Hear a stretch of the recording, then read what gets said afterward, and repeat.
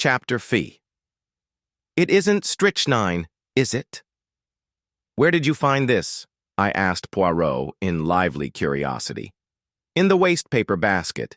Why, you recognize the handwriting? Yes, it is Mrs. Inglethorpe's. But what does it mean? Poirot shrugged his shoulders. I cannot say, but it is suggestive. A wild idea flashed across me. Was it possible that Mrs. Inglethorpe's mind was deranged? Had she some fantastic idea of demoniacal possession? And if that were so, was it not also possible that she might have taken her own life? I was about to expound these theories to Poirot when his own words distracted me. Come, he said, now to examine the coffee cups. My dear Poirot, what on earth is the good of that, now that we know about the cocoa? Oh la la, that miserable cocoa, cried Poirot flippantly. He laughed with apparent enjoyment, raising his arms to heaven in mock despair, in what I could not but consider the worst possible taste. And, anyway, I said, with increasing coldness, as Mrs. Inglethorpe took her coffee. Upstairs with her, I do not see what you expect to find, unless you consider it likely that we shall discover a packet of strychnine on the coffee tray. Poirot was sobered at once. Come, my friend, he said, slipping his arms through mine. Ne vous fâchez pas. Allow me to interest myself in my coffee cups, and I will respect your cocoa. There, is it a bargain? He was so quaintly humorous that I was forced to laugh. And we went together to the drawing-room where the coffee cups and tray remained undisturbed as we'd left them. Poirot made me recapitulate the scene of the night before, listening very artfully and verifying the position of the various cups. So, Mrs. Cavendish stood by the tray and poured out. Why, yes. Then she came across to the window where you sat with Mademoiselle Cynthia. Why, yes. Here are the 3 cups, and the cup on the mantelpiece, half drunk. That would be Mr. Lawrence Cavendish's. And the one on the tray? John Cavendish's. I saw him put it down there. Good. 1, 2, 3, 4, 5. But where, then, is the cup of Mr. Inglethorpe? He does not take coffee. Then all are accounted for. One moment, my friend. With infinite care, he took a drop or two from the grounds in each cup, sealing them up in separate test tubes, tasting each in turn as he did so. His physiognomy underwent a curious change, an expression gathered there that I can only describe as half puzzled and half relieved. Bean, he said at last, it is evident. I had an idea, but clearly I was mistaken. Yes, altogether I was. Mistaken. Yet it is strange. But no matter. And, with a characteristic shrug, he dismissed whatever it was that was worrying him from his mind. I could have told him from the beginning that this obsession of his over the coffee was bound to end in a blind alley, but I restrained my tongue. After all, though he was old, Poirot had been a great man in his day. Breakfast is ready, said John Cavendish, coming in from the hall. You will breakfast with us, Monsieur Poirot? Poirot acquiesced. I observed John. Already he was almost restored to his normal self. The shock of the events of the last night had upset him temporarily, but his equable poise soon swung back to the normal. He was a man of very little imagination, in sharp contrast with his brother, who had, perhaps, too much. Ever since the early hours of the morning, John had been hard at work, sending telegrams. One of the first had gone to Evelyn Howard, writing notices for the papers, and generally occupying himself with the melancholy duties that a death entails. May I ask how things are proceeding? He said. Do your investigations point to my mother having died a natural death, or must we prepare ourselves for the worst? I think, Mr. Cavendish, said Poirot gravely, that you would do well not to buoy yourself up with any false hopes. Can you tell me the views of the other members of the family? My brother Lawrence is convinced that we are making a fuss over nothing. He says that everything points to its being a simple case of heart failure. He does he? That is very interesting, murmured Poirot softly. And Mrs. Cavendish? A faint cloud passed over John's face. I have not the least idea what my wife's views on the subject are. The answer brought a momentary stiffness in its train. John broke the rather awkward silence by saying with a slight effort, "I told you, didn't I, that Mr. Inglethorpe has returned?" Poirot bent his head. "It's an awkward position for all of us. Of course one has to treat him as usual. But hang it all, one's gorge does rise at sitting down to eat with a possible murderer." Poirot nodded sympathetically. "I quite understand. It is a very difficult situation for you, Mr. Cavendish. I would like to ask you one question. Mr. Inglethorpe's reason for not returning last night was, I believe, that he had forgotten the latchkey. Is not that so?" "Yes." "I suppose you are quite sure that the latchkey was forgotten? That he did not take it after all?" "I have no idea. I never thought of looking. We always keep it in the hall drawer. I'll go and see if it's there now."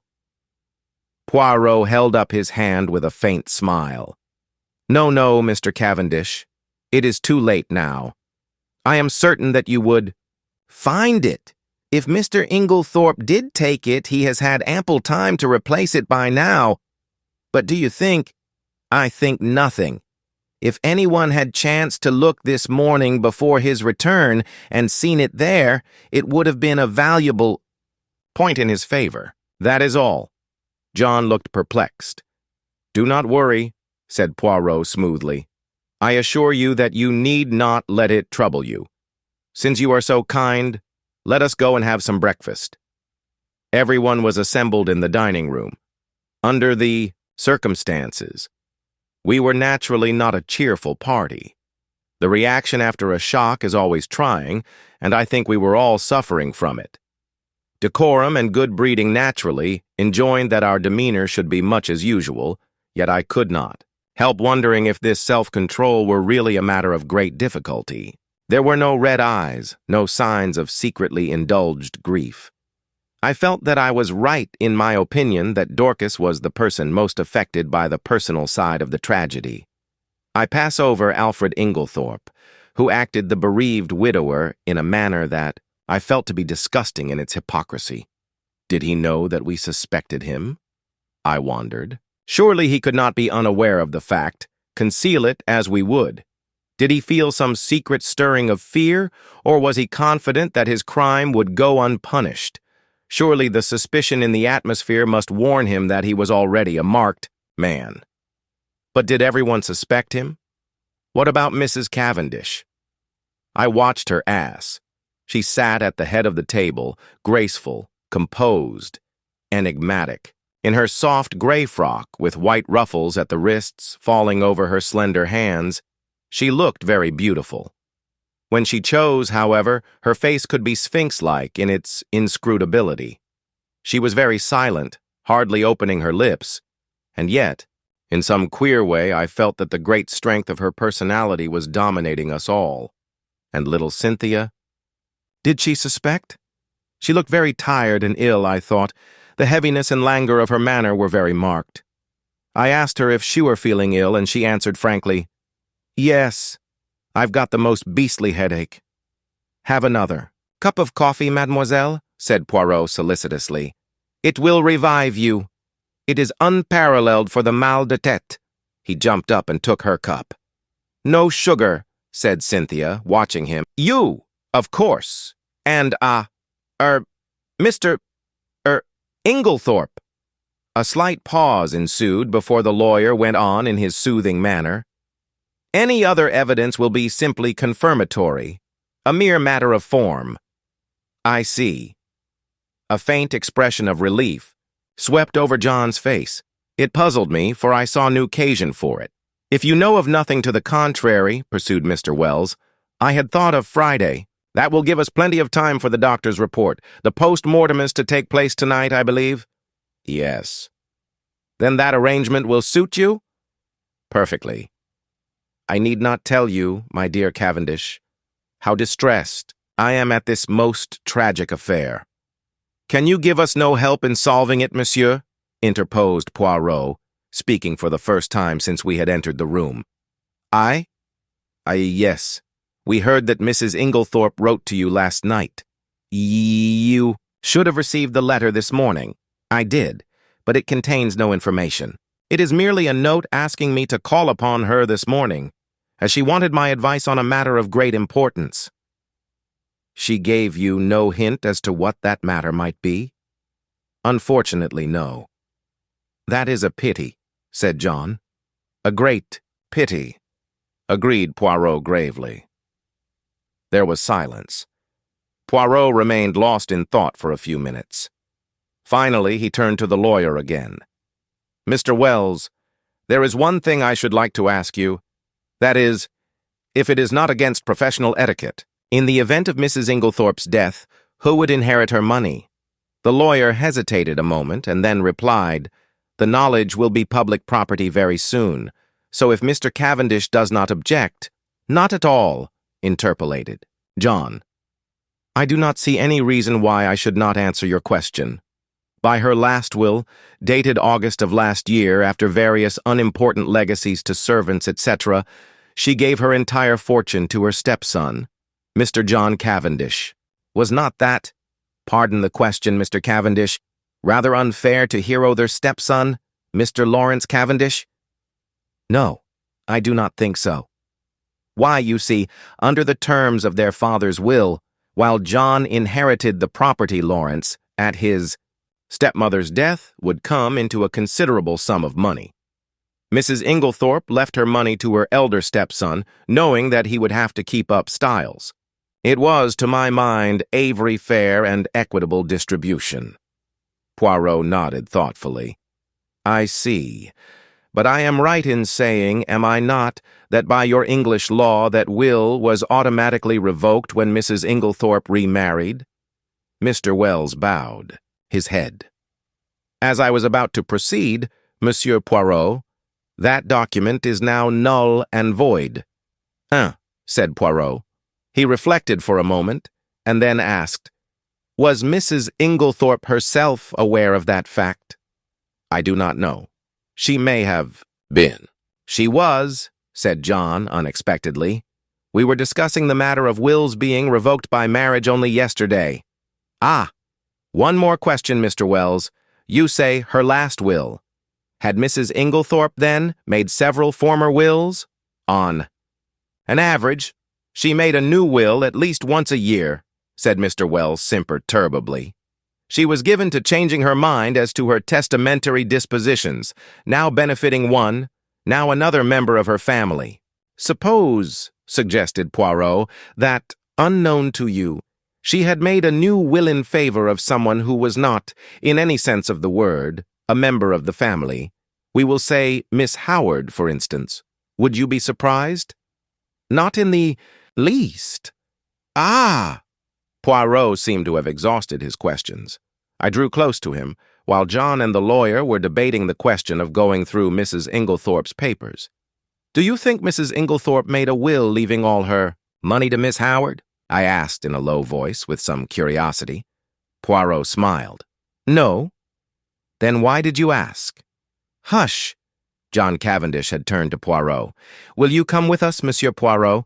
We are going through my mother's papers. Mr. Inglethorpe is quite willing to leave it entirely to Mr. Wells and myself. Which simplifies matters very much, murmured the lawyer. As technically, of course. He was entitled— He did not finish the sentence. We will look through the desk in the boudoir first, explained John, and goop to her bedroom afterwards. She kept her most important papers in a purple dispatch case, which we must look through carefully. Yes, said the lawyer. It is quite possible that there may be a later will than the one in my possession.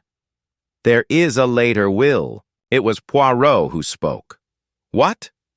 John and the lawyer looked at him startled. Or rather, pursued my friend imperturbably, there was one. What do you mean, there was one? Where is it now? Burnt. Burnt. Yes. See, here. He took out the charred fragment we had found in the grate in Mrs. Inglethorpe's room and handed it to the lawyer with a brief explanation of when and where he had found it. But possibly this is an old will? I do not think so.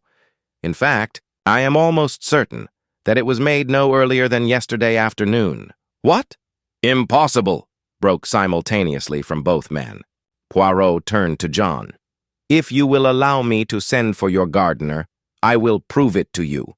Oh, of course, but I don't see— Poirot raised his hand. Do as I ask you.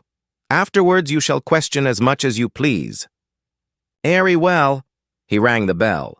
Dorcas answered it in due course. Dorcas, will you tell Manning to come round and speak to me here? Yes, sir. Dorcas withdrew.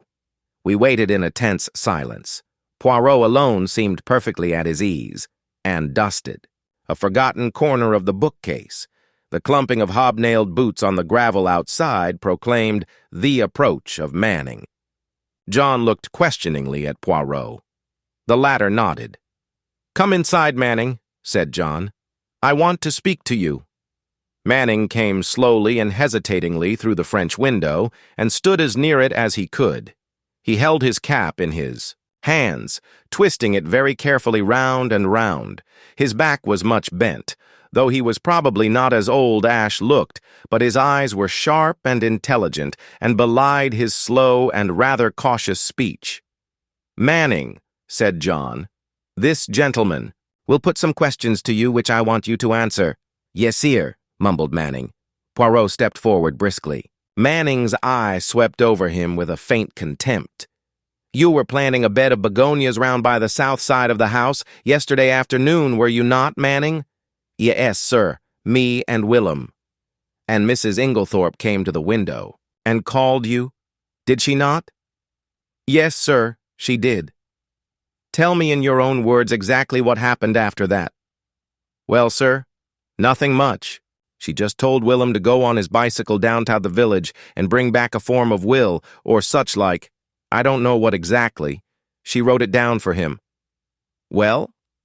Well, he did, sir. And what happened next? We went on with the begonias, sir. Did not Mrs. Inglethorpe call you again? Ah, yes, sir, both me and Willem, she called. And then? She made us come right in and sign our names at the bottom of a long paper, under where she'd signed. Did you see anything of what was written above her signature? Asked Poirot sharply. No, sir. There was a bit of blotting paper over that part. And you signed where she told you? Yes, sir. First me and then Willem. What did she do with it afterwards? Well, sir, she slipped it into a long envelope and put it inside a sort of purple box that was standing on the desk. What time was it when she first called you? About 4, I should say, sir. Not earlier? Couldn't it have been about 3:30? No, I shouldn't say so, sir. It would be more likely to be a bit after 4, not before it. Thank you, Manning, that will do, said Poirot pleasantly. The gardener glanced at his master, who nodded, whereupon Manning lifted a finger to his forehead with a low mumble and backed cautiously out of the window. We all looked at each other. Good heavens, murmured John. What an extraordinary coincidence. How a coincidence? That my mother should have made a will on the very day of her death. Mr. Wells cleared his throat and remarked dryly, Are you so sure it is a coincidence? Cavendish? What do you mean? Our mother, you tell me, had a violent quarrel with someone yesterday afternoon? What do you mean? Cried John again. There was a tremor in his voice, and he had gone very pale. In consequence of that quarrel, your mother very suddenly and hurriedly makes a new will. The contents of that will we shall never know. She told no one of its provisions. This morning, no doubt, she would have consulted me on the subject, but she had no chance. The will disappears and she takes its secret with her to her grave. Cavendish, I much fear there is no coincidence there. Monsieur Poirot, I am sure you agree with me that the facts are very suggestive. Suggestive or not, interrupted John. We are most grateful to Monsieur Poirot for elucidating the matter. But for him, we should never have known of this will. I suppose I may not ask you, monsieur, what first led you to suspect the fact. Poirot smiled and answered, A scribbled-over old envelope and a freshly planted bed of begonias. John, I think, would have pressed his questions further. But at that moment, the loud purr of a motor was audible, and we all turned to the window as it swept past. "Evie," cried John. "Excuse me, Wells." He went hurriedly out into the hall. Poirot looked inquiringly at me. "Miss Howard," I explained. "Ah, I am glad she has come. There is a woman with a head and a heart too, Hastings, though the good God gave her no beauty." I followed John's example and went out into the hall, where Miss Howard was endeavoring to extricate herself from the voluminous mass of veils that enveloped her head. As her eyes fell on me, a sudden pang of guilt shot through me. This was the woman who had warned me so earnestly, and to whose warning I had, alas, paid no heed. How soon and how contemptuously I had dismissed it from my mind. Now that she had been proved justified in so tragic a menace, I felt ashamed. She had known Alfred Inglethorpe only too well. I wondered whether, if she had remained at Styles, the tragedy would have taken place, or would the man have feared her watchful eyes?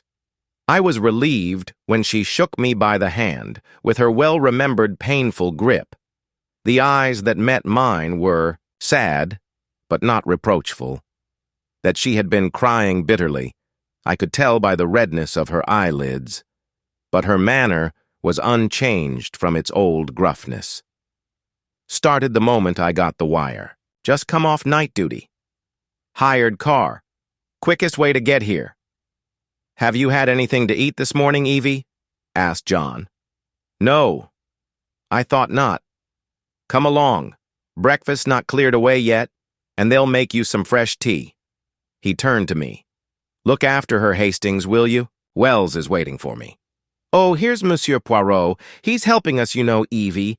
Miss Howard shook hands with Poirot, but glanced suspiciously over her shoulder at John. "What do you mean, helping us?" "Helping us to investigate?" "Nothing to investigate." "Have they taken him to prison yet?" "Taken who to prison?" "Who?" "Alfred Inglethorpe, of course."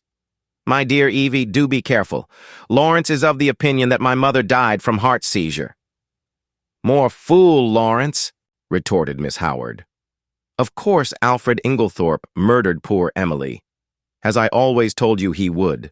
My dear Evie, don't shout so. Whatever we may think or suspect, it is better to say as little as possible for the present. The inquest isn't until Friday." "Not until fiddlesticks." The snort Miss Howard gave was truly magnificent. "You're all off your heads. The man will be out of the country by then. If he's any sense, he won't stay here tamely and wait to be hanged." John Cavendish looked at her helplessly. "I know what it is," she accused him. "You've been listening to the doctors." "Never. Should. What do they know? Nothing at all, or just enough to make them dangerous. I ought to know. My own father was a doctor. That little Wilkins is about the greatest fool that even I have ever seen. Heart seizure. Sort of thing, he would say. Anyone with any sense could see at once that her husband had poisoned her. I always said he'd murder her in her bed, poor soul. Now he's done it, and all you can do is to murmur silly things about heart seizure and inquestin' Friday. You ought to be ashamed of yourself, John Cavendish." "What do you want me to do?" asked John, unable to help a faint smile. "Dash it all, Evie, I can't haul him down to the local police station by the scruff of his neck." "Well, you might do something. Find out how he did it. He's a crafty beggar. Dare say he soaked fly papers. Ask Cook if she's missed any." It occurred to me very forcibly at that moment that to harbor Miss Howard and Alfred Inglethorpe under the same roof and keep the peace between them was likely to prove a Herculean task, and I did not envy John. I could see by the expression of his face that he fully appreciated the difficulty of the position. For the moment, he sought refuge in retreat and left the room precipitately. Dorcas brought in fresh tea. As she left the room, Poirot came over from the window where he had been standing and sat down facing Miss Howard. "Mademoiselle," he said gravely, "I want to ask you something." "Ask away," said the lady, eyeing him with some disfavor. "I want to be able to count upon your help." "I'll help you to hang Alfred with pleasure," she replied gruffly. "Hanging's too good for him. Ought to be drawn and quartered, like in good old times." "We are at one, then," said Poirot, "for I, too, want to hang the criminal. Alfred Inglethorpe? Him or another? No question of another. Poor Emily was never murdered. Until he came along. I don't say she wasn't surrounded by sharks. She was. But it was only her purse they were after. Her life was safe enough. But along comes Mr. Alfred Inglethorpe, and within 2 months, hey presto." "Believe me, Miss Howard," said Poirot very earnestly, "if Mr. Inglethorpe is the man, he shall not escape me. On my honor, I will hang him as high as Haman." "That's better," said Miss Howard more enthusiastically, "but I must ask you to trust me. Now your help may be very valuable to me. I will tell you why. Because in all this house of mourning, yours are the only eyes that have wept." Miss Howard blinked, and a new note crept into the gruffness of her voice. "If you mean that I was fond of her, yes, I was. You know, Emily was a selfish old woman in her way. She was very generous, but she always wanted a return. She never let people forget what she had done for them, and that way she missed love. Don't think she ever realized it, though, or felt the lack of it. Hope not, anyway. I was on a different footing. I took my stand from the first. So many pounds a year I'm worth to you, well and good, but not a penny piece besides, not a pair of gloves, nor a theater ticket." She didn't understand, was very offended sometimes, said I was foolishly proud. It wasn't that, but I couldn't explain. Anyway, I kept my self-respect, and so, out of the whole bunch, I was the only one who could allow myself to be fond of her. I watched over her. I guarded her from the lot of them, and then a glib-tongued scoundrel comes along, and pooh, all my years of devotion go for nothing. Poirot nodded sympathetically. "I understand, mademoiselle, I understand all you feel. It is most natural. I outthink that we are lukewarm, that we lack fire and energy, but trust me, it is not." So, John stuck his head in at this juncture and invited us both to come up to Mrs. Inglethorpe's room, as he and Mr. Wells had finished looking through the desk in the boudoir. As we went up the stairs, John looked back to the dining room door and lowered his voice confidentially. "Look here. What's going to happen when these two meet?" I shook, my head helplessly. "I've told Mary to keep them apart if she can. Will she be able to do so? The Lord only knows. There's one thing. Inglethorpe himself won't be too keen on meeting her." "You've got the keys still, haven't you, Poirot?" I asked as we reached the door of the locked room. Taking the keys from Poirot, John unlocked it, and we all passed in. Thelawyer went straight to the desk, and John followed him. "My mother kept most of her important papers in this dispatch case, I believe," he said. Poirot drew out the small bunch of keys. "Permit me." I locked it out of precaution. "This morning, but it's not locked now. Impossible, see?" And John lifted the lid as he spoke. "Miles tonneris," cried Poirot, dumbfounded. "And I, who have both thakies in my pocket."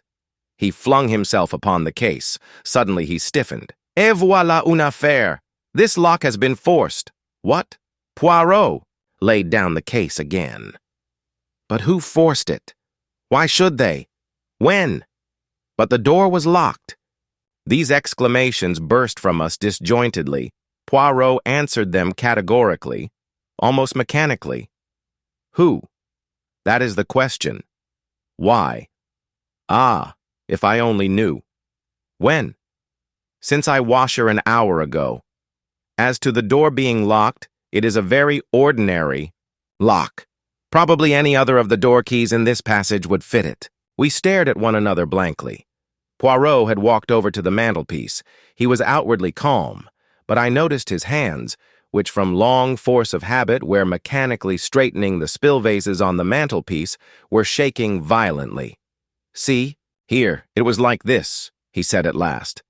"There was something in that case, some piece of evidence, Slight in itself, perhaps, but still enough of a clue to connect the murderer with the crime. It was vital to him that it should be destroyed before it was discovered and its significance appreciated. Therefore, he took the risk, the great risk, of coming in here. Finding the case locked, he was obliged to force it, thus betraying his presence. For him to take that risk, it must have been something of great importance. But what was it? "Ah!" cried Poirot with a gesture of anger. "That I do not know. A document of some kind, without doubt possibly the scrap of paper Dorcas saw in her hand yesterday afternoon. And his anger burst forth freely. "Miserable animal that I am, I guessed nothing. I have behaved like an imbecile. I should never have left that case here. I should have carried it away with me. Ah, triple pig, and now it is gone. It is destroyed. But is it destroyed? Is there not yet a chance? We must leave no stone unturned." He rushed like a madman from the room, and I followed him as soon as I had sufficiently recovered my wits. But by the time I had reached the top of the stairs, he was out of sight.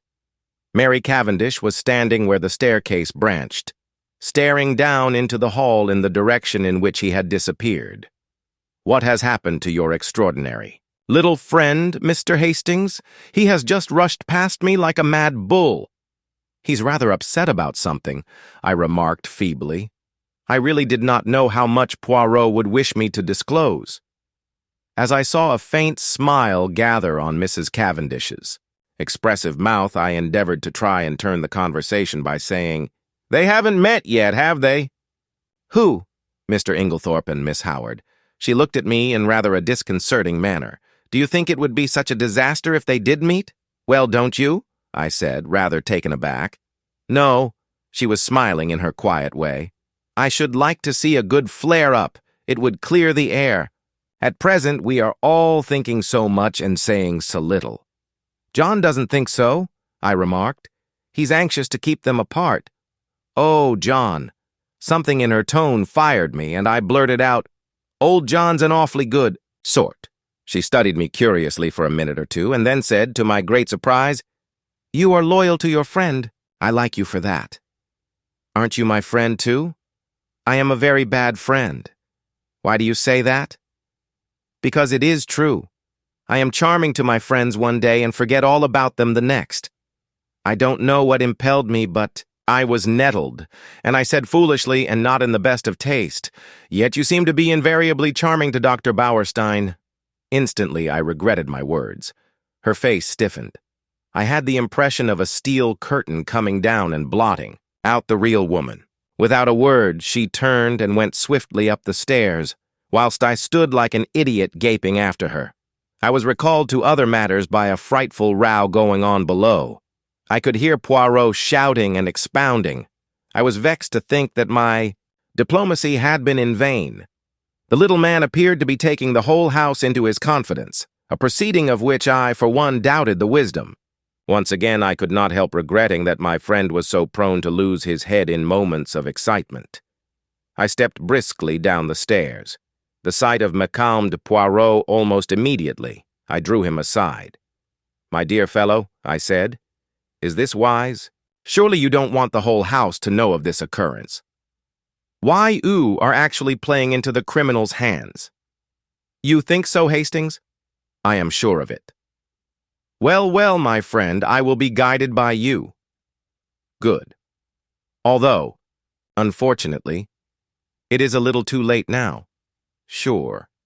He looked so crestfallen and abashed that I felt quite sorry, though I still thought my rebuke a just and wise one. "Well," he said at last, "let us go, mon ami." "Why, you have finished here?" "For the moment, yes."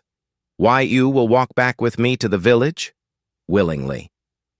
He picked up his little suitcase, and we went out through the open window in the drawing room. Cynthia Murdoch was just coming in, and Poirot stood aside to let her pass. "Excuse me, mademoiselle, 1 minute." "Ah, yes?" She turned inquiringly. "Did you ever make up Mrs. Inglethorpe's medicines?" A slight flush rose in her face as she answered rather constrainedly, "No." "Only her powders?" The flush deepened as Cynthia replied, "Oh, yes. I did make up some sleeping powders for her once." "These?" Poirot produced the empty box which had contained powders. She nodded. "Can you tell me what they were? Sulfonal? Veronal?" "No, they were bromide powders." "Ah, thank you. Mademoiselle, good morning." As we walked briskly away from the house, I glanced at him more than once. I had often before noticed that, if anything excited him, his eyes turned green like a cat's. They were shining like emeralds now. "My friend," he broke out at last, "I have a little idea, a very strange and probably utterly impossible idea. And yet, it fits in."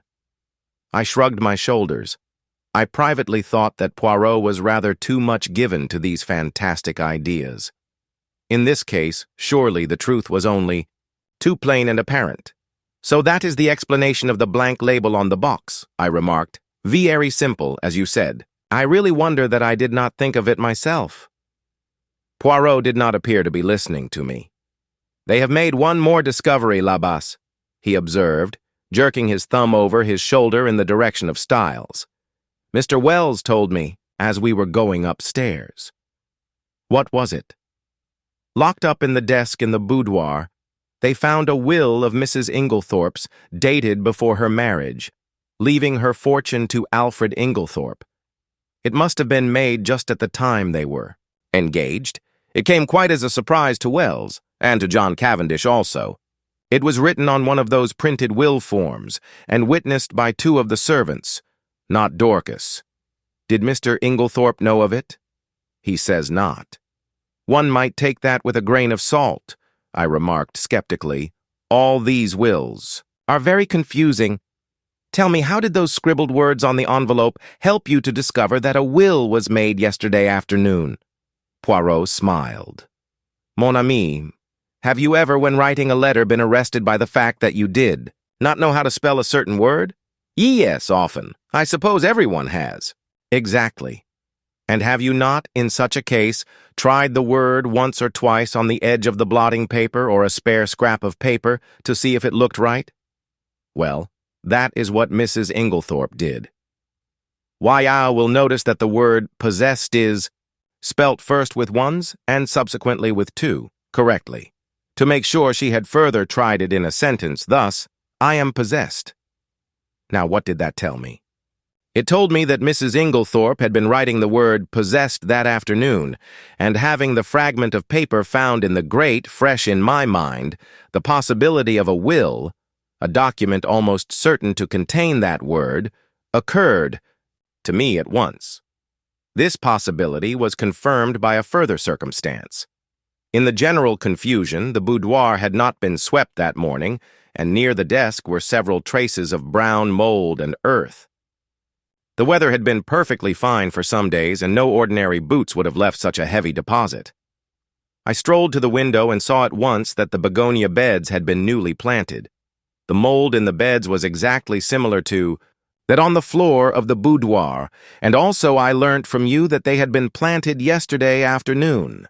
I was now sure that one, or possibly both of the gardeners, for there were two sets of footprints in the bed, had entered the boudoir. For if Mrs. Inglethorpe had merely wished to speak to them, she would in all probability have stood at the window, and they would not have come into the room at all. I was now quite convinced that she had made a fresh will, and had called the two gardeners in to witness her signature. Events proved that I was right in my supposition. That was very ingenious, I could not help admitting. I must confess that the conclusions I drew from those few scribbled words were quite erroneous. He smiled. You gave too much rein to your imagination. Imagination is a good servant and a bad master. The simplest explanation is always the most likely. Another point. How did you know that the key of the dispatch case had been lost? I did not know it. It was a guess that turned out to be correct. Y.O. observed that it had a piece of twisted wire through the handle. That suggested to me at once that it had possibly been wrenched off a flimsy keyring. Now, if it had been lost and recovered, Mrs. Inglethorpe would at once have replaced it on her bunch. But on her bunch I found what was obviously the duplicate. Key, very new and bright, which led me to the hypothesis that somebody else had inserted the original key in the lock of the dispatch case. "Yes," I said. "Alfred Inglethorpe, without doubt." Poirot looked at me curiously. "You are very sure of his guilt?" "Well, naturally. Every fresh circumstance seems to establish it more clearly." "On the contrary," said Poirot quietly, "there are several points in his favor." "Oh, come now." "Yes, I see only one. And that? That he was not in the house last night. Bad shot, as you English say. You have chosen the one point that to my mind tells against him. How is that? Because if Mr. Inglethorpe knew that his wife would be poisoned last night, he would certainly have arranged to be away from the house. His excuse was an obviously trumped-up one. That leaves us two possibilities. Either he knew what was going to happen, or he had a reason of his own for his absence. "And that reason?" I asked skeptically. Poirot shrugged his shoulders. "How should I know? Discreditable without doubt. This Mr. Inglethorpe, I should say, is somewhat of a scoundrel, but that does not, of necessity, make him a murderer." I shook my head, unconvinced. "We do not agree, eh?" said Poirot. "Well, let us leave it. Time will show which of us is right. Now let us turn to other aspects of the case. What do you make of the fact that all the doors of the bedroom were bolted on the inside?" "Well," I considered, "one must look at it logically. True. I should put it this way. The doors were bolted, our own eyes have told us that, yet the presence of the candle grease on the floor and the destruction of the will prove that during the night someone entered the room. You agree so far?" "Perfectly. Put with admirable clearness. Proceed." "Well," I said, encouraged, "as the person who entered did not do so by the window, nor by miraculous means, it follows that the door must have been opened from inside by Mrs. Inglethorpe herself. That strengthens the conviction that the person in question was her husband. She would naturally open the door to her own husband." Poirot shook his head. "Why should she? She had bolted the door leading into his room, a most unusual proceeding on her part. She had had a most violent quarrel with him that very afternoon. No, he was the last person she would admit." "But you agree with me that the door must have been opened by Mrs. Inglethorpe herself?" "There is another possibility. She may have forgotten to bolt the door into the passage when she went to bed, and have got up later towards morning and bolted it then." "Poirot, is that seriously your opinion?" "No, I do not say it is. So, but it might be. Now to turn to another feature. What do you make of the scrap of conversation you overheard between Mrs. Cavendish and her mother-in-law?" "I had forgotten that," I said thoughtfully. "That is as enigmatical as ever. It seems incredible that a woman like Mrs. Cavendish, proud and reticent to the last degree, should interfere so violently in what was certainly not her affair." "Precisely. It was an astonishing thing for a woman of her breeding to do." "It is certainly curious," I agreed. "Still, it is unimportant, and need not be taken into account." A groan burst from Poirot. "What have I always told you? Everything must be taken into account. If the fact will not fit the theory, let the theory go." "Well, we shall see," I said, nettled. "Yes, we shall see." We had reached Leastways. Cottage and Poirot ushered me upstairs to his own room. He offered me one of the tiny Russian cigarettes he himself occasionally smoked. I was amused to notice that he stowed away the used matches most carefully in a little china pot. My momentary annoyance vanished. Poirot had placed our two chairs in front of the open window, which commanded a view of the village street. The fresh air blew in warm and pleasant. It was going to be a hot day.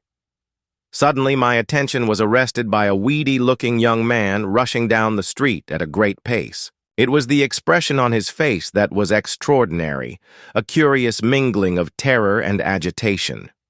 "Look, Poirot," I said. He leant forward. "Tiens," he said. "It is Mr. Mace from the chemist's shop. He is coming here." The young man came to a halt before Leastways cottage and, after hesitating a moment, pounded vigorously at the door. "A little minute," cried Poirot from the window. "I come." Motioning to me to follow him, he ran swiftly down the stairs and opened the door. Mr. Mace began at once. "Oh, Mr. Poirot, I'm sorry for the inconvenience, but I heard that you'd just come back from the hall." "Yes, we have." The young man moistened his dry lips. His face was working curiously. "It's all over the village about old Mrs. Inglethorpe dying so suddenly. They do say," he lowered his voice cautiously, "that it's poison?" Poirot's face remained quite impassive. "Only the doctors can tell us that, Mr. Mace." "Yes, exactly. Of course." The young man hesitated, and then his agitation was too much for him. He clutched Poirot by the arm and sank his voice to a whisper. "Just tell me this, Mr. Poirot, it isn't strychnine, is it?" I hardly heard what Poirot replied, something evidently of a non-committal nature. The young man departed, and as he closed the door, Poirot's eyes met mine. "Yes," he said, nodding gravely. "He will have evidence to give at the inquest." We went slowly upstairs again. I was opening my lips when Poirot stopped me with a gesture of his hand. Not now, mon ami. I have need of reflection. My mind is in some disorder, which is not well." For about 10 minutes he sat in dead silence, perfectly still, except for several expressive motions of his eyebrows. And all the time his eyes grew steadily greener. At last he heaved a deep sigh. "It is well. The bad moment has passed. Now all is arranged and classified. One must never permit confusion. The case is not clear yet. No, for it is of the most complicated. It puzzles me. Me, Hercule Poirot. There are 2 facts of significance. And what are they? The first is the state of the weather yesterday. That is very important. But it was a glorious day," I interrupted. "Poirot, you're pulling my leg. Not at all. The thermometer registered 80 degrees in the shade. Do not forget that, my friend. It is the key to the whole riddle." "And the second point?" I asked. "The important fact that Monsieur Inglethorpe wears very peculiar clothes, has a black beard, and uses glasses." "Poirot, I cannot believe you are serious." "I am absolutely serious, my friend." "But this is childish." "No, it is very momentous. And supposing the coroner's jury returns a verdict of willful murder against Alfred Inglethorpe, what becomes of your theories then?" "They would not be shaken because 12 stupid men had happened to make a mistake, but that will not occur. For one thing, a country jury is not anxious to take responsibility upon itself, and Mr. Inglethorpe stands practically in the position of local squire. Also," he added placidly, "I should not allow it."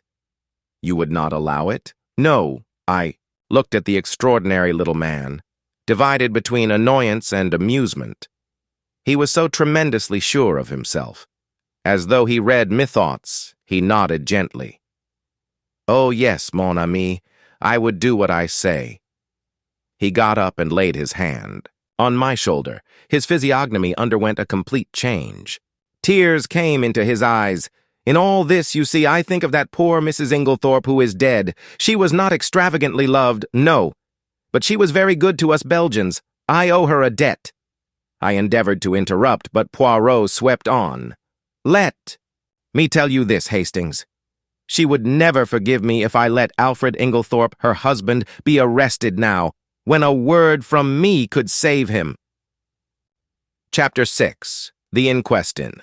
The interval before the inquest, Poirot was unfailing in his activity. Twice he was closeted with Mr. Wells. He also took long walks into the country. I rather resented his not taking me into his confidence, the more so, as I could not in the least guess what he was driving at. It occurred to me that he might have been making inquiries at Rakes's farm. So, finding him out when I called at Leastways' cottage on Wednesday evening, I walked over there by the fields hoping to meet him, but there was no sign of him, and I hesitated to go right up to the farm itself. As I walked away, I met Agatha Rustic, who leered at me cunningly. "You'm from the hall, bain't you?" he asked. "Yes. I'm looking for a friend of mine whom I thought might have walked this way. A little chap, as waves his hands when he talks. One of them Belgies. From the village?" "Yes," I said eagerly. "He has been here then?" "Oh, aye. He's been here right enough. More'n once, too. Friend of yours, is he? Ah, you gentlemen from the hall. You'm a pretty lot." And he leered more jocosely than ever.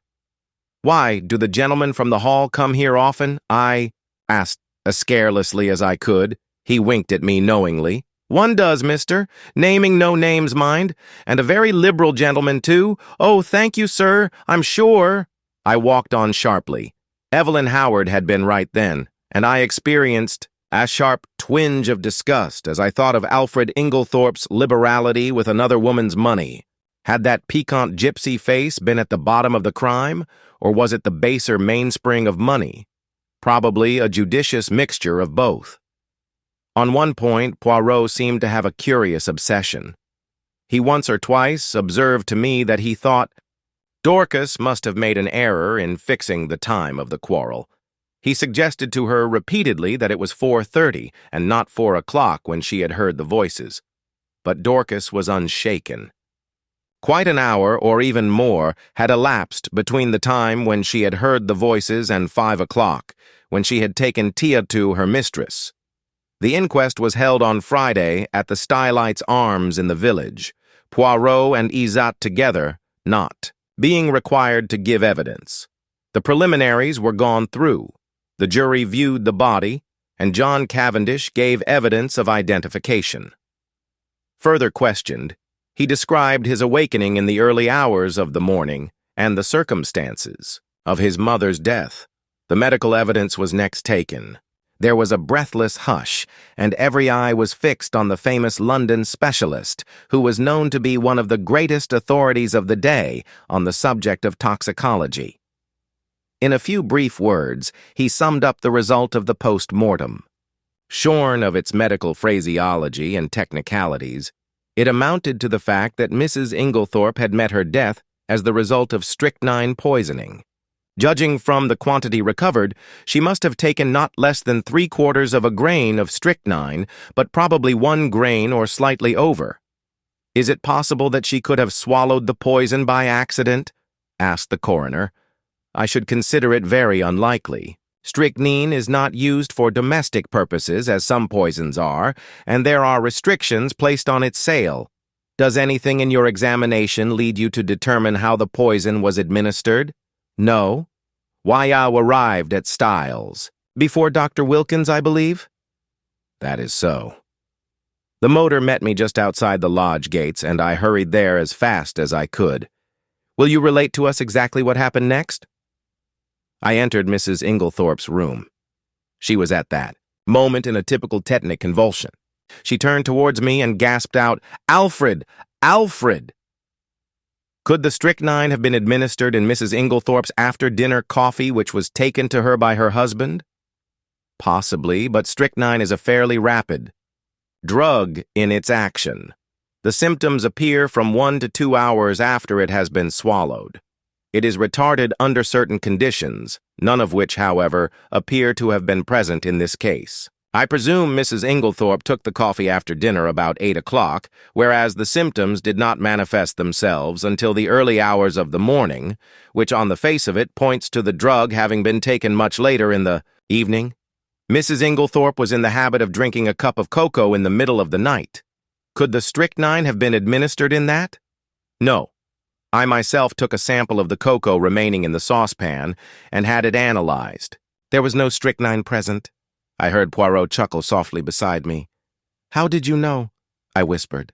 "Listen, I should say," the doctor was continuing, "that I would have been considerably surprised at any other result." "Why?" "Simply because strychnine has an unusually bitter taste. It can be detected in a solution of 1 in 70,000. and can only be disguised by some strongly flavored substance. Cocoa would be quite powerless to mask it. One of the jury wanted to know if the same objection applied to coffee. No. Coffee has a bitter taste of its own, which would probably cover the taste of strychnine. Then you consider it more likely that the drug was administered in the coffee, but that for some unknown reason its action was delayed. Yes, but the cup being completely smashed, there is no possibility of analyzing its contents. This concluded Dr. Bauerstein's evidence. Dr. Wilkins corroborated it on all points. Sounded as to the possibility of suicide, he repudiated it utterly.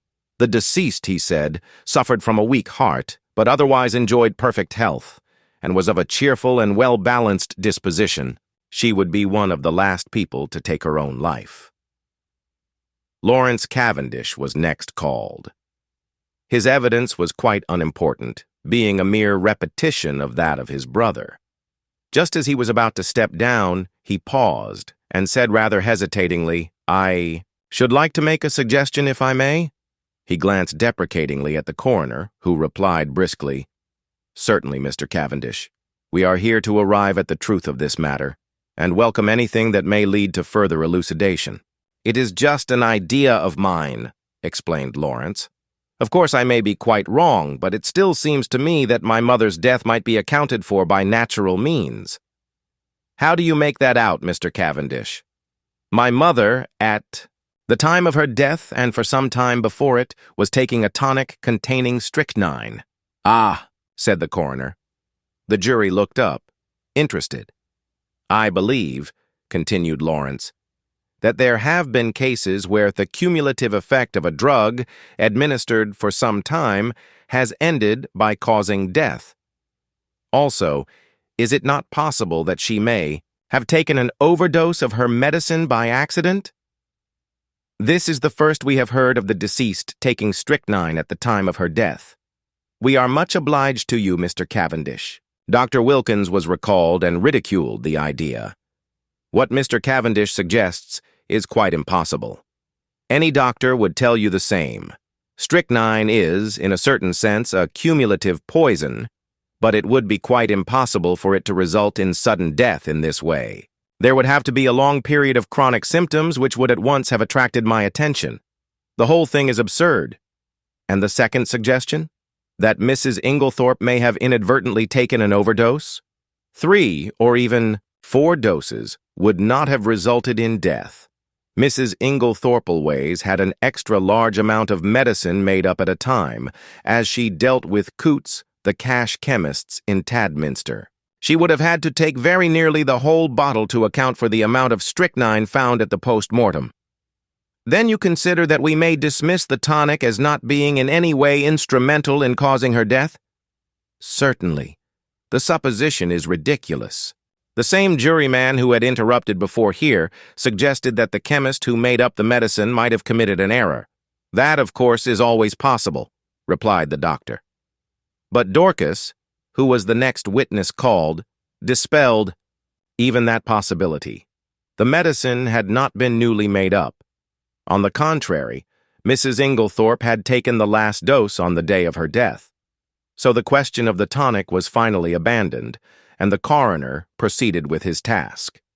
Having elicited from Dorcas how she had been awakened by the violent ringing of her mistress's bell and had subsequently roused the household, he passed to the subject of the quarrel on the preceding afternoon. Dorcas's evidence on this point was substantially what Poirot and I had already heard, so I will not repeat it here.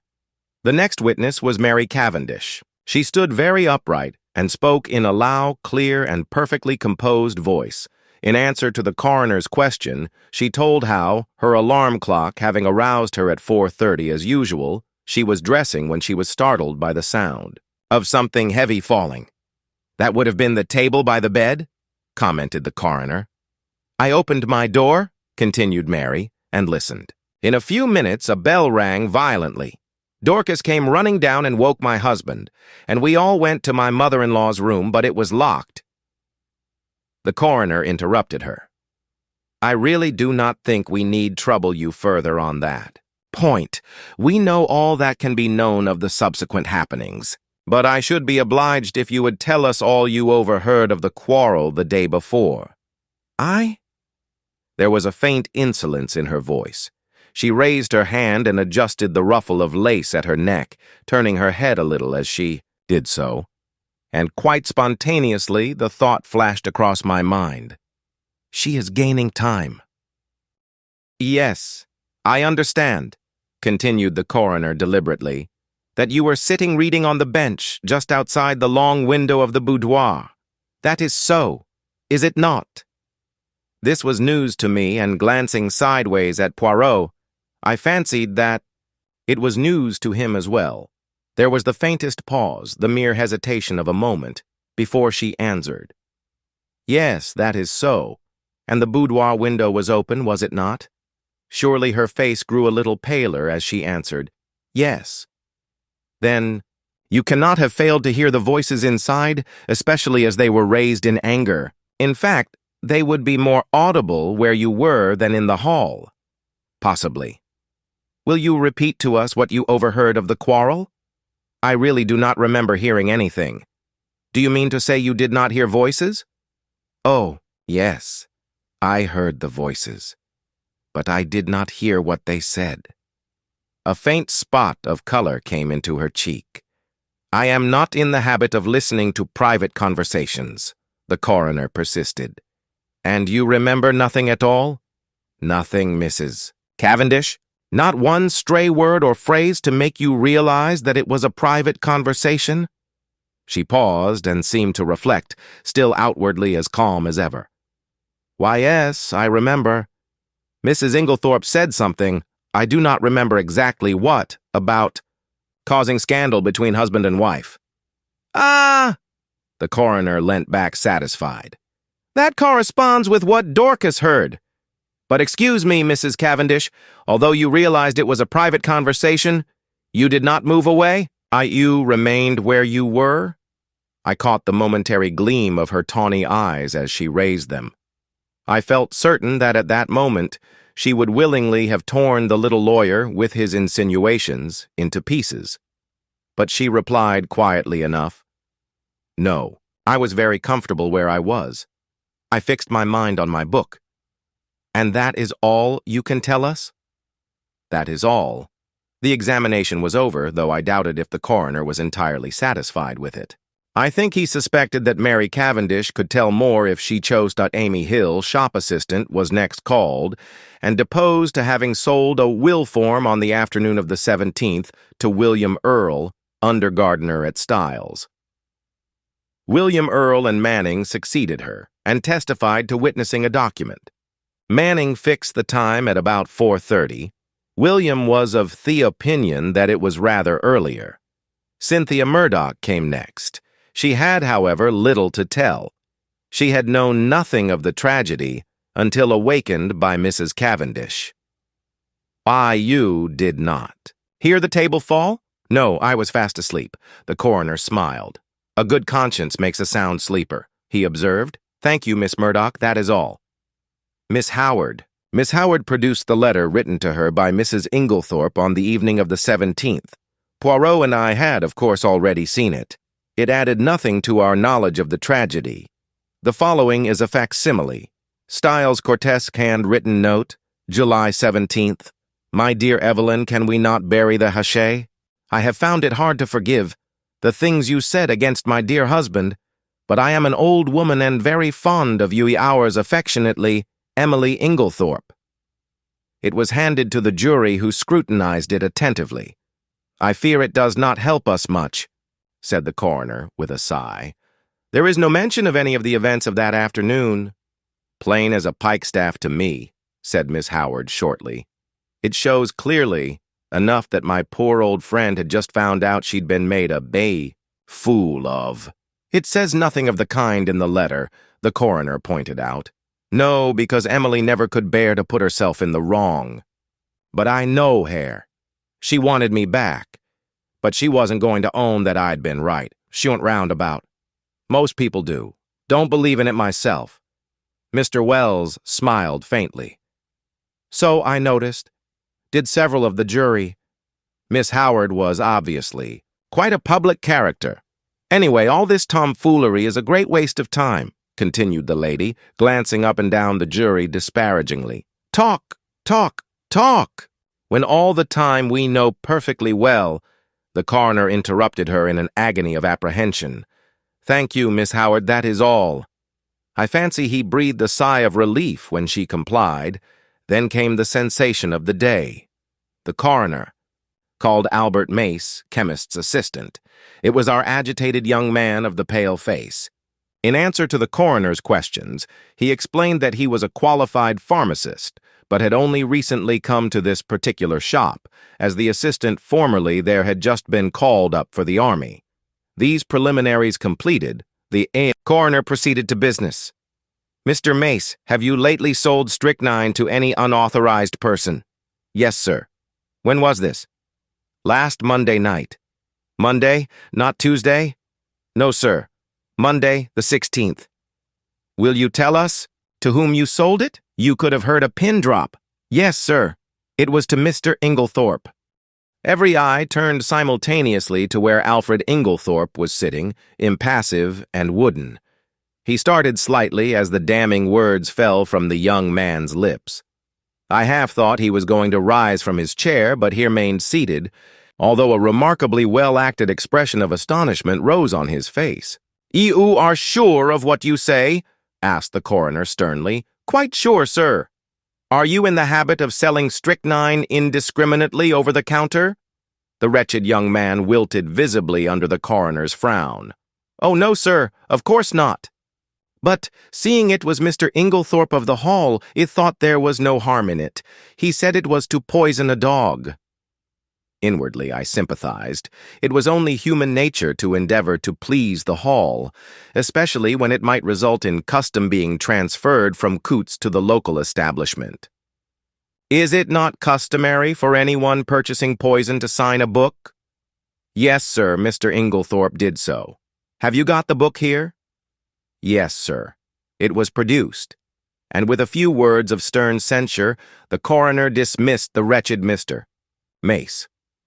Then, amidst a breathless silence, Alfred Inglethorpe was called. Did he realize, I wondered, how closely the halter was being drawn around his neck? The coroner went straight to the point. On Monday evening last, did you purchase strychnine for the purpose of poisoning a dog? Inglethorpe replied with perfect calmness. No, I did not. There is no dog at Styles except an outdoor sheepdog which is in perfect health. You deny absolutely having purchased strychnine from Albert Mace on Monday last? I do. Do you also deny this? The coroner handed him the register in which his signature was inscribed. Certainly I do. The handwriting is quite different from mine. I will show you. He took an old envelope out of his pocket and wrote his name on it, handing it to the jury.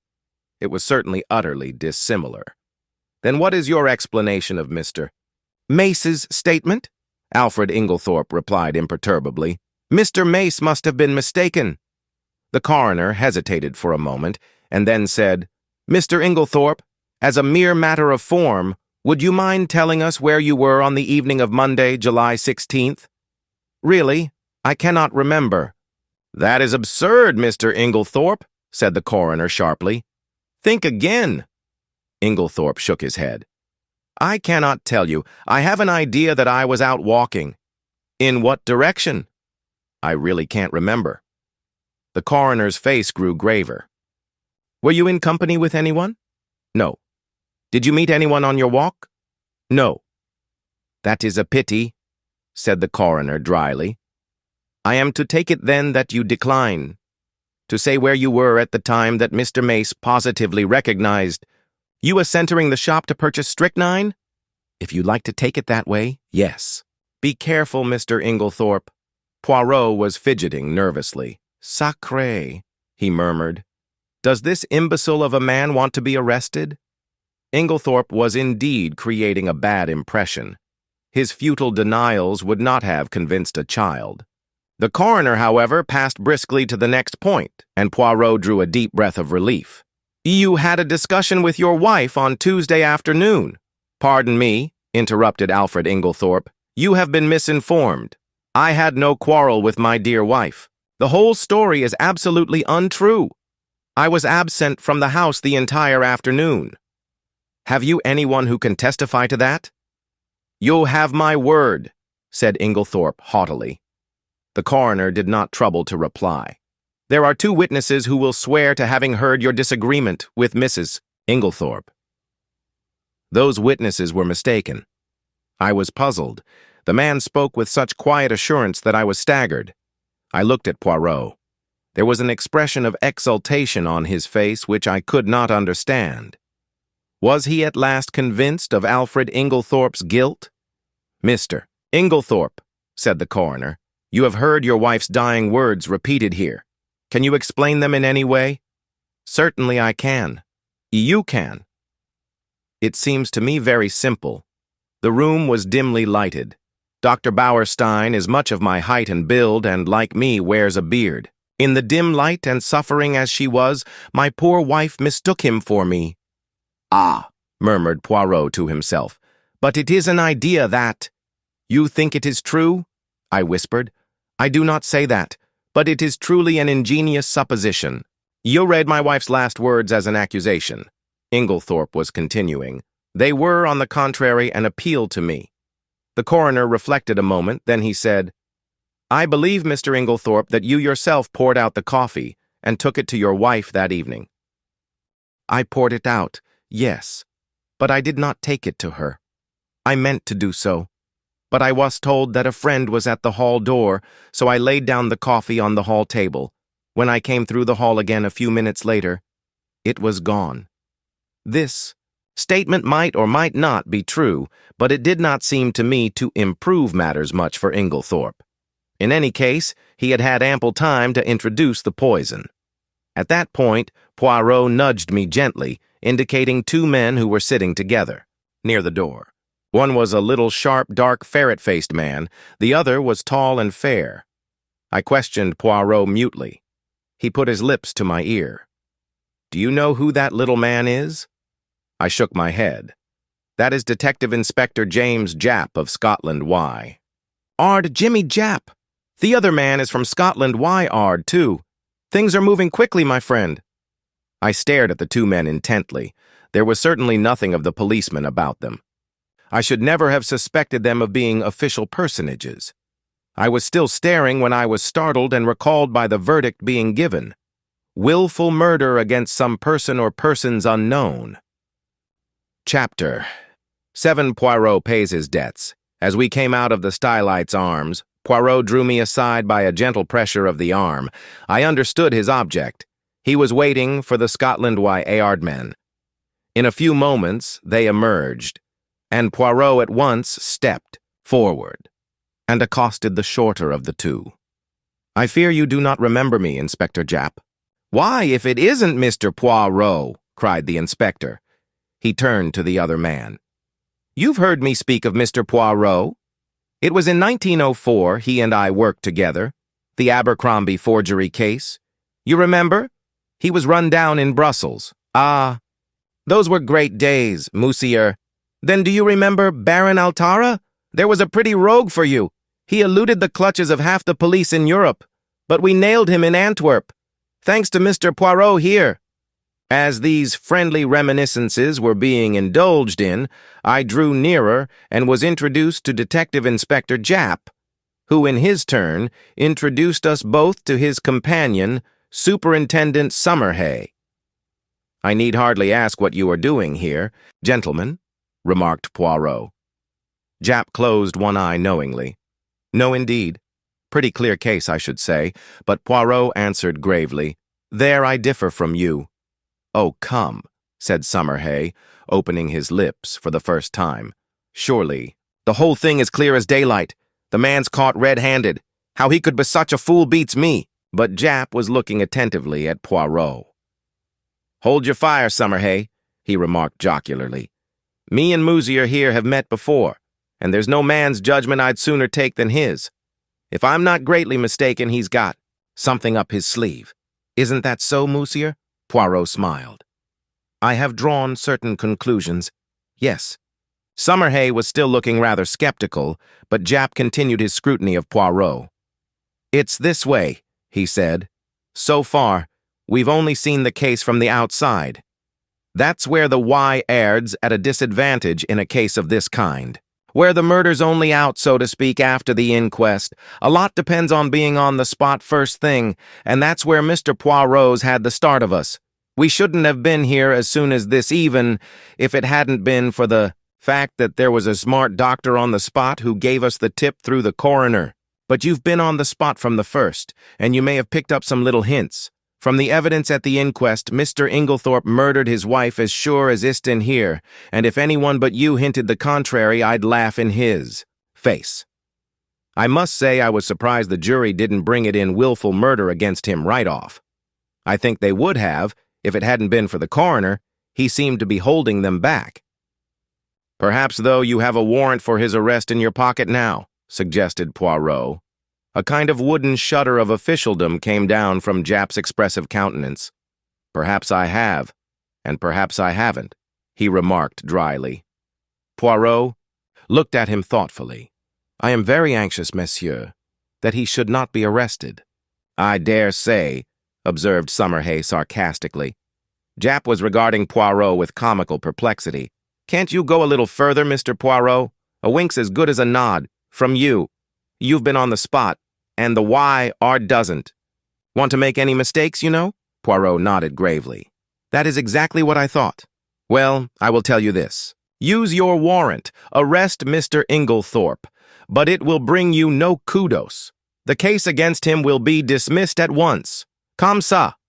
And he snapped his fingers expressively. Japp's face grew grave, though Summerhay gave an incredulous snort. As for me, I was literally dumb with astonishment. I could only conclude that Poirot was mad. Japp had taken out a handkerchief and was gently dabbing his brow. "I daren't do it, Mr. Poirot. I'd take your word, but there's others over me who'll be asking what the devil I mean by it. Can't you give me a little more to go on?"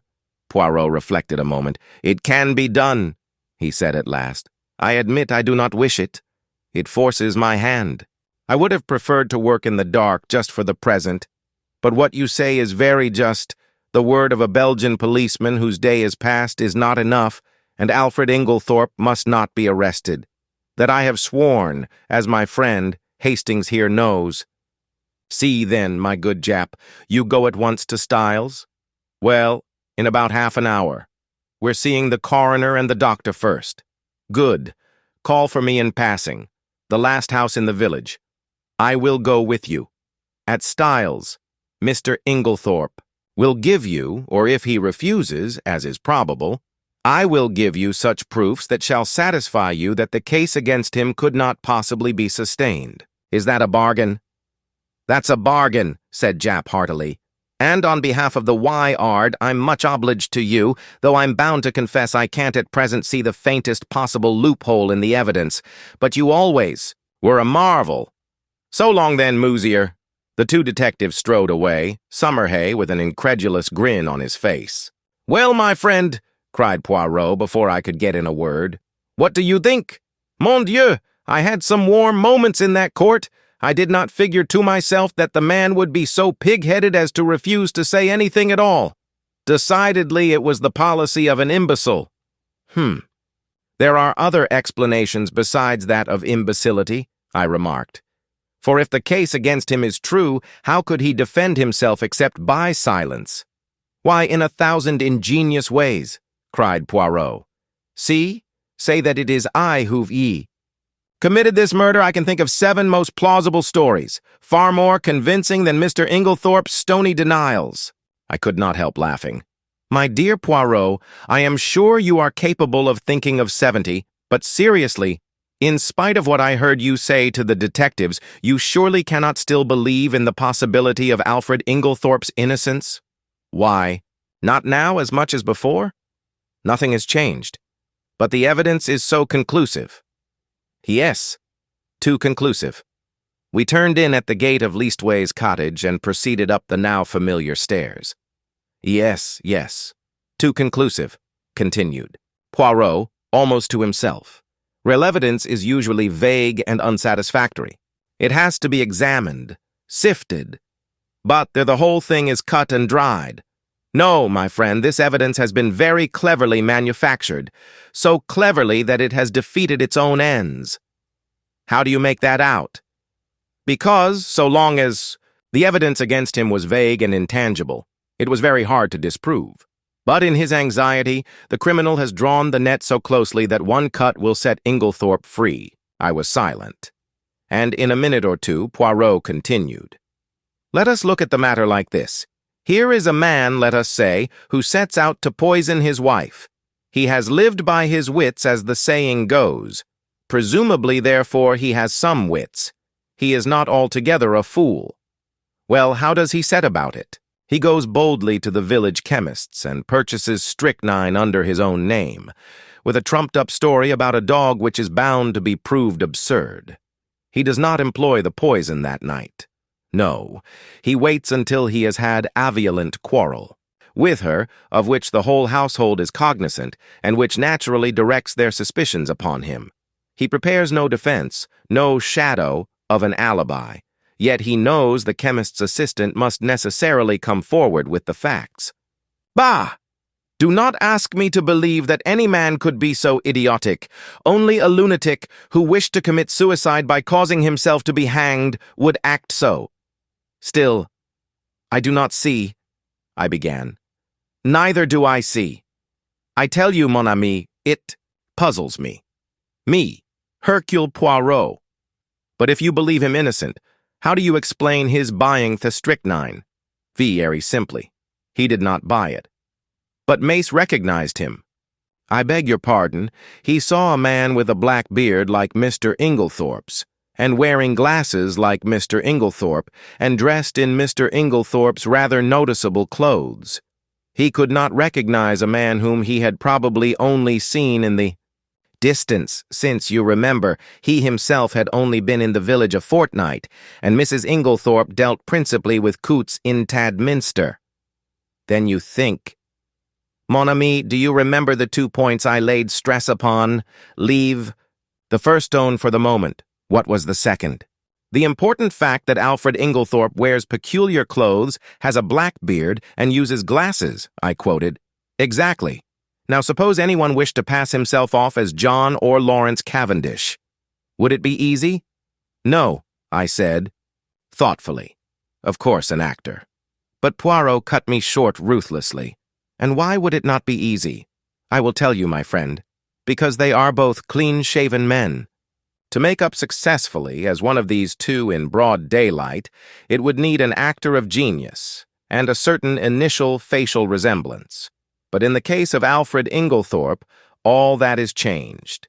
His clothes, his beard, the glasses which hide, his eyes, those are the salient points about his personal appearance.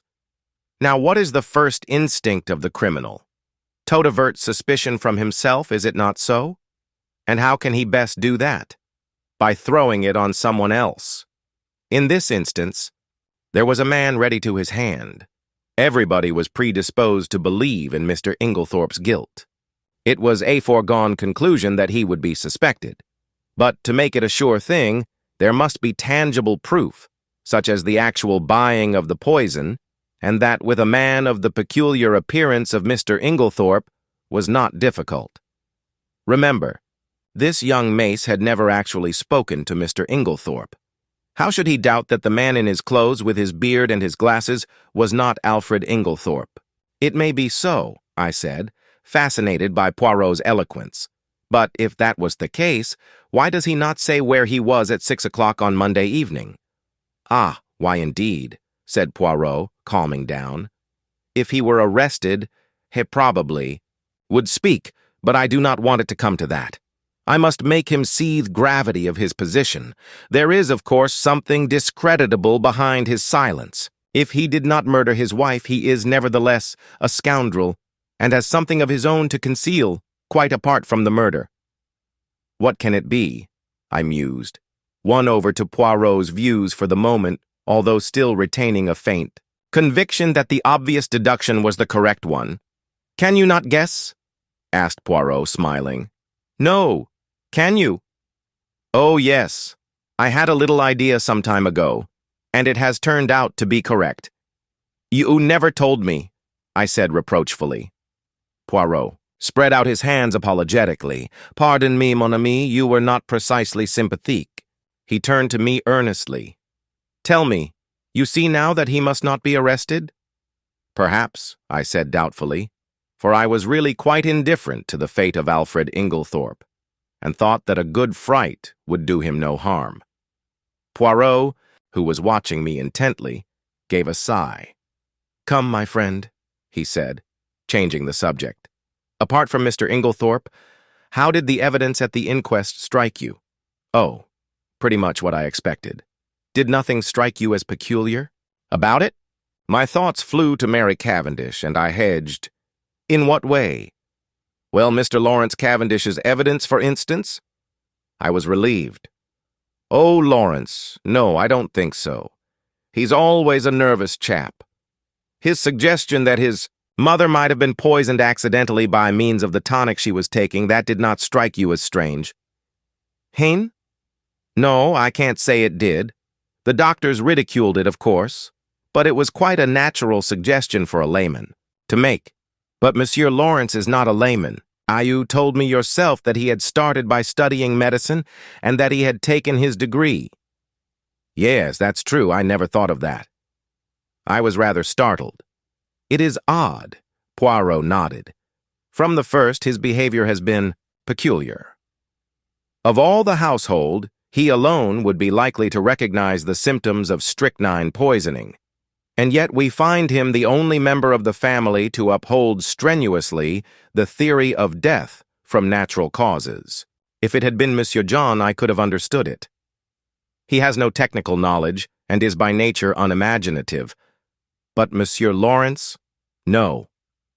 And now, today, he puts forward a suggestion that he himself must have known was ridiculous. There is food for thought in this, mon ami. It's very confusing, I agreed. Then there is Mrs. Cavendish, continued Poirot. That's another who is not telling all she knows. What do you make of her attitude? I don't know what to make of it. It seems inconceivable that she should be shielding Alfred Inglethorpe. That is what it looks like, Poirot nodded reflectively. Yes, it is queer. One thing is certain, she overheard a good deal more of that private conversation than she was willing to admit. And yet she is the last person one would accuse of stooping to eavesdrop. Exactly. One thing her evidence has shown me. I made a mistake. Dorcas was quite right. The quarrel did take place earlier in the afternoon, about 4 o'clock, as she said. I looked at him curiously. I had never understood his insistence on that point.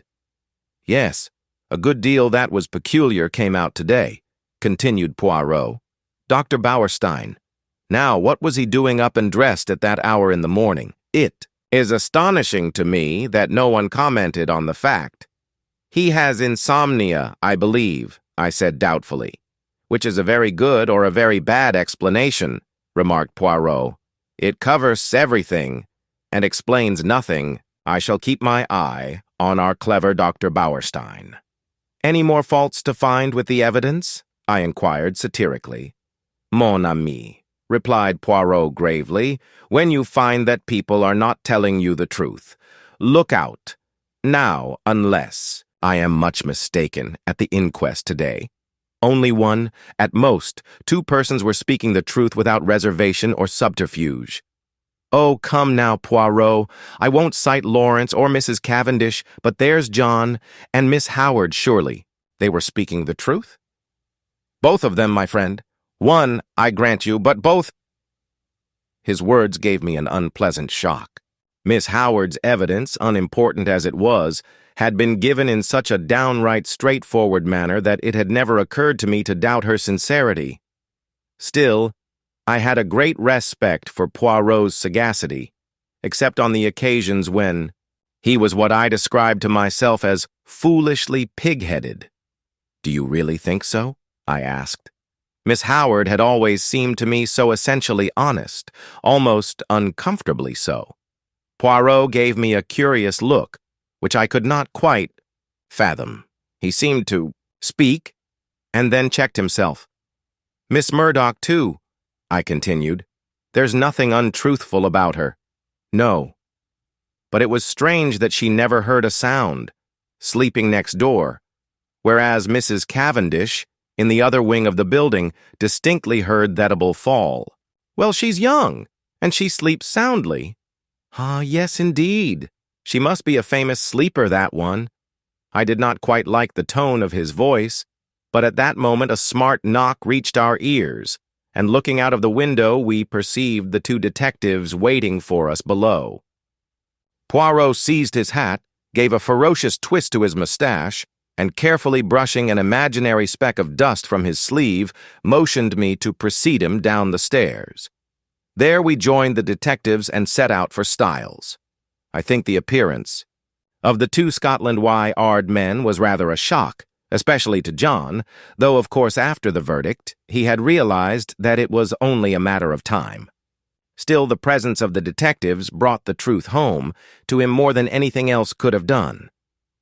Poirot had conferred with Japp in a low tone on the way up, and it was the latter functionary who requested that the household, with the exception of the servants, should be assembled together in the drawing-room. I realized the significance of this. It was up to Poirot to make his boast good. Personally, I was not sanguine. Poirot might have excellent reasons for his belief in Inglethorpe's innocence, but a man of the type of Summerhay would require tangible proofs, and these I doubted if Poirot could supply. Before very long, we had all trooped into the drawing-room, the door of which Japp closed. Poirot politely set chairs for everyone. The Scotland Yard men were the cynosure of all eyes. I think that for the first time we realized that the thing was not a bad dream, but a tangible reality. We had read of such things. Now we ourselves were actors in the drama. Tomorrow the daily papers all over England would blazon out the news in staring headlines.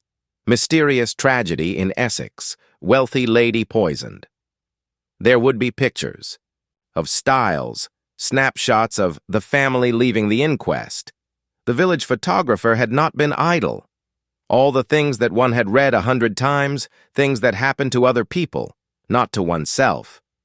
And now, in this house, a murder had been committed.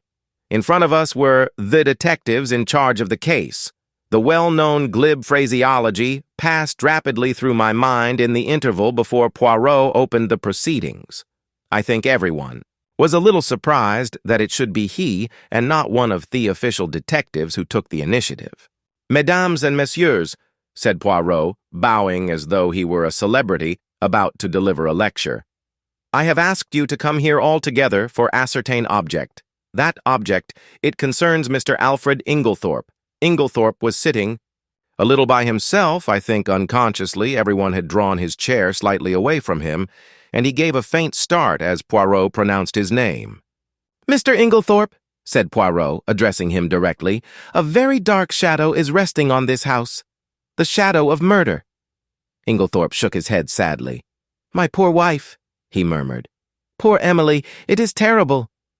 I do not think—" "Monsieur," said Poirot pointedly, "that you quite realize how terrible it may be for you." And as Inglethorpe did not appear to understand, headed, "Mr. Inglethorpe, you are standing in very grave danger." The two detectives fidgeted.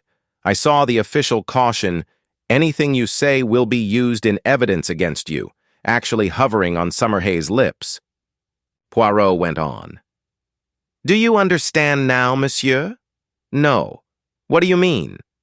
"I mean," said Poirot deliberately, "that you are suspected of poisoning your wife." A little gasp ran round the circle at this plain speaking. "Good heavens!" cried Inglethorpe, starting up. "What a monstrous idea! I poison my dearest Emily!" "I do not think," Poirot watched him narrowly, "that you quite realize the unfavorable nature of your evidence at the inquest. Mr. Inglethorpe, knowing what I have now told you, do you still refuse to say where you were at 6 o'clock on Monday afternoon?" With a groan, Alfred Inglethorpe sank down again, and buried his face in his hands. Poirot approached and stood over him.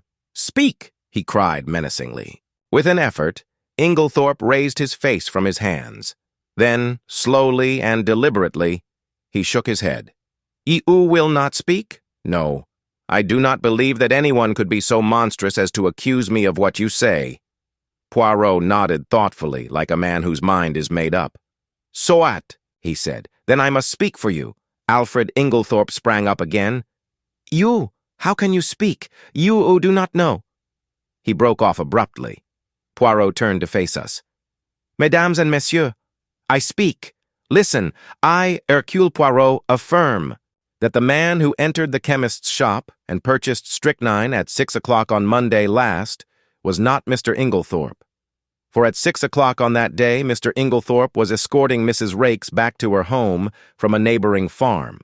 I can produce no less than 5 witnesses to swear to having seen them together, either at 6 or just after, and as you may know, the Abbey Farm, Mrs. Raikes's home, is at least 2.5 miles distant from the village. There is absolutely no question as to the alibi. Chapter 8. Fresh suspicions. There was a moment's stupefied silence. Jap, who was the least surprised of any of us, was the first to speak. "My word," he cried, "you're the goods. And no mistake, Mr. Poirot, these witnesses of yours are all right, I suppose? Voilà. I have prepared a list of them, names and addresses. Why, you must see them, of course. But you will find it all right. I'm sure of that." Jap lowered his voice. "I'm much obliged to you. A pretty mare's nest arresting him would have been." He turned to Inglethorpe. "But, if you'll excuse me, sir, why couldn't you say all this at the inquest?" "I will tell you why," interrupted Poirot. "There was a certain rumor—" "A most malicious and utterly untrue one," interrupted Alfred Inglethorpe in an agitated voice. "And Mr. Inglethorpe was anxious to have no scandal revived just at present, am I right?" "Quite right." Inglethorpe nodded.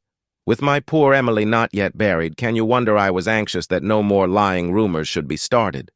"Between you and me, sir," remarked Jap, "I'd sooner have any amount of rumors than be arrested for murder. And I venture to think your poor lady would have felt the same. And if it hadn't been for Mr. Poirot here, arrested you would have been, as sure as eggs is eggs." "I was foolish, no doubt," murmured Inglethorpe. "But you do not know, Inspector, how I have been persecuted and maligned." And he shot a baleful glance at Evelyn Howard. "Now, sir," said Jap, turning briskly to John, "I should like to see the ladies' bedroom, please, and after that I'll have a little chat with the servants. Don't you bother about anything. Mr. Poirot here will show me the way."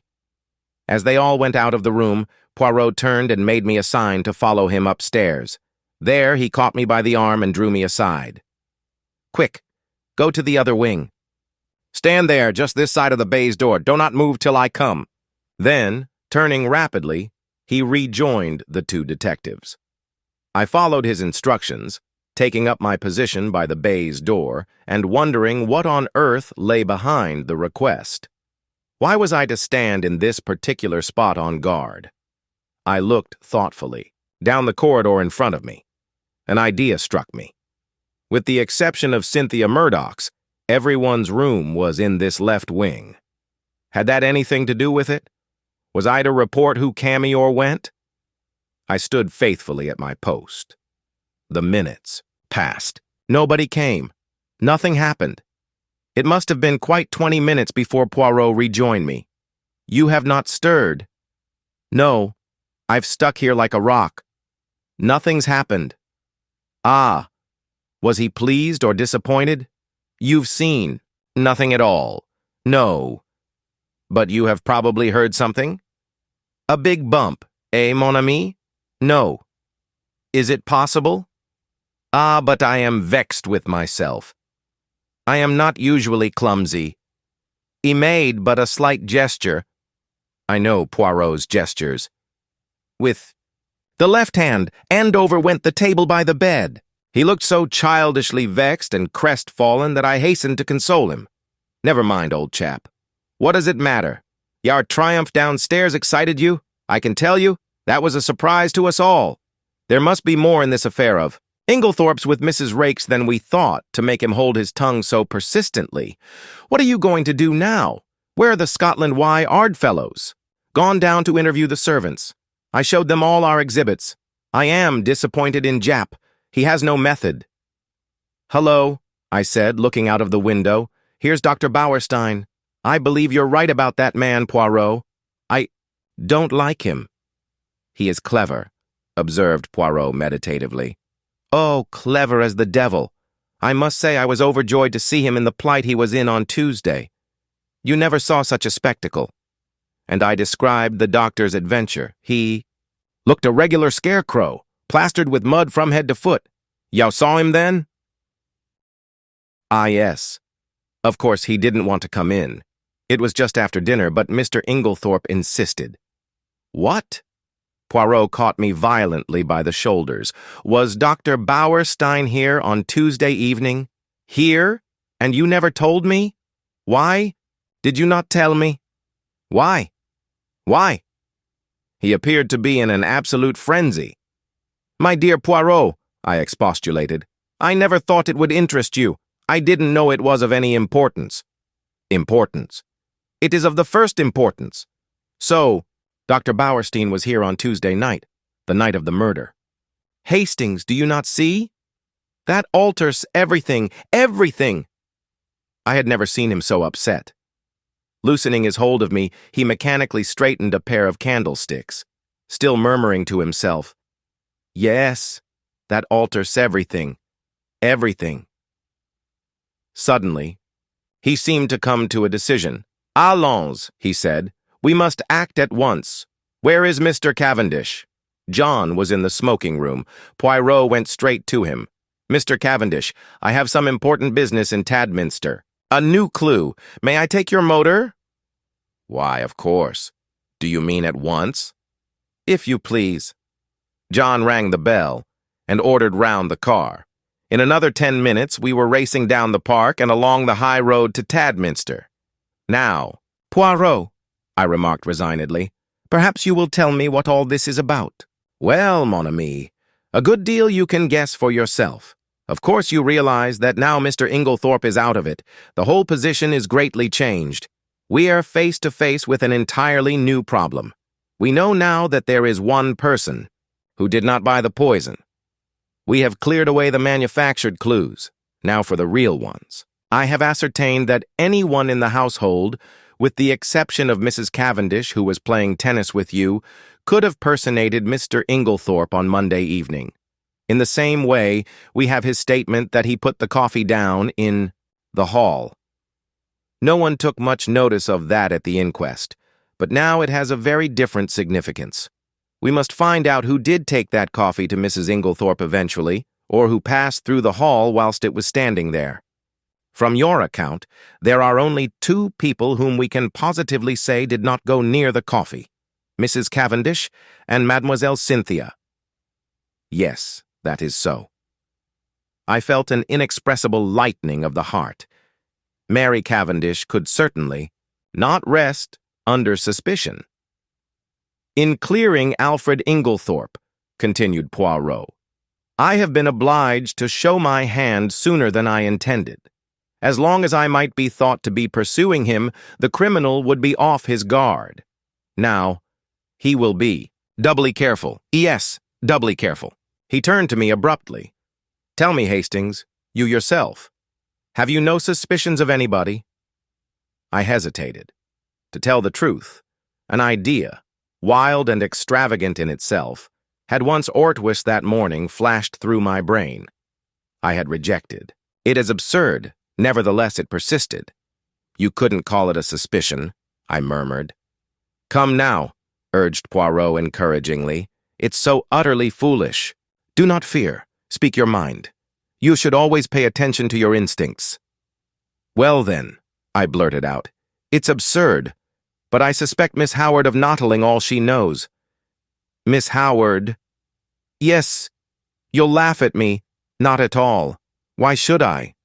I can't help feeling, I continued blunderingly, that we've rather left her out of the possible suspects, simply on the strength of her having been away from the place. But after all, she was only 15 miles away. A car would do it in half an hour. Can we say positively that she was away from Styles on the night of the murder? Yes, my friend, said Poirot unexpectedly. We can. One of my first actions was to ring up the hospital where she was working. Well, I learnt that Miss Howard had been on afternoon duty on Tuesday, and that, a convoy coming in unexpectedly, she had kindly offered to remain on night duty, which offer was gratefully accepted. That disposes of that. Oh, I said, rather nonplussed. Really, I continued, it's her extraordinary vehemence against Inglethorpe that started me off suspecting her. I can't help feeling she'd do anything against him, and I had an idea she might know something about the destroying of the will. She might have burnt the new one, mistaking it for the earlier one in his favor. She is so terribly bitter against him. You consider her vehemence unnatural? Yes, she is so very violent. I wondered really whether she is quite sane on that point. Poirot shook his head energetically. No, you are on a wrong tack there. There is nothing weak-minded or degenerate about Miss Howard. She is an excellent specimen of well-balanced English beef and brawn. She is sanity itself. Yet her hatred of Inglethorpe seems almost a mania. My idea was, a very ridiculous one, no doubt, that she had intended to poison him, and that in some way Mrs. Inglethorpe got hold of it by mistake. But I don't at all see how it could have been done. The whole thing is absurd and ridiculous to the last degree. Still, you are right in one thing. It is always wise to suspect everybody until you can prove logically and to your own satisfaction that they are innocent. Now, what reasons are there against Miss Howard's having deliberately poisoned Mrs. Inglethorpe? Why, she was devoted to her, I exclaimed. Cha-cha, cried Poirot irritably. You argue like a child. If Miss Howard were capable of poisoning the old lady, she would be quite equally capable of simulating devotion.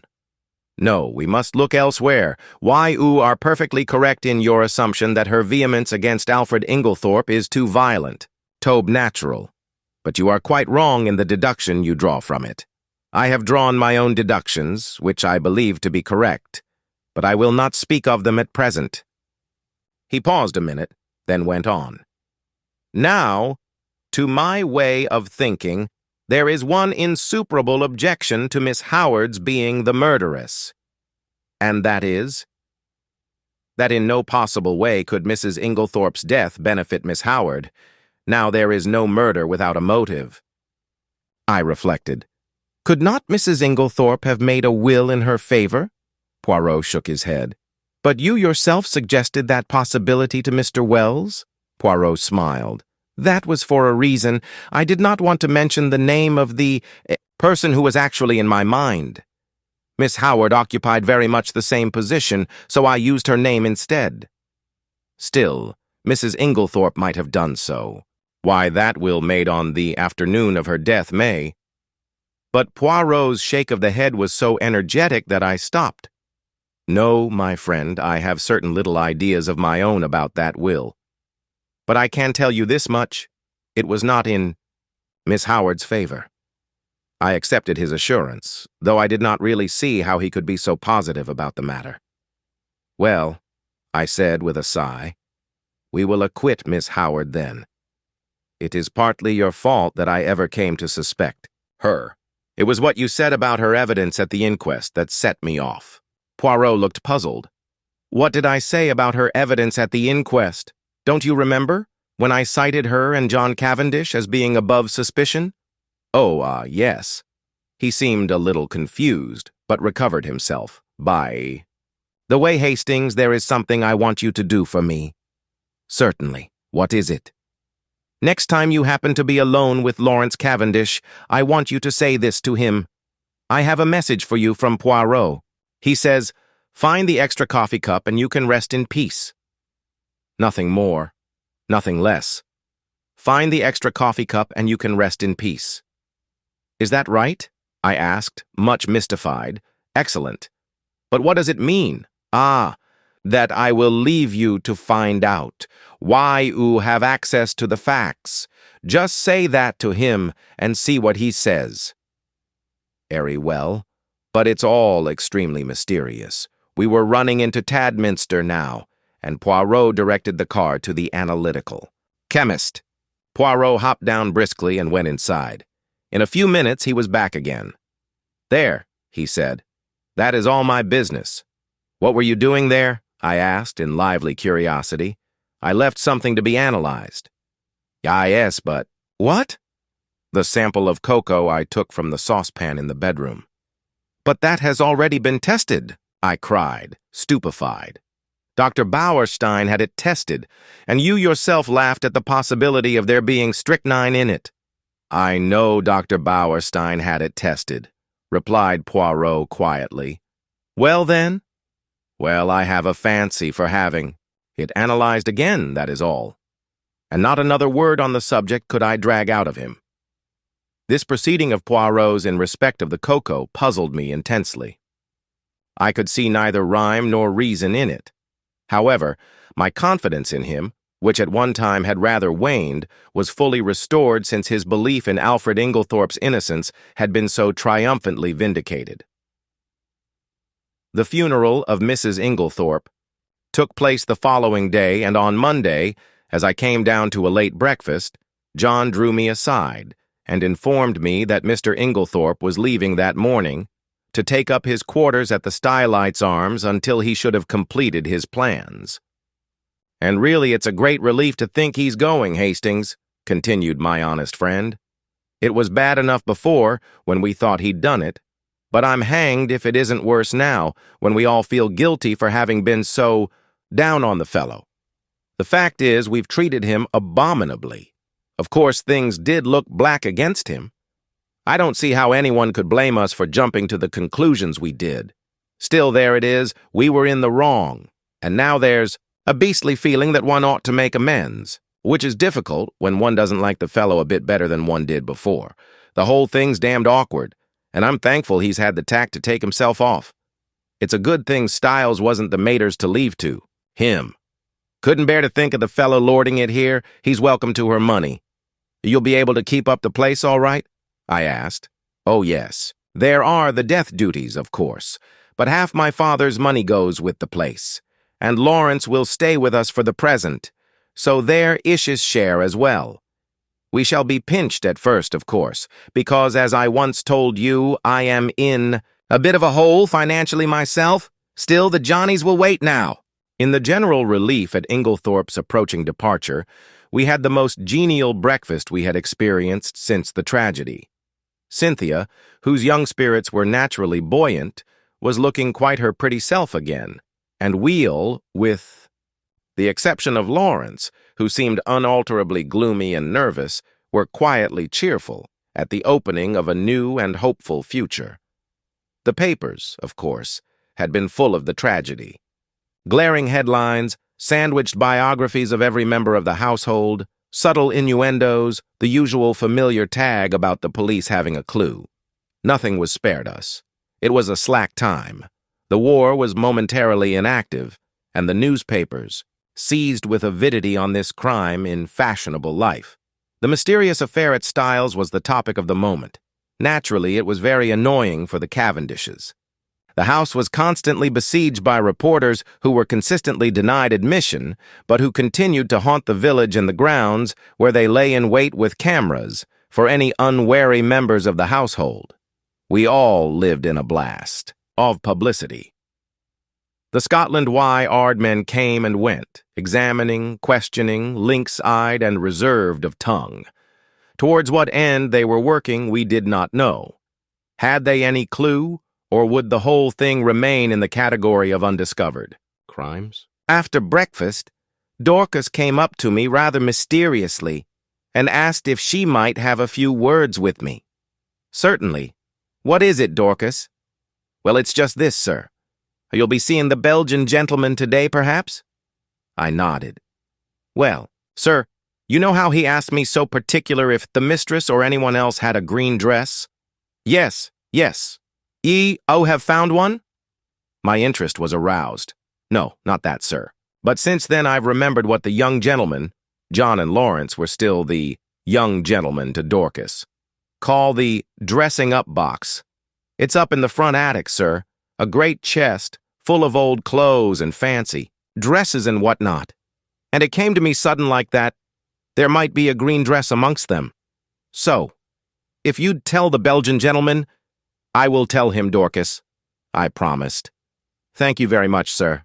A very nice gentleman. He is, sir, and quite a different class from them two detectives from London, what goes prying about and asking questions.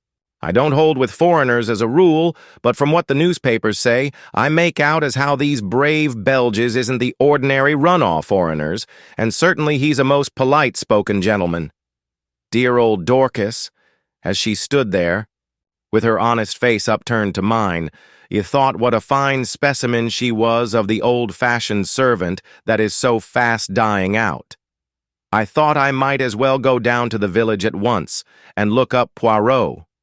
But I met him halfway, coming up to the house, and at once gave him Dorcas's message. Ah, the brave Dorcas!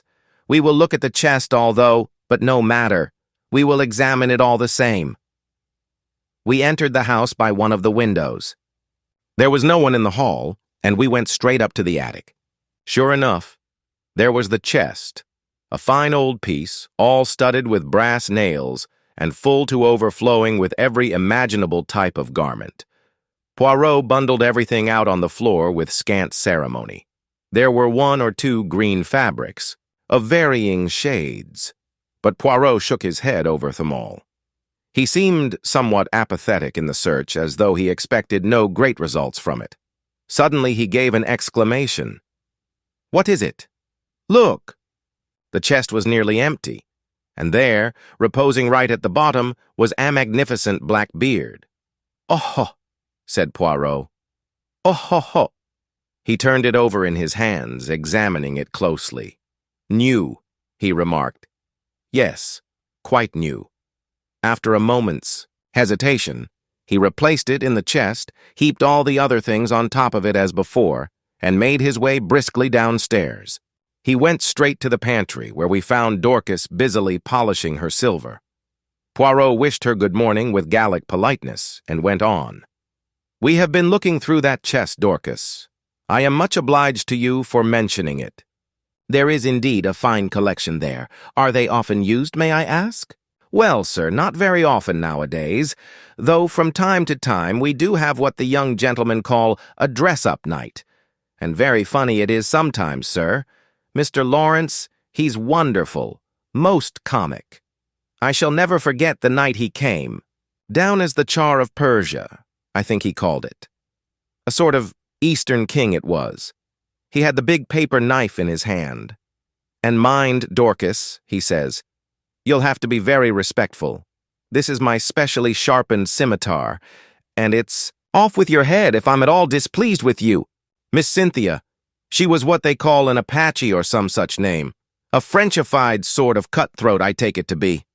A real sight she looked. I'd never have believed a pretty young lady like that could have made herself into such a ruffian. Nobody would have known her. These evenings must have been great fun, said Poirot genially.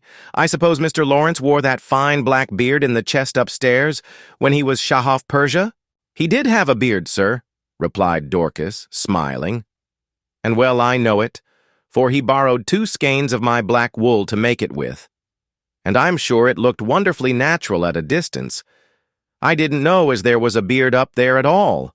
It must have been got quite lately, I think. There was a red wig, now, but nothing else in the way of hair. Burnt corks they use mostly, though it is messy getting it off again. Miss Cynthia was a nigger once, and oh, the trouble she had. So Dorcas knows nothing about that black beard, said Poirot thoughtfully, as we walked out into the hall again. Do you think it is the one? I whispered eagerly. Poirot nodded. I do. You notice it had been trimmed? No. Yes, it was cut exactly the shape of Mr. Inglethorpe's, and I found 1 or 2 snipped hairs. Hastings, this affair is very deep. Who put it in the chest, I wonder? Someone with a good deal of intelligence. remarked Poirot dryly. Aye. I'll realize that he chose the one place in the house to hide it where its presence would not be remarked. Yes, he is intelligent. But we must be more intelligent. We must be so intelligent that he does not suspect us of being intelligent at all. I acquiesced. There, mon ami, you will be of great assistance to me. I was pleased with the compliment. There had been times when I hardly thought that Poirot appreciated me at my true worth. Yes, he continued, staring at me thoughtfully, you will be invaluable. This was naturally gratifying, but Poirot's next words were not so welcome. I must have an ally in the house, he observed reflectively. I have me, I protested. True, but you are not sufficient. I was hurt, and showed it. Poirot hurried to explain himself. You do not quite take my meaning. You are known to be working with me. You want somebody who is not associated with us in any way. Oh, I see. How about John? No, I think not. The dear fellow isn't perhaps very bright, I said thoughtfully. Here comes Miss Howard, said Poirot suddenly. She is the very person, but I am in her black books since I cleared Mr. Inglethorpe. Still, we can but try. With a nod that was barely civil, Miss Howard assented to Poirot's request for a few minutes' conversation. We went into the little morning room, and Poirot closed the door. Well, Monsieur Poirot, said Miss Howard impatiently, what is it? Out with it. I'm busy. Do you remember, mademoiselle, that I once asked you to help me? Yes, I do. The lady nodded. And I told you I'd help you with pleasure. To hang Alfred Inglethorpe. Ah. Poirot studied her seriously. Miss Howard, I will ask you one question. I beg of you to reply to it truthfully. Never tell lies, replied Miss Howard. It is this. Do you still believe that Mrs. Inglethorpe was poisoned by her husband? What do you mean? She asked sharply. You needn't think your pretty explanations influence me in the slightest. I'll admit that it wasn't. He who bought strychnine at the chemist's shop. What of that? I dare say he soaked flypaper, as I told you at the beginning. That is arsenic, not strychnine, said Poirot mildly. What does that matter? Arsenic would put poor Emily out of the way just as well as strychnine. If I'm convinced he did it, it doesn't matter a jot to me how he did it. Exactly. If you are convinced he did it, said Poirot quietly, I will put my question in another form. Did you ever in your heart of hearts believe that Mrs. Inglethorpe was poisoned by her husband? Good heavens! Cried Miss Howard. Haven't I always told you the man is a villain? Haven't I always told you he would murder her in her bed? Haven't I always hated him like poison? Exactly, said Poirot. That bears out my little idea entirely. What little idea? Miss Howard, do you remember a conversation that took place on the day of my friend's arrival here? He repeated it to me, and there is a sentence of yours that has impressed me very much. Do you remember affirming that if a crime had been committed and anyone you loved had been murdered, you felt certain that you would know by instinct who the criminal was, even if you were quite unable to prove it? Yes, I remember saying that. I believe it too. I suppose you think it nonsense? Not at all. And yet you will pay no attention to my instinct against Alfred Inglethorpe. No, said Poirot curtly, because your instinct is not against Mr. Inglethorpe. What? No. Why you wish to believe he committed the crime. Why you believe him capable of committing it. But your instinct tells you he did not commit it. It tells you more. Shall I go on? She was staring at him, fascinated, and made a slight affirmative movement of the hand. Shall I tell you why you have been so vehement against Mr. Inglethorpe? It is because you have been trying to believe what you wish to believe.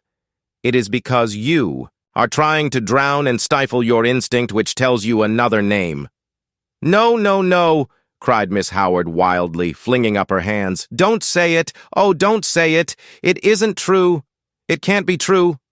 I don't know what put such a wild, such a dreadful idea into my head. I am right, am I not? Asked Poirot. Yes, yes, you must be a wizard to have guessed. But it can't be so. It's too monstrous, too impossible. It must be Alfred Inglethorpe. Poirot shook his head gravely. Don't ask me about it, continued Miss Howard, because I shan't tell you. I won't admit it, even to myself. I must be mad to think of such a thing. Poirot nodded, as if satisfied. I will ask you nothing. It is enough for me that it is as I thought.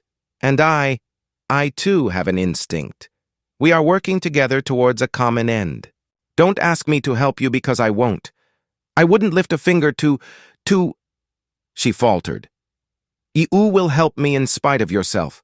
I ask you nothing, but you will be Miley. You will not be able to help yourself.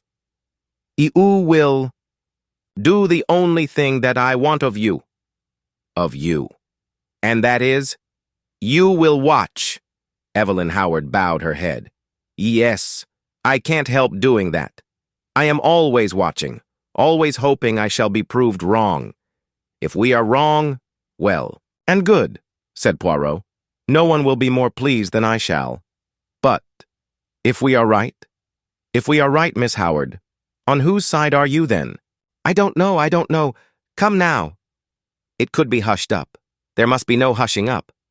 But Emily herself... She broke off. Miss Howard, said Poirot gravely, this is unworthy of you. Suddenly she took her face from her hands. Yes, she said quietly. That was not Evelyn Howard who spoke. She flung her head up proudly. This is Evelyn Howard, and she is on the side of justice. Let the cost be what it may. And with these words, she walked firmly out of the room. There, said Poirot, looking after her, goes a very valuable ally.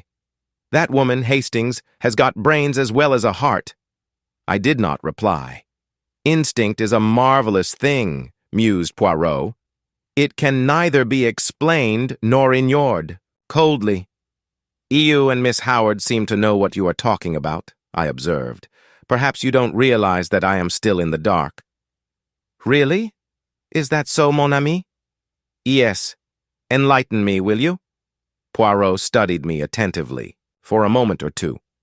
Then, to my intense surprise, he shook his head decidedly.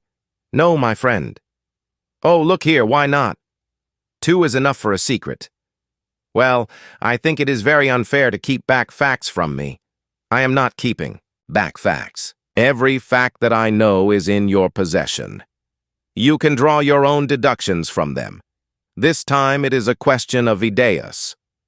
Still, it would be interesting to know. Poirot looked at me very earnestly and again shook his head. You see, he said sadly, you have no instincts. It was intelligence you were requiring just now, I pointed out.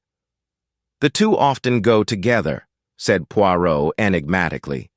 The remark seemed so utterly irrelevant that I did not even take the trouble to answer it.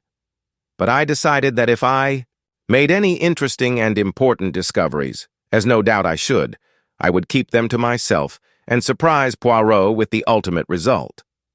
There are times when it is one's duty to assert oneself. Chapter 9. Dr. Bauerstein had had no opportunity as yet of passing on Poirot's message to Lawrence. But now, as I strolled out on the lawn, still nursing a grudge against my friend's high-handedness, I saw Lawrence on the croquet lawn, aimlessly, knocking a couple of very ancient balls about with a still more ancient mallet. It struck me that it would be a good opportunity to deliver my message. Otherwise, Poirot himself might relieve me of it. It was true that I did not quite gather its purport, but I flattered myself that by Lawrence's reply, and perhaps a little skillful cross-examination on my part, I should soon perceive its significance. Accordingly, I accosted him. I've been looking for you, I remarked untruthfully.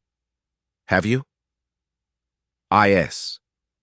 The truth is, I've got a message for you, from Poirot. Yes. He told me to wait until I was alone with you, I said, dropping my voice significantly and watching him intently out of the corner of my eye. I have always been rather good at what is called, I believe, creating an atmosphere. Well, there was no change of expression in the dark, melancholic face. Had he any idea of what I was about to say? This is the message.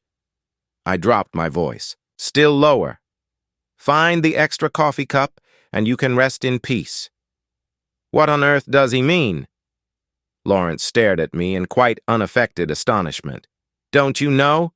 Not in the least. Do you? I was compelled to shake. My head. What extra coffee cup? I don't know. He'd better ask Dorcas or one of the maids if he wants to know about coffee cups. It's their business, not mine. I don't know anything about the coffee cups, except that we've got some that are never used, which are a perfect dream. Old Worcester. You're not a connoisseur, are you, Hastings? I shook my head. You miss a lot. A really perfect bit of old china. It's pure delight to handle it or even to look at it. Well, what am I to tell Poirot? Tell him I don't know what he's talking about. It's double Dutch to me. All right. I was moving off towards the house again when he suddenly called me back. I say, what was the end of that message? Say it over again, will you? Find the extra coffee cup and you can rest in peace. Are you sure you don't know what it means? I asked him earnestly. He shook his head. No, he said musingly. I don't. I wish I did. The boom of the gong sounded from the house, and we went in together. Poirot had been asked by John to remain to lunch and was already seated at table. By tacit consent, all mention of the tragedy was barred. We conversed on the war and other outside topics, but after the cheese and biscuits had been handed round and Dorcas had left the room, Poirot suddenly leant forward to Mrs. Cavendish. Pardon me, madame, for recalling unpleasant memories, but I have a little idea. Poirot's little ideas were becoming a perfect byword, and would like to ask one or two questions. Of me? Certainly. You are too amiable, madam. What I want to ask is this. The door leading into Mrs. Inglethorpe's room from that of Mademoiselle Cynthia. It was bolted, you say? Certainly it was bolted, replied Mary Cavendish. Rather surprised. I said sote the inquest. Bolted? Yes. She looked perplexed. I mean, explained Poirot, you are sure it was bolted and not merely locked? Oh, I see what you mean. No, I don't know. I said bolted, meaning that it was fastened, and I could not open it, but I believe all the doors were found bolted on the inside. Still, as far as you are concerned, the door might equally well have been locked. Oh, yes. Why, you yourself did not happen to notice, madame, when you entered Mrs. Inglethorpe's room, whether that door was bolted or not. I believe it was. But you did not see it? No. I never looked. But I did, interrupted Lawrence suddenly. I happened to notice that it was bolted. Ah, that settles it. And Poirot looked crestfallen. I could not help rejoicing that for once one of his little ideas had come to naught. After lunch, Poirot begged me to accompany him home. I consented rather stiffly. You are annoyed, is it not so? He asked anxiously as we walked through the park. Not at all, I said coldly. That is well. That lifts a great load from my mind. This was not quite what I had intended. I had hoped that he would have observed the stiffness of my manner. Still, the fervor of his words went towards the appeasing of my just displeasure. I thawed. I gave Lawrence your message, I said. And what did he say? He was entirely puzzled? Yes, I am quite sure he had no idea of what you meant. I had expected Poirot to be disappointed, but to my surprise, he replied that that was as he had thought, and that he was very glad.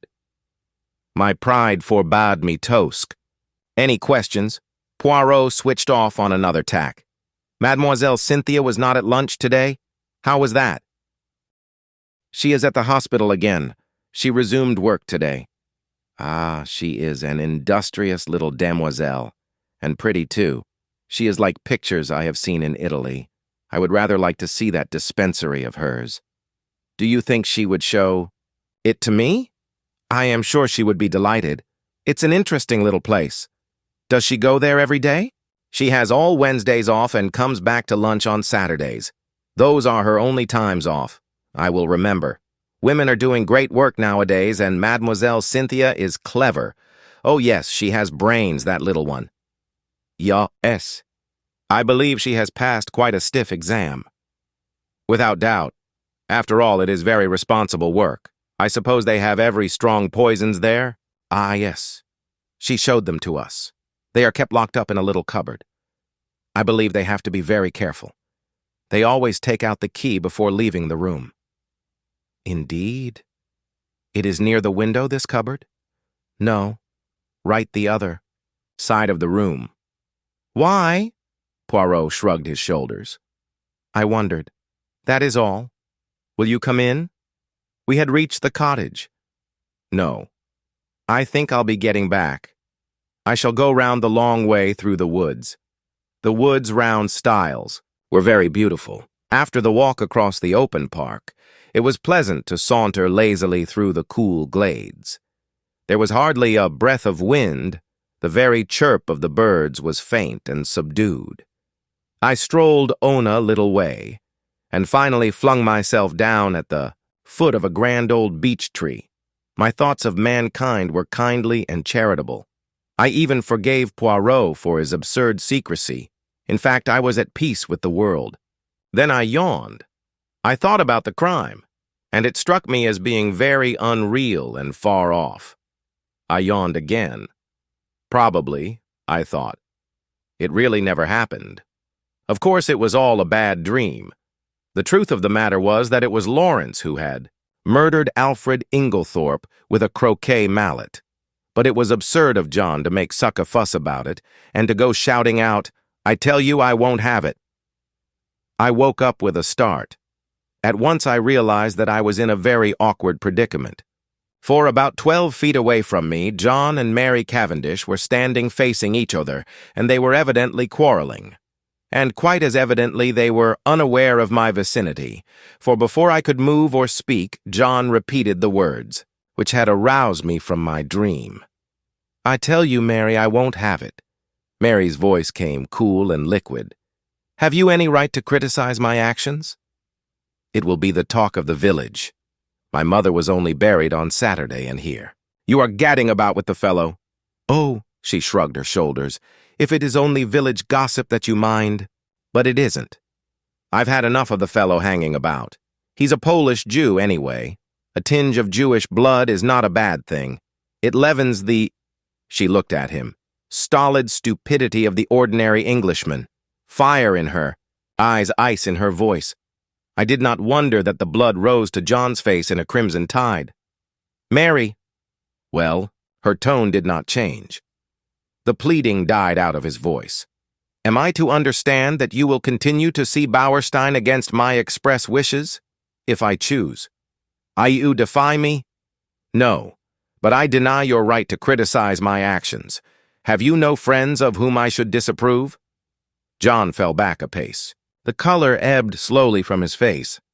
"What do you mean?" he said in an unsteady voice. "You see?" said Mary quietly. "You do see, don't you, that you have no right to dictate to me as to the choice of my friends?" John glanced at her pleadingly, a stricken look on his face. "No right? Have I no right, Mary?" he said unsteadily. He stretched out his hands. "Mary," for a moment I thought she wavered. A softer expression came over her face, then suddenly she turned, almost fiercely away. None. She was walking away when John sprang after her and caught her by the arm. "Mary," his voice was very quiet now, "are you in love with this fellow? Bauerstein?" She hesitated, and suddenly there swept across her face a strange expression, old, as the hills, yet with something eternally young about it. So might some Egyptian sphinx have smiled. She freed herself quietly from his arm and spoke over her shoulder. "Perhaps," she said, and then swiftly passed out of the little glade, leaving John standing there as though he had been turned to stone. Rather ostentatiously, I stepped forward, crackling some dead branches with my feet as I did so. John turned. Luckily, he took it, for granted that I had only just come upon the scene. "Hello, Hastings. Have you seen the little fellow safely back to his cottage? Quaint little chap. Is he any good, though, really?" He was considered one of the finest detectives of his day. "Oh, well, I suppose there must be something in it, then. What a rotten world you find it so?" I asked. "Good Lord, yes. There's this terrible business to start with. Scotland Yard men in and out of the house like a jack-in-the-box. Never know where they won't turn up next. Screaming headlines in every paper. In the country. Damn all journalists, I say. Do you know there was a whole crowd staring in at the lodge gates this morning? Sort of Madame Tussauds Chamber of Horrors business that can be seen for nothing. Pretty thick, isn't it?" Cheer. "Up, John," I said soothingly. "It can't last forever. Can't it, though? It can last long enough for us never to be able to hold up our heads again. No, no, you're getting morbid on the subject. Enough to make a man morbid, to be stalked by beastly journalists and stared at by gaping moon-faced idiots, wherever. He goes, but there's worse than that." "What?" John lowered his voice. "Have you ever thought, Hastings, it's a nightmare to me. Who did it? I can't help feeling sometimes it must have been an accident, because who could have done it? Now Inglethorpe's out of the way, there's no one else. No one, I mean, except one of us." Yes, indeed, that was nightmare enough, for any man. One of us? Yes, surely it must be so, unless... A new idea suggested itself to my mind. Rapidly I considered it. The light increased. Poirot's mysterious doings, his hints, they all fitted in. Fool that I was not to have thought of this possibility before, and what a relief for us all. "No, John," I said, "it isn't one of us. How could it be?" "I know. But still, who else is there? Can't you guess?" "No." I looked cautiously round and lowered my voice. "Dr. Bauerstein?" I whispered. "Impossible." "Not at all. But what earthly interest could he have in my mother's death?" "That I don't see," I confessed. "But I'll tell you this. Poirot thinks so." "Poirot. Does he? How do you know?" I told him of Poirot's intense excitement on hearing that Dr. Bauerstein had been at Styles on the fatal night, and added, "He said twice. That alters everything. And I've been thinking, you know Inglethorpe said he had put down the coffee in the hall. Well, it was just then that Bauerstein arrived. Isn't it possible that, as Inglethorpe brought him through the hall, the doctor dropped something into the coffee in passing?" Said John. "It would have been very risky." "Yes, but it was possible." And then, how could he know it was her coffee? "No, old fellow, I don't think that will wash." But I had remembered something else. You're quite right. That wasn't how it was done. Listen. And I then told him of the cocoa sample which Poirot had taken to be analyzed. John interrupted just as I had done. "But, look here, Bauerstein had had it analyzed already?" Yes, that's the point. I didn't see it either until now. You understand? Bauerstein had it analyzed. That's just it. If Bauerstein's the murderer, nothing could be simpler than for him to substitute some ordinary cocoa for his sample and send that to be tested. And of course, they would find no strychnine. But no one would dream of suspecting Bauerstein, or think of taking another sample. Except Poirot, I added with belated recognition. Yes, but what about the bitter taste that cocoa won't disguise? Well, we've only his word for that. And there are other possibilities. He's admittedly one of the world's greatest toxicologists. One of the world's greatest what? Say it again. He knows more about poisons than almost anybody, I explained. Well, my idea is that perhaps he's found some way of making strychnine tasteless. Or it may not have been strychnine at all, but some obscure drug no one has ever heard of, which produces much the same symptoms. Yes, that might be, said John. But look here, how could he have got at the cocoa? That wasn't downstairs? No, it wasn't, I admitted reluctantly. And then, suddenly, a dreadful possibility flashed through my mind. I hoped and prayed it would not occur to John also. I glanced sideways at him. He was frowning perplexedly, and I drew a deep breath. Of relief, for the terrible thought that had flashed across my mind was this, that Dr. Bauerstein might have had an accomplice. Yet surely it could not be. Surely no woman as beautiful as Mary Cavendish could be a murderess. Wyatt beautiful women had been known to poison, and suddenly I remembered that first conversation at tea on the day of my arrival, and the gleam in her eyes as she had said that poison was a woman's weapon. How agitated she had been on that fatal Tuesday evening. Had Mrs. Inglethorpe discovered something between her and Bauerstein and threatened to tell her husband? Was it to stop that denunciation that the crime had been committed? Then I remembered that enigmatical conversation between Poirot and Evelyn Howard. Was this what they had meant? Was this the monstrous possibility that Evelyn had tried not to believe? Yes, it all fitted in. No wonder Miss Howard had suggested hushing it up. Now I understood that unfinished sentence of hers, Emily herself. And in my heart I agreed with her. Would not Mrs. Inglethorpe have preferred to go unavenged rather than have such terrible dishonor fall upon the name of Cavendish? There's another thing, said John suddenly, and the unexpected sound of his voice made me start guiltily. Something which makes me doubt if what you say can be true. What's that? I asked, thankful that he had gone away from the subject of how the poison could have been introduced into the cocoa. Why, the fact that Bauerstein demanded a post-mortem. He needn't have done so. Little Wilkins would have been quite content to let it go at heart disease. Yes, I said doubtfully, but we don't know. Perhaps he thought it safer in the long run. Someone might have talked afterwards. Then the Home Office might have ordered exhumation. The whole thing would have come out then, and he would have been in an awkward position, for no one would have believed that a man of his reputation could have been deceived into calling it heart disease. Yes, that's possible, admitted John. Still, he added, I'm blessed if I can see what his motive could have been. I trembled. Look here, I said, I may be altogether wrong, and remember, all this is in confidence. Oh, of course, that goes without saying.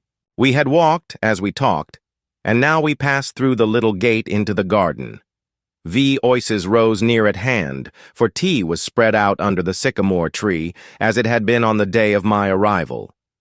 Cynthia was back from the hospital, and I placed my chair beside her and told her of Poirot's wish to visit the dispensary. Of course, I'd love him to see it. He'd better come to tea there one day. I must fix it up with him. He's such a dear little man. But he is funny. He made him take the brooch out of my tie the other day and put it in again, because he said it wasn't straight. I laughed. It's quite a mania with him. Yes, isn't it? We were silent for a minute or two, and then, glancing in the direction of Mary Cavendish and dropping her voice, Cynthia said, Mr. Hastings. Yes. After tea. I want to talk to you. Her glance at Mary had set me thinking. I fancied that between these two there existed very little sympathy. For the first time, it occurred to me to wonder about the girl's future. Mrs. Inglethorpe had made no provisions of any kind for her, but I imagined that John and Mary would probably insist on her making her home with them, at any rate until the end of the war. John, I knew, was very fond of her and would be sorry to let her go. John, who had gone into the house, now reappeared. His good-natured face wore an unaccustomed frown of anger. Confound those detectives. I can't think what they're after. They've been in every room in the house, turning things inside out and upside down. It really is too bad. I suppose they took advantage of our all being out. I shall go for that fellow Jap when I next see him. Lot of Paul Priss, grunted Miss Howard. Lawrence opined that they had to make a show of doing something. Mary Cavendish said nothing. After tea, I invited Cynthia to come for a walk, and we sauntered off into the woods together. Well, I inquired, as soon as we were protected from prying eyes by the leafy screen. With a sigh, Cynthia flung herself down and tossed off her hat. The sunlight, piercing through the branches, turned the auburn of her hair to quivering gold. "Mr. Hastings, you are always so kind, and you know such a lot." It struck me at this moment that Cynthia was really a very charming girl. Much more charming than Mary, who never said things of that kind. "Well?" I asked benignantly, as she hesitated. "I want to ask your advice. What shall I do?" "Do? Why, yes. You see, Aunt Emily always told me I should be provided for. I suppose she forgot or didn't think she was likely to die. Anyway, I am not provided for, and I don't know what to do. Do you think I ought to go away from here at once?" "Good heavens, no. They don't want to part with you, I'm sure." Cynthia hesitated a moment, plucking up the grass with her tiny hands. Then she said, "Mrs. Cavendish does. She hates me." "Hates you?" I cried, astonished. Cynthia nodded. "Yes. I don't know why, but she can't bear me. And he can't either." "There, I know you're wrong," I said warmly. "On the contrary, John is very fond of you." "Oh, yes, John. I meant Lawrence. Not, of course, that I care whether Lawrence hates me or not. Still, it's rather horrid when no one loves you, isn't it?" "But they do, Cynthia, dear," I said earnestly. "I'm sure you are mistaken. Look, there is John and Miss Howard." Cynthia nodded rather gloomily. "Yes. John likes me, I think. And of course Evie, for all her gruff ways, wouldn't be unkind to a fly. But Lawrence never speaks to me if he can help it, and Mary can hardly bring herself to be civil to him. She wants Evie to stay on, is begging her to, but she doesn't want me, and I don't know what to do." Suddenly the poor child burst out crying. I don't know what possessed me. Her beauty, perhaps, as she sat there, with the sunlight glinting down on her head.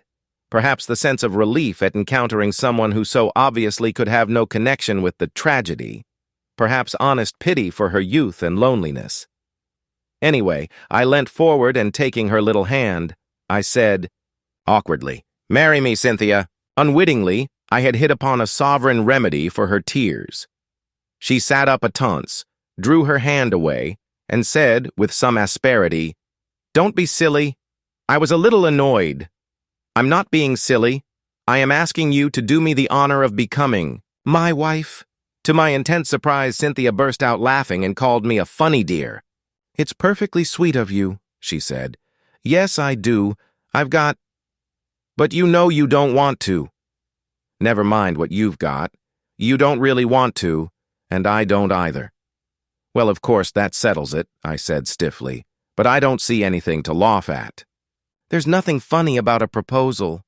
"No, indeed," said Cynthia. "Somebody might accept you next time. Goodbye. You've cheered me up very much." And with a final, uncontrollable burst of merriment, she vanished through the trees, thinking. Over the interview, it struck me as being profoundly unsatisfactory.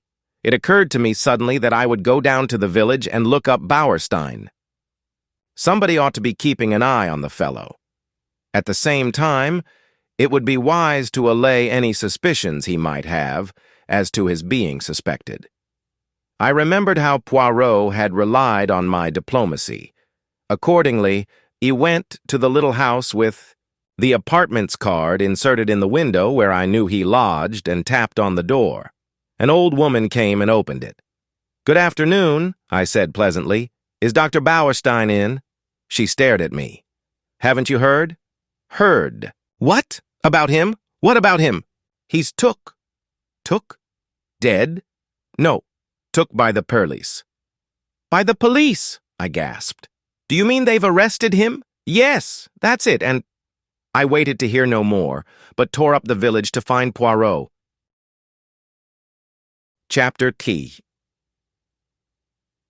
The arrest, to my extreme annoyance, Poirot was not in, and the old Belgian who answered my knock informed me that he believed he had gone to London.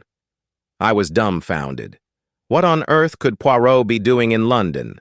Was it a sudden decision, on his part, or had he already made up his mind when he parted from me a few hours earlier?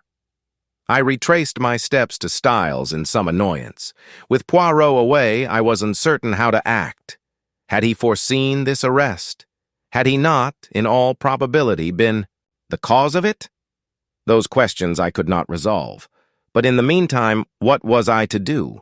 Should I announce the arrest openly at Styles or not? Though I did not acknowledge it to myself, the thought of Mary Cavendish was weighing on me. Would it not be a terrible shock to her? For the moment, I set aside utterly any suspicions of her. She could not be implicated. Otherwise, I should have heard some hint of it. Of course, there was no possibility of being able permanently to conceal Dr. Bauerstein's arrest from her. It would be announced in every newspaper on the morrow. Still, I shrank from blurting it out. If only Poirot had been accessible, I could have asked his advice. What possessed him to go posting off to London in this unaccountable way? In spite of myself, my opinion of his sagacity was immeasurably heightened. I would never have dreamt of suspecting the doctor had not Poirot put it into my head. Decidedly, the little man was clever. After some reflecting, I decided to take John into my confidence and leave him to make the matter public or not, as he thought fit. He gave vent to a prodigious whistle as I imparted the news. Great. Scott! You were right then. I couldn't believe it at the time. No, it is astonishing until you get used to the idea and see how it makes everything fit in. Now, what are we to do? Of course, it will be generally known tomorrow, John reflected. Never mind, he said at last. We won't say anything. At present, there is no need. As you say, it will be known soon enough. But to my intense surprise, on getting down early the next morning and eagerly opening the newspapers, there was not a word about the arrest. There was a column of mere padding about the Styles poisoning case, but nothing further. It was rather inexplicable, but I supposed that, for some reason or other, Jap wished to keep it out of the papers. It worried me just a little, for it suggested the possibility that there might be further arrests to come. After breakfast, I decided to go down to the village and see if Poirot had returned yet. But, before I could start, a well-known face blocked one of the windows, and the well-known voice said, "Bonjour, mon ami." "Poirot," I exclaimed with relief, and seizing him by both hands, I dragged him into the room.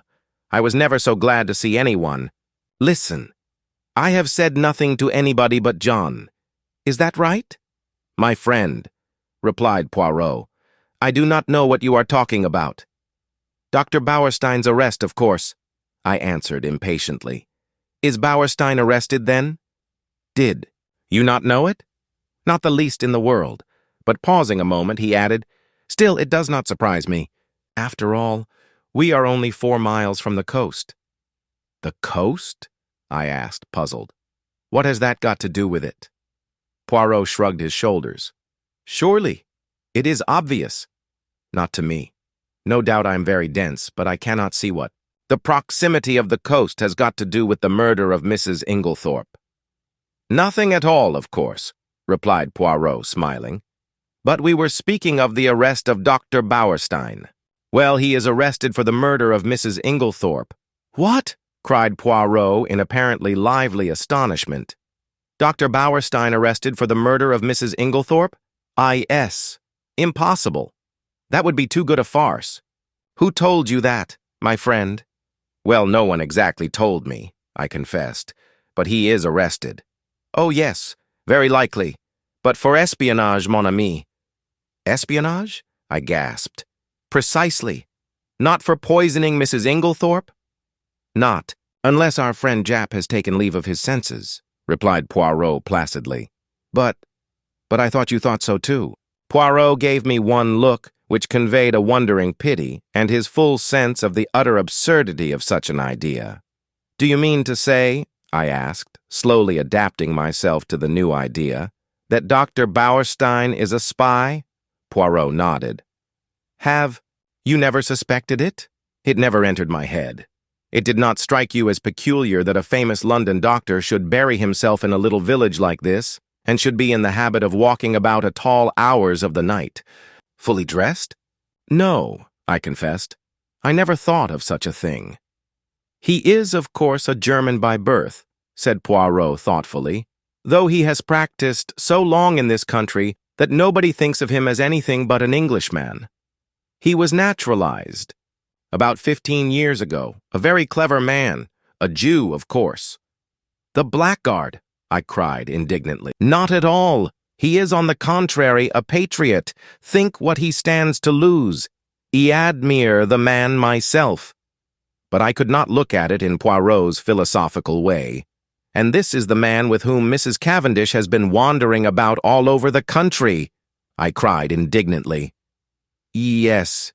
I should fancy he had found her very useful, remarked Poirot. So long as gossip busied itself in coupling their names together, any other vagaries of the doctor's passed unobserved. Then you think he never really cared for her? I asked eagerly, rather too eagerly perhaps under the circumstances. That, of course, I cannot say, but shall I tell you my own private opinion, Hastings? Yes. Well, it is this, that Mrs. Cavendish does not care, and never has cared one little jot about Dr. Bauerstein. Do you really think so? I could not disguise my pleasure, I am quite sure of it, and I will tell you why. Yes, because she cares for someone else, mon ami. Oh, what did he mean? In spite of myself, an agreeable warmth spread over me. I am not a vain man where women are concerned, but I remembered certain evidences, too lightly thought of at the time, perhaps, but which certainly seemed to indicate. My pleasing thoughts were interrupted by the sudden entrance of Miss Howard. She glanced round hastily to make sure there was no one else in the room, and quickly produced an old sheet of brown paper. This she handed to Poirot, murmuring as she did so the cryptic words, "On top of the wardrobe." Then she hurriedly left the room. Poirot unfolded the sheet of paper eagerly and uttered an exclamation of satisfaction. He spread it out on the table. Come here, Hastings. Now tell me, what is that initial, J or L? It was a medium-sized sheet of paper, rather dusty, as though it had lain by for some time. But it was the label that was attracting Poirot's attention. At the top, it bore the printed stamp of Messrs. Parksons, the well-known theatrical costumier, and it was addressed to the debatable initial, Cavendish, Esquirneau, Styles Court, Styles St. Mary, Essex. It might be T, or it might be L, I said, after studying the thing for a minute or two. It certainly isn't a J. Good, replied Poirot, folding up the paper again. I also am of your way of thinking. It is an L, depend upon it. Where did it come from? I asked curiously. Is it important? Moderately so. It confirms a surmise of mine. Having deduced its existence, I set Miss Howard to search for it, and as you see, she has been successful. What did she mean by on the top of the wardrobe? She meant, replied Poirot promptly, that she found it on top of a wardrobe. A funny place for a piece of brown paper, I mused. Not at all. The top of a wardrobe is an excellent place for brown paper and cardboard boxes. I have kept them there myself. Neatly arranged, there is nothing to offend the eye. Poirot, I asked earnestly, have you made up your mind about this crime? Yes. That is to say, I believe I know how it was committed. Ah! Unfortunately, I have no proof beyond my surmise unless... With sudden energy, he caught me by the arm and whirled me down the hall, calling out in French in his excitement, Mademoiselle Dorcas, un moment, s'il vous plaît. Dorcas, quite flurried by the noise, came hurrying out of the pantry. My good Dorcas, I have an idea, a little idea. If it should prove justified, what magnificent chance. Tell me, on Monday, not Tuesday, Dorcas, but Monday, the day before. The tragedy? Did anything go wrong with Mrs. Inglethorpe's bell? Dorcas looked very surprised. Ah, yes, sir. Now you mention it, it did, though I don't know how you came to hear of it. A mouse, or some such, must have nibbled the wire through. The man came and put it right on Tuesday morning. With a long-drawn exclamation of ecstasy, Poirot led the way back to the morning room. "See you. One should not ask for outside proof. No, reason should be enough. But the flesh is weak. It is consolation to find that one is on the right track. Ah, my friend, I am like a giant refreshed. I run, I leap." And, in very truth, run and leap he did, gambolling wildly down the stretch of lawn outside the long window. "What is your remarkable little friend doing?" asked a voice behind me, and he turned to find Mary Cavendish at my elbow. She smiled, and so did I. "What is it all about?" "Really, I can't tell you. He asked Dorcas some question about a bell, and appeared so delighted with her answer that he is capering about as you see." Mary laughed. "How ridiculous. He's going out of the gate. Isn't he coming back today?" "I don't know. I've given up trying to guess what he'll do next." "Is he quite mad, Mr. Hastings?" "I honestly don't know. Sometimes I feel sure he is as mad as a hatter. And then, just as he is at his maddest, I find there is method in his madness." "I see." In spite of her laugh, Mary was looking thoughtful this morning. She seemed grave, almost sad.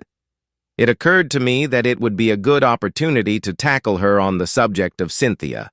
I began rather tactfully, I thought, but I had not gone far before she stopped me authoritatively. "You are an excellent advocate, I have no doubt, Mr. Hastings, but in this case your talents are quite thrown away. Cynthia will run no risk of encountering any unkindness from me." I began to stammer feebly that I hoped she hadn't thought. But again she stopped me, and her words were so unexpected that they quite drove Cynthia and her troubles out of my mind. "Mr. Hastings," she said, "do you think I and my husband are happy together?" I was considerably taken aback, and murmured something about its not being my business to think anything of the sort. "Well," she said quietly, "whether it is your business or not, I will tell you that we are not happy." I said nothing, for I saw that she had not finished. She began slowly, walking up and down the room, her head a little bent, and that slim, supple figure of hers swaying gently as she walked. She stopped suddenly and looked up at me.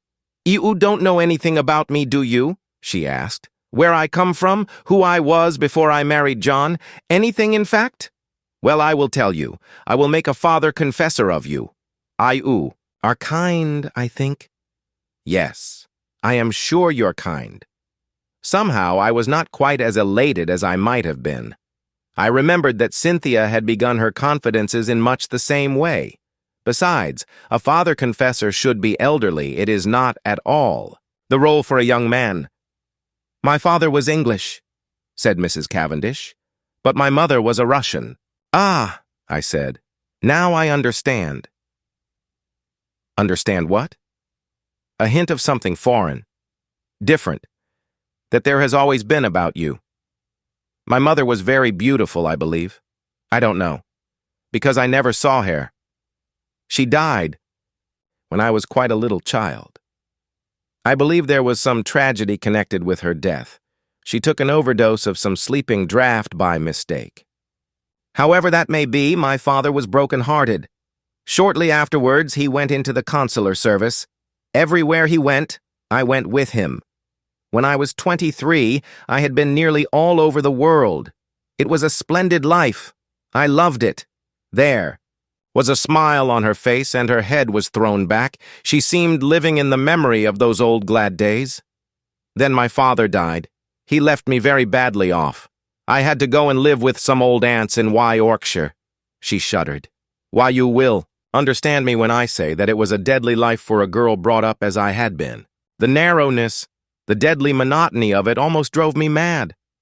She paused a minute and added in a different tone, "And then I met John Cavendish."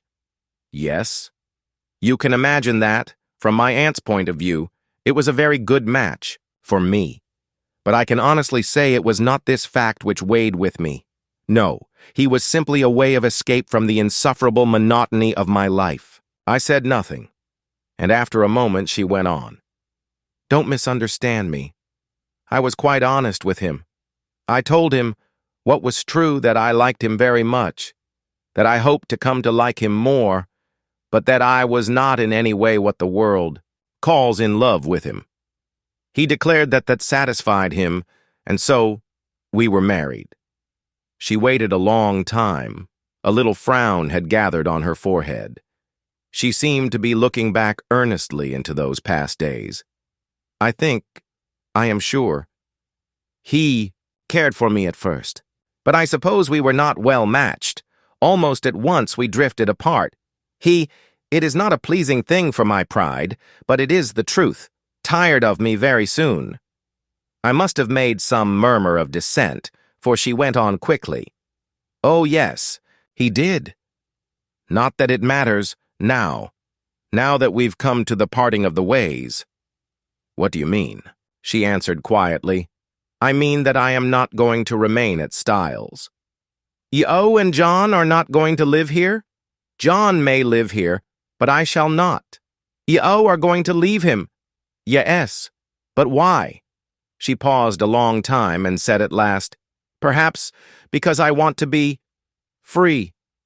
And, as she spoke, I had a sudden vision of broad spaces, virgin tracts of forests, untrodden lands, and a realization of what freedom would mean to such a nature as Mary Cavendish.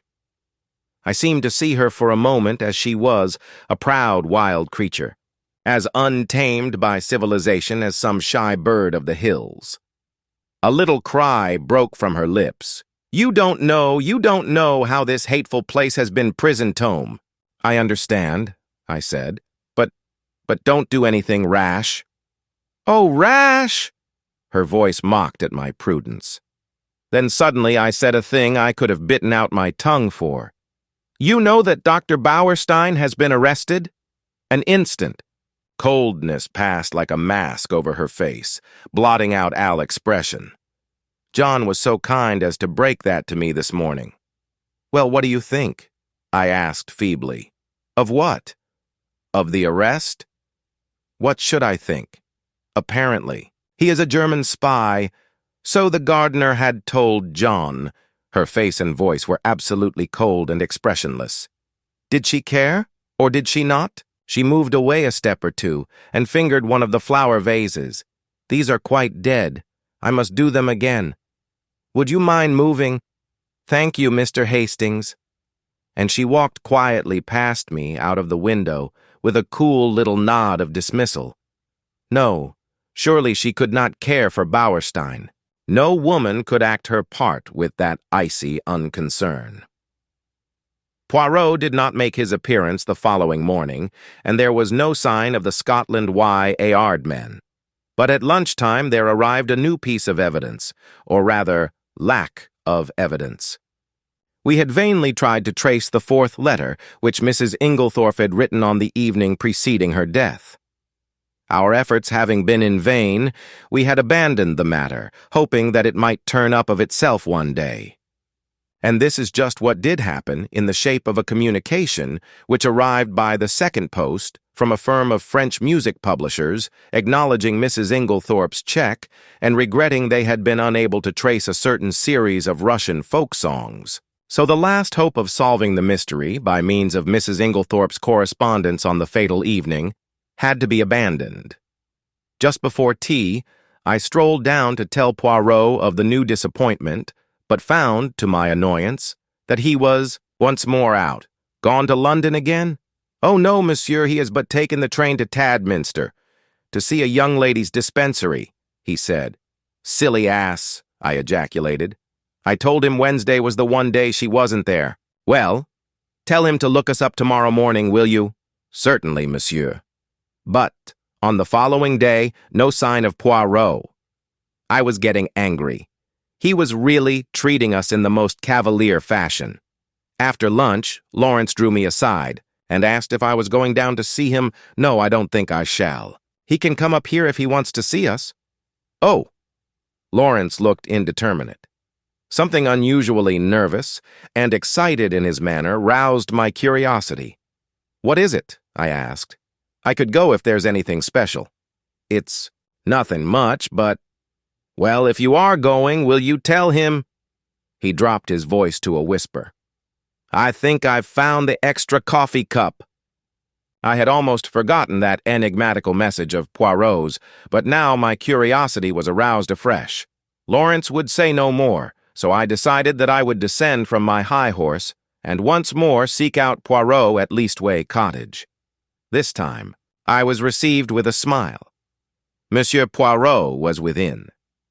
Whodunit? I mounted accordingly.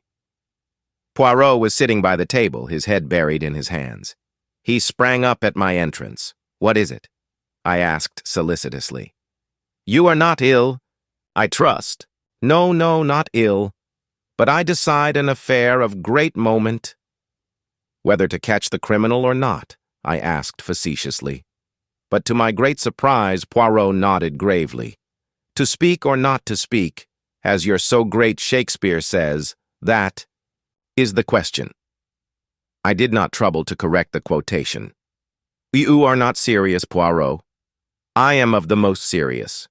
For the most serious of all things hangs in the balance. And that is? A woman's happiness, mon ami, he said gravely. I did not quite know what to say.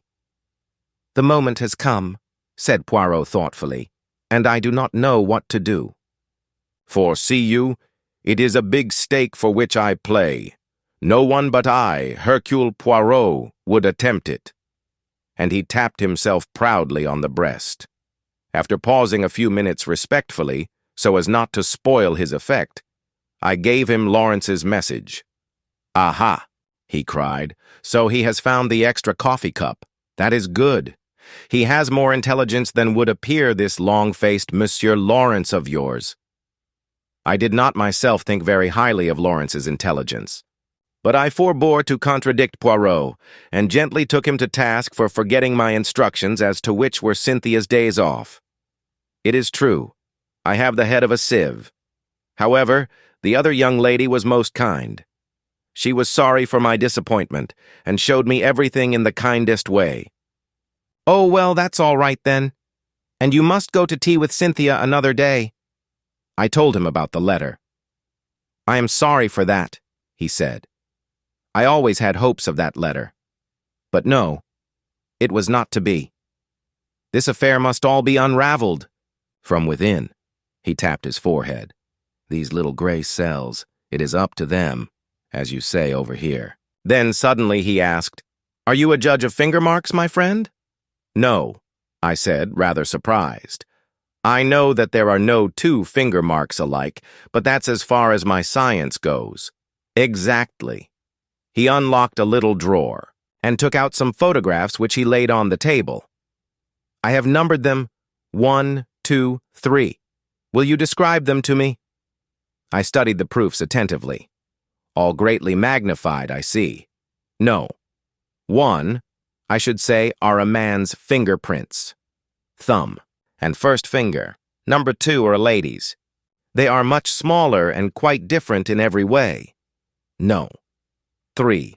I paused for some time. There seemed to be a lot of confused finger marks, but here, very distinctly, are number 1s. Overlapping the others? I'll recognize them beyond fail? Oh, yes. They are identical. Poirot nodded, and gently taking the photographs from me, locked them up again. I suppose, I said, that as usual, you are not going to explain? On the contrary, number 1 were the fingerprints of Monsieur Lawrence. Number 2 were those of Mademoiselle Cynthia. They are not important. I merely obtained them for comparison. Number 3 is a little more complicated. Yes? It is, as you see, highly magnified. Why, you may have noticed a sort of blur extending all across the picture. I will not describe to you the special apparatus, dusting powder, etc., which I used. It is a well-known process to the police, and by means of it you can obtain a photograph of the fingerprints of any object in a very short space of time. Well, my friend, you have seen the finger marks. It remains to tell you the particular object on which they had been left. Go on, I am really excited. Eh bien, photo number 3 represents the highly magnified surface of a tiny bottle.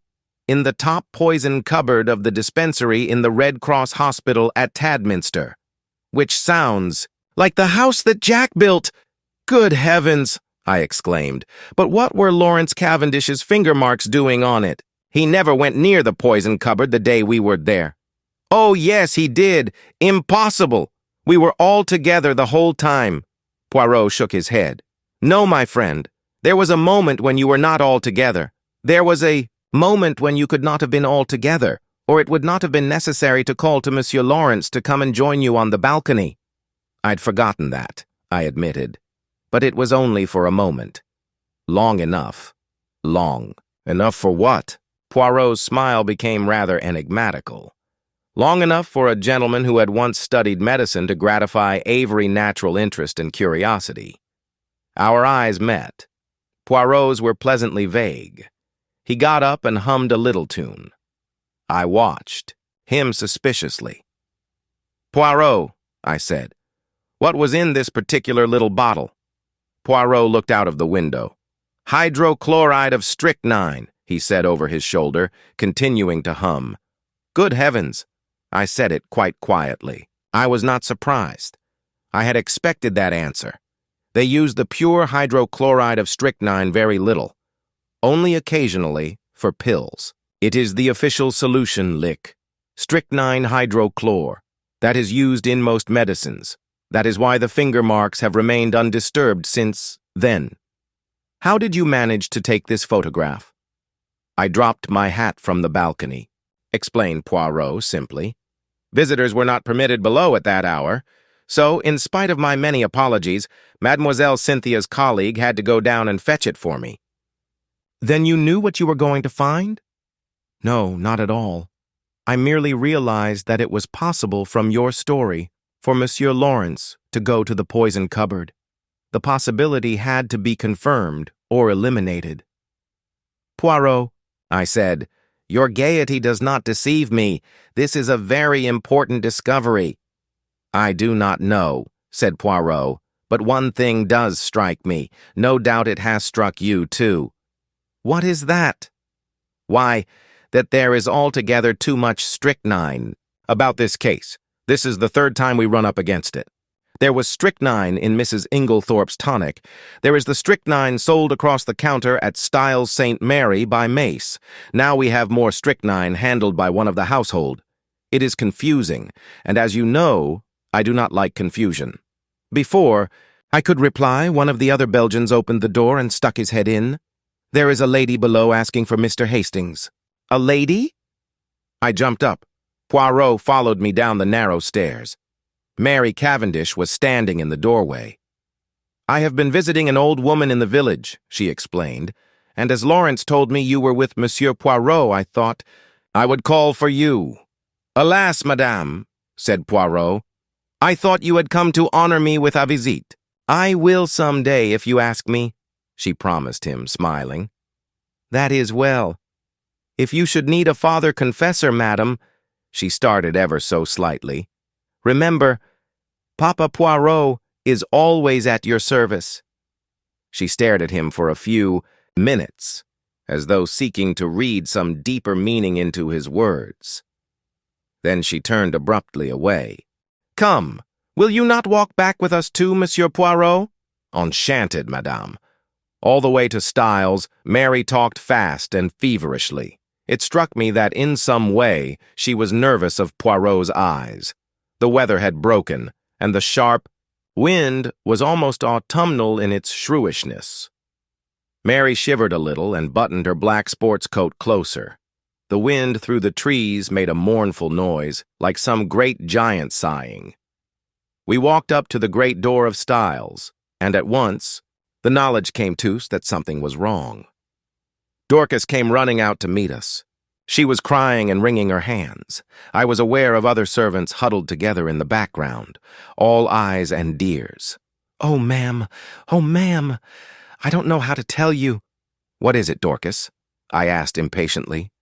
Tell us, at once. It's those wicked detectives. They've arrested him. They've arrested Mr. Cavendish. Arrested Lawrence? I gasped. I saw a strange look come into Dorcas's eyes. No, sir, not Mr. Lawrence, Mr. John.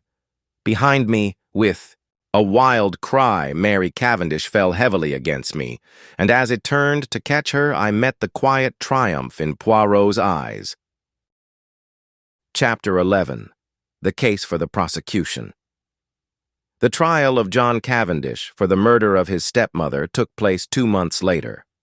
Of the intervening weeks I will say little, but my admiration and sympathy went out unfeignedly to Mary Cavendish. She ranged herself passionately on her husband's side, scorning the mere idea of his guilt, and fought for him tooth and nail. I expressed my admiration to Poirot, and he nodded thoughtfully. Yes, she is of those women who show at their best. In adversity, it brings out all that is sweetest and truest in them. Her pride and her jealousy have— Jealousy? I queried. Yes. Have you not realized that she is an unusually jealous woman? As I was saying, her pride and jealousy have been laid aside. She thinks of nothing but her husband and the terrible fate that is hanging over him. He spoke very feelingly, and I looked at him earnestly, remembering that last afternoon when he had been deliberating whether or not to speak. With his tenderness for a woman's happiness, I felt glad that the decision had been taken out of his hands. Even now, I said, I can hardly believe it. You see, up to the very last minute, I thought it was Lawrence. Poirot grinned. I know you did. But John, my old friend John. Every murderer is probably somebody's old friend, observed Poirot philosophically. You cannot mix up sentiment and reason. I must say I think you might have given me a hint. Perhaps, mon ami, I did not do so just because he was your old friend. I was rather disconcerted by this, remembering how I had busily passed on to John what I believed to be Poirot's views concerning Bauerstein. He, by the way, had been acquitted of the charge brought against him. Nevertheless, although he'd been too clever for them this time, and the charge of espionage could not be brought home to him, his wings were pretty well clipped for the future. Asked Poirot whether he thought John would be condemned. To my intense surprise, he replied that, on the contrary, he was extremely likely to be acquitted. But, Poirot, I protested. Oh, my friend, have I not said to you all along that I have no proofs? It is one thing to know that a man is guilty. It is quite another matter to prove him so. And, in this case, there is terribly little evidence. That is the whole trouble. I, Hercule Poirot, know. But I lack the last link in my chain. And unless I can find that missing link— He shook his head gravely. When did you first suspect John Cavendish? I asked, after a minute or two. Did you not suspect him at all? No, indeed. Not after that fragment of conversation. You overheard between Mrs. Cavendish and her mother-in-law and her subsequent lack of frankness at the inquest? No. Did you not put 2 and 2 together and reflect that if it was not Alfred Inglethorpe who was quarreling with his wife, and you remember has strenuously denied it at the inquest, it must be either Lawrence or John? Now, if it was Lawrence, Mary Cavendish's conduct was just as inexplicable. But if, on the other hand, it was John, the whole thing was explained quite naturally. So, I cried, a light breaking in upon me, it was John who quarreled with his mother that afternoon? Exactly. And you have known this all along? Certainly. Mrs. Cavendish's behavior could only be explained that way. And yet you say he may be acquitted? Poirot shrugged his shoulders. Certainly I do. At the police court proceedings, we shall hear the case for the prosecution, but in all probability his solicitors will advise him to reserve his defense. That will be sprung upon us at the trial. And, by the way, I have a word of caution to give you, my friend. I must not appear in the case. What? No, officially, I have nothing to do with it. Until I have found that last link in my chain, I must remain behind the scenes. Mrs. Cavendish must think I am working for her husband, not against him. I say, that's playing it a bit low down, I protested. Not at all. We have to deal. with a most clever and unscrupulous man, and we must use any means in our power. Otherwise, he will slip through our fingers. That is why I have been careful to remain in the background. All the discoveries have been made by Jap, and Jap will take all the credit. If I am called upon to give evidence at all," he smiled broadly, "it will probably be as a witness for the defense. I could hardly believe my ears. It is quite en règle," continued Poirot. "Strangely enough, I can give evidence that will demolish one contention of the prosecution." "Which one?" "The one that relates to the destruction of the will. John Cavendish did not destroy that will. Poirot was a true prophet. I will not go into the details of the police court proceedings, as it involves many tiresome repetitions. I will merely state baldly that John Cavendish reserved his defense and was duly committed for trial. September found us all in London. Mary took a house in Kensington, Poirot being included in the family party. I myself had been given a job at the War Office, so was able to see them continually. As the weeks went by, the state of Poirot's nerves grew worse and worse. That last link he talked about was still lacking. Privately, I hoped it might remain so, for what happiness could there be for Mary if John were not acquitted? On September 15th, John Cavendish appeared in the dock at the Old Bailey, charged with the willful murder of Emily Agnes Inglethorpe, and pleaded not guilty. Sir Ernest Heavyweather, the famous K.C., had been engaged to defend him. Mr. Phillips, K.C., opened the case for the Crown. The murder, he said, was a most premeditated and cold-blooded one. It was neither more nor less than the deliberate poisoning of a fond and trusting woman by the stepson to whom she had been more than a mother. Ever since his boyhood, she had supported him. He and his wife had lived at Styles Court in every luxury, surrounded by her care and attention. She had been their kind and generous benefactress.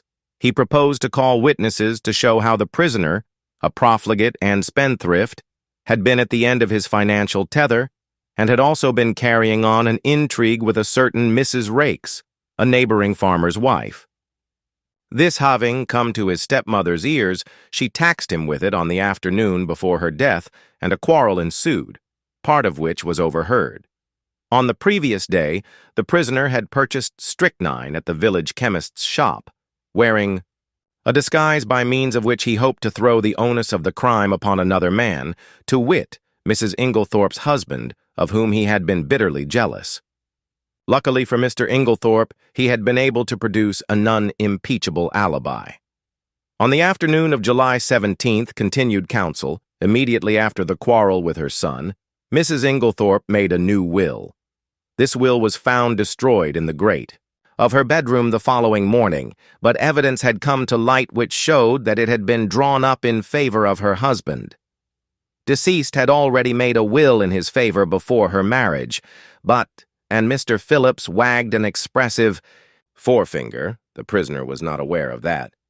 What had induced the deceased to make a fresh will, with the old one still extant, he could not say. She was an old lady and might possibly have forgotten the former one, or, this seemed to him more likely, she may have had an idea that it was revoked by her marriage, as there had been some conversation on the subject. Ladies were not always very well versed in legal knowledge. She had about a year before executed a will in favor of the prisoner. He would call evidence to show that it was the prisoner who ultimately handed his stepmother her coffee on the fatal night.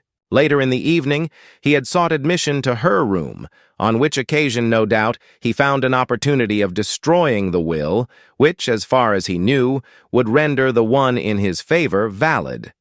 The prisoner had been arrested in consequence of the discovery in his room by Detective Inspector Jap, a most brilliant officer, of the identical phial of strychnine which had been sold at the village chemist's to the supposed Mr. Inglethorpe on the day before the murder. It would be for the jury to decide whether or not these damning facts constituted an overwhelming proof of the prisoner's guilt, and subtly implying that a jury which did not so decide was quite unthinkable, Mr. Phillips sat down and wiped his forehead. The first witnesses for the prosecution were mostly those who had been called at the inquest, the medical evidence being again taken first. Sir Ernest Heavyweather, who was famous all over England for the unscrupulous manner in which he bullied witnesses, only asked 2 questions. I take it, Dr. Bauerstein, that strychnine as a drug acts quickly, yes. And that you are unable to account for the delay in this case? Yes. Thank you. Mr. Mace identified the file handed him by counsel as that sold by him to Mr. Inglethorpe. Pressed, he admitted that he only knew Mr. Inglethorpe by sight. He had never spoken to him. The witness was not cross-examined. Alfred Inglethorpe was called and denied having purchased the poison. He also denied having quarreled with his wife. Various witnesses testified to the accuracy of these statements. The gardener's evidence as to the witnessing of the will was taken, and then Dorcas was called. Dorcas, faithful to her young gentleman, denied strenuously that it could have been John's voice she heard, and resolutely declared in the teeth of everything that it was Mr. Inglethorpe who had been in the boudoir with her mistress. A rather wistful smile passed across the face of the prisoner in the dock. He knew only too well how useless her gallant defiance was, since it was not the object of the defense to deny this point. Mrs. Cavendish, of course, could not be called upon to give evidence against her husband. After various questions on other matters, Mr. Phillips asked, "In the month of June last, do you remember a parcel arriving for Mr. Lawrence Cavendish from Parkson's?" Dorcas shook her head. "I don't remember, sir. It may have done, but Mr. Lawrence was away from home part of June. In the event of a parcel arriving for him whilst he was away, what would be done with it? It would either be put in his room or sent on after him." "By you?" "No, sir. I should leave it on the hall table. It would be Miss Howard who would attend to anything like that." Evelyn Howard was called and, after being examined on other points, was questioned as to the parcel. "Don't remember. Lots of parcels come. Can't remember one special one. Why, I do not know if it was sent after Mr. Lawrence Cavendish to Wales or whether it was put in his room. Don't think it was sent after him. Should have remembered it if it was. Supposing a parcel arrived addressed to Mr. Lawrence Cavendish, and afterwards it disappeared, should you remark its absence?" "No. Don't think so. I should think someone had taken charge of it. I believe, Miss Howard, that it was you who found this sheet of brown paper." He held up the same dusty piece which Poirot and I had examined in the morning room at Styles. "Yes, I did." "How did you come to look for it?"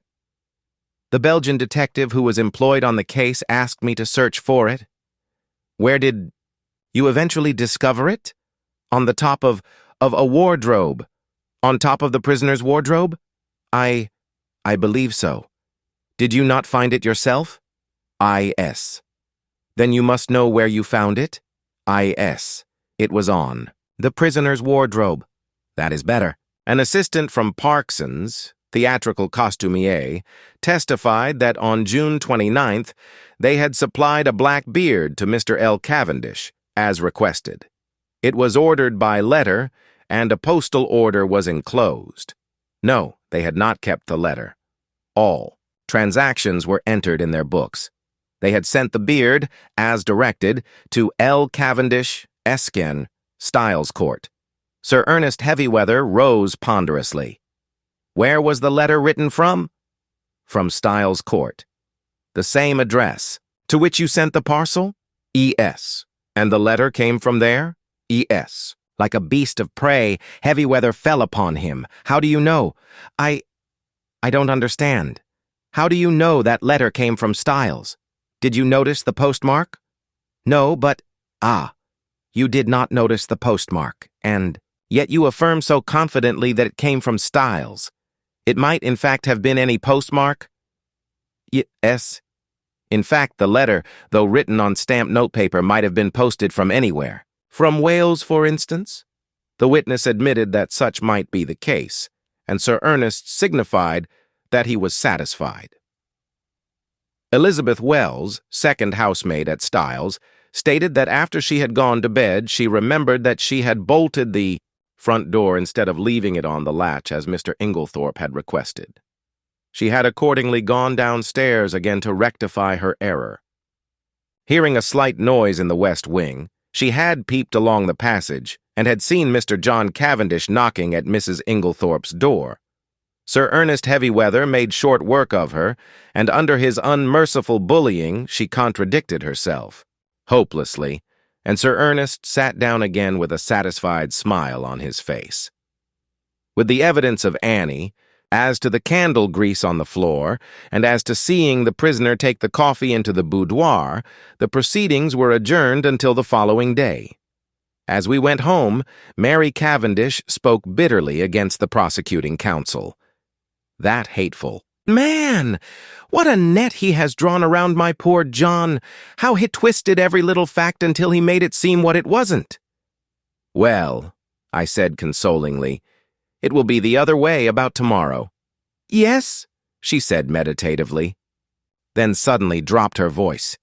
Mr. Hastings, you do not think, surely it could not have been Lawrence. Oh no, that could not be. But I myself was puzzled, and as soon as I was alone with Poirot, I asked him what he thought Sir Ernest was driving at. Ah, said Poirot appreciatively. He is a clever man, that Sir Ernest. Do you think he believes Lawrence guilty? I do not think he believes or cares anything. No, what he is trying for is to create such confusion in the minds of the jury that they are divided in their opinion as to which brother did it. He is endeavoring to make out that there is quite as much evidence against Lawrence as against John, and I am not at all sure that he will not succeed.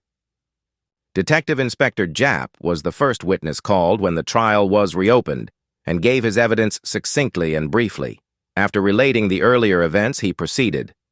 Acting on information received, Superintendent Summerhay and myself searched the prisoner's room during his temporary absence from the house.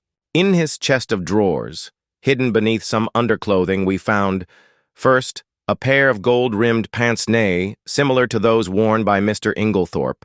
These were exhibited. Secondly, this file.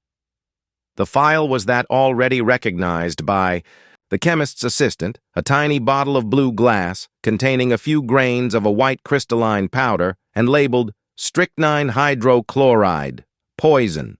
A fresh piece of evidence discovered by the detectives since the police court proceedings was a long, almost new piece of blotting paper. It had been found in Mrs. Inglethorpe's checkbook, and on being reversed at a mirror, showed clearly the words, "Everything of which I die possessed I leave to my beloved husband Alfred Ing." This placed beyond question the fact that the destroyed will had been in favor of the deceased lady's husband. Japp then produced the charred fragment of paper recovered from the grate, and this, with the discovery of the beard in the attic, completed his evidence. But Sir Ernest's cross-examination was yet to come. What day was it when you searched the prisoner's room? Tuesday, the 24th of July. Exactly a week after the tragedy? E.S. You found these two objects, you say, in the chest of drawers. Was the drawer unlocked? E.S.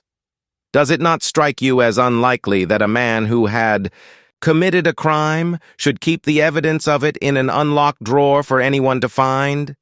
He might have stowed them there in a hurry.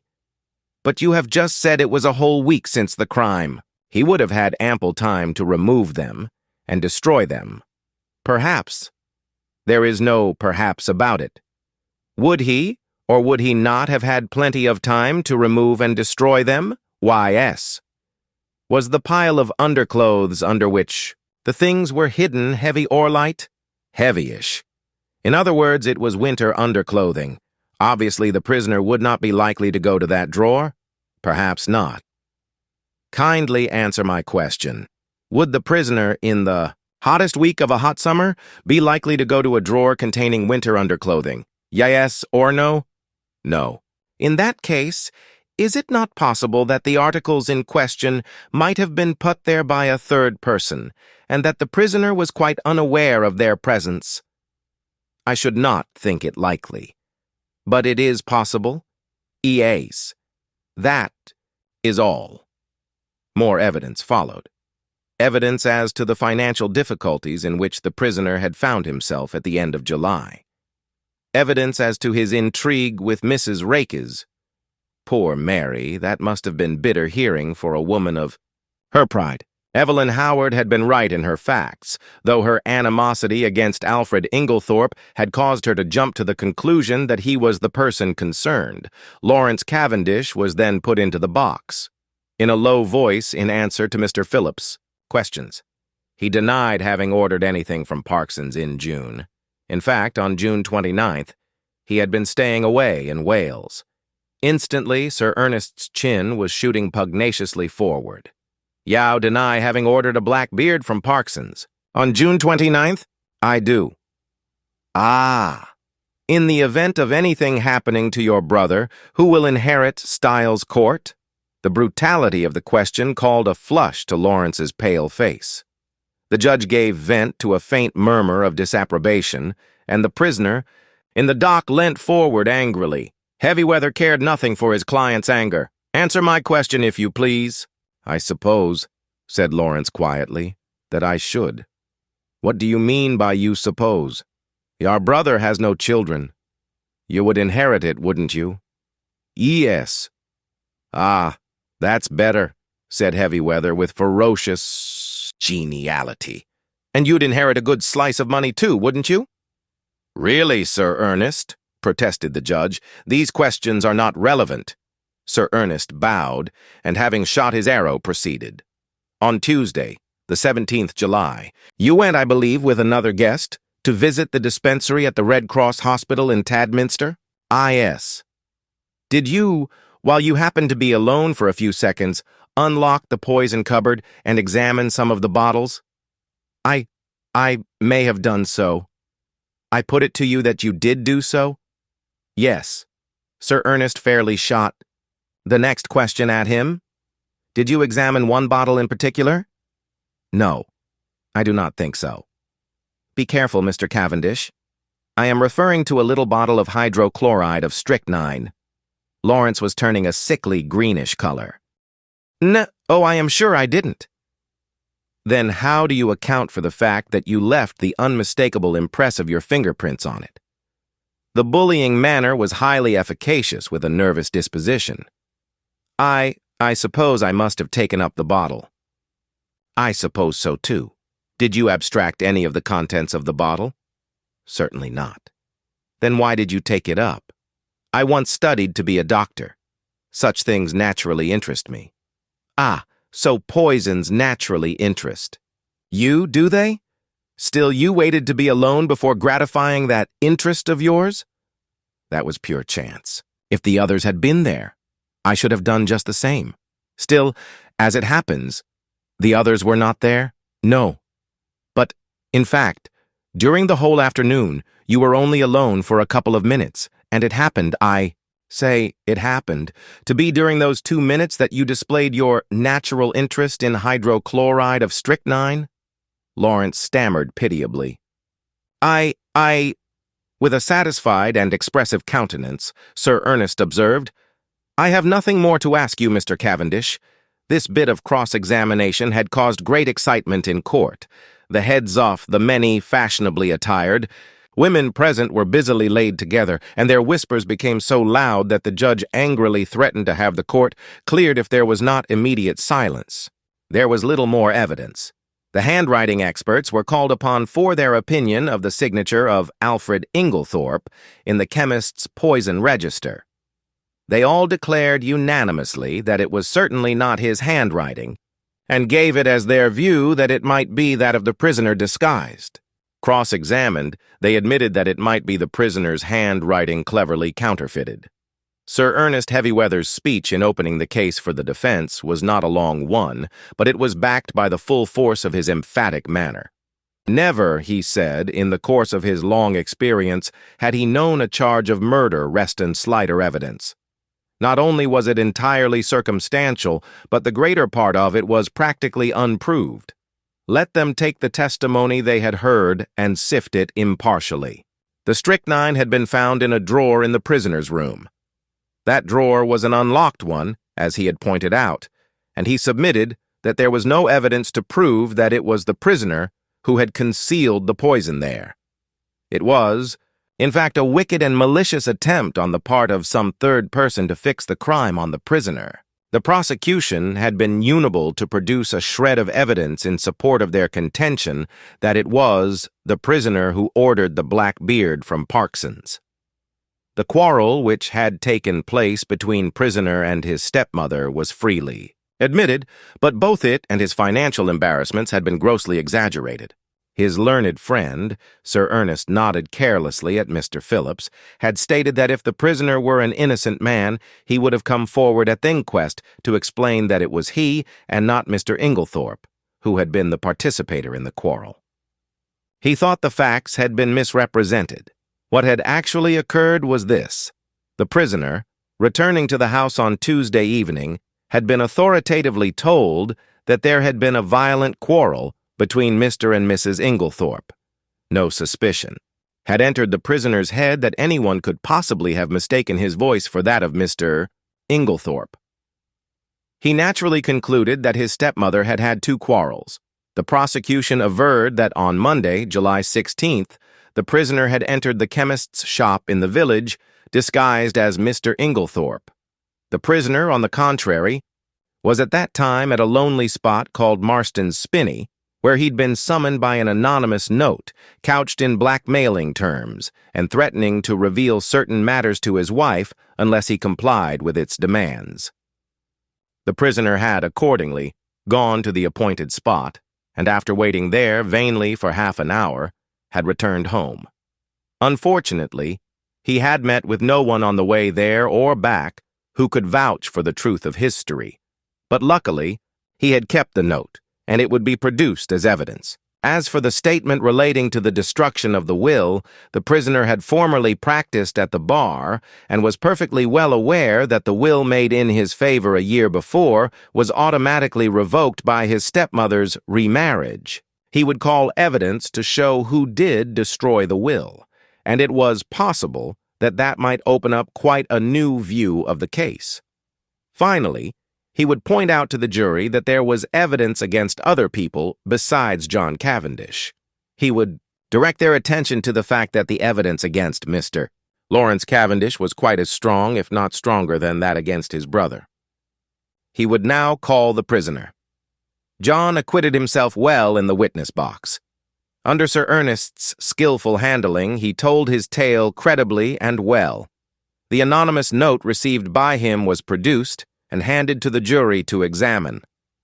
The readiness with which he admitted his financial difficulties and the disagreement with his stepmother lent value to his denials. At the close of his examination, he paused and said, "I should like to make one thing clear. I utterly reject and disapprove of Sir Ernest Heavyweather's insinuations against my brother. My brother, I am convinced, had no more to do with the crime than I have."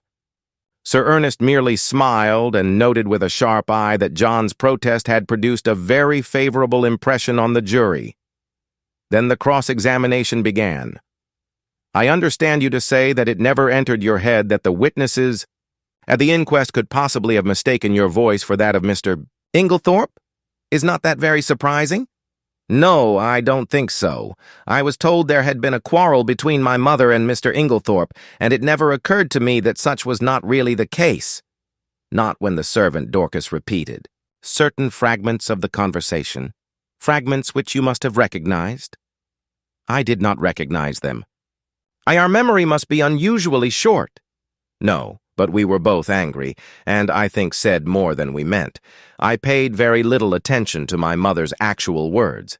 Mr. Phillips's incredulous sniff was a triumph of forensic skill. He passed on to the subject of the note. "You have produced this note very opportunely. Tell me, is there nothing familiar about the handwriting of it?" "Not that I know of." "Do you not think that it bears a marked resemblance to your own handwriting? Carelessly disguised?"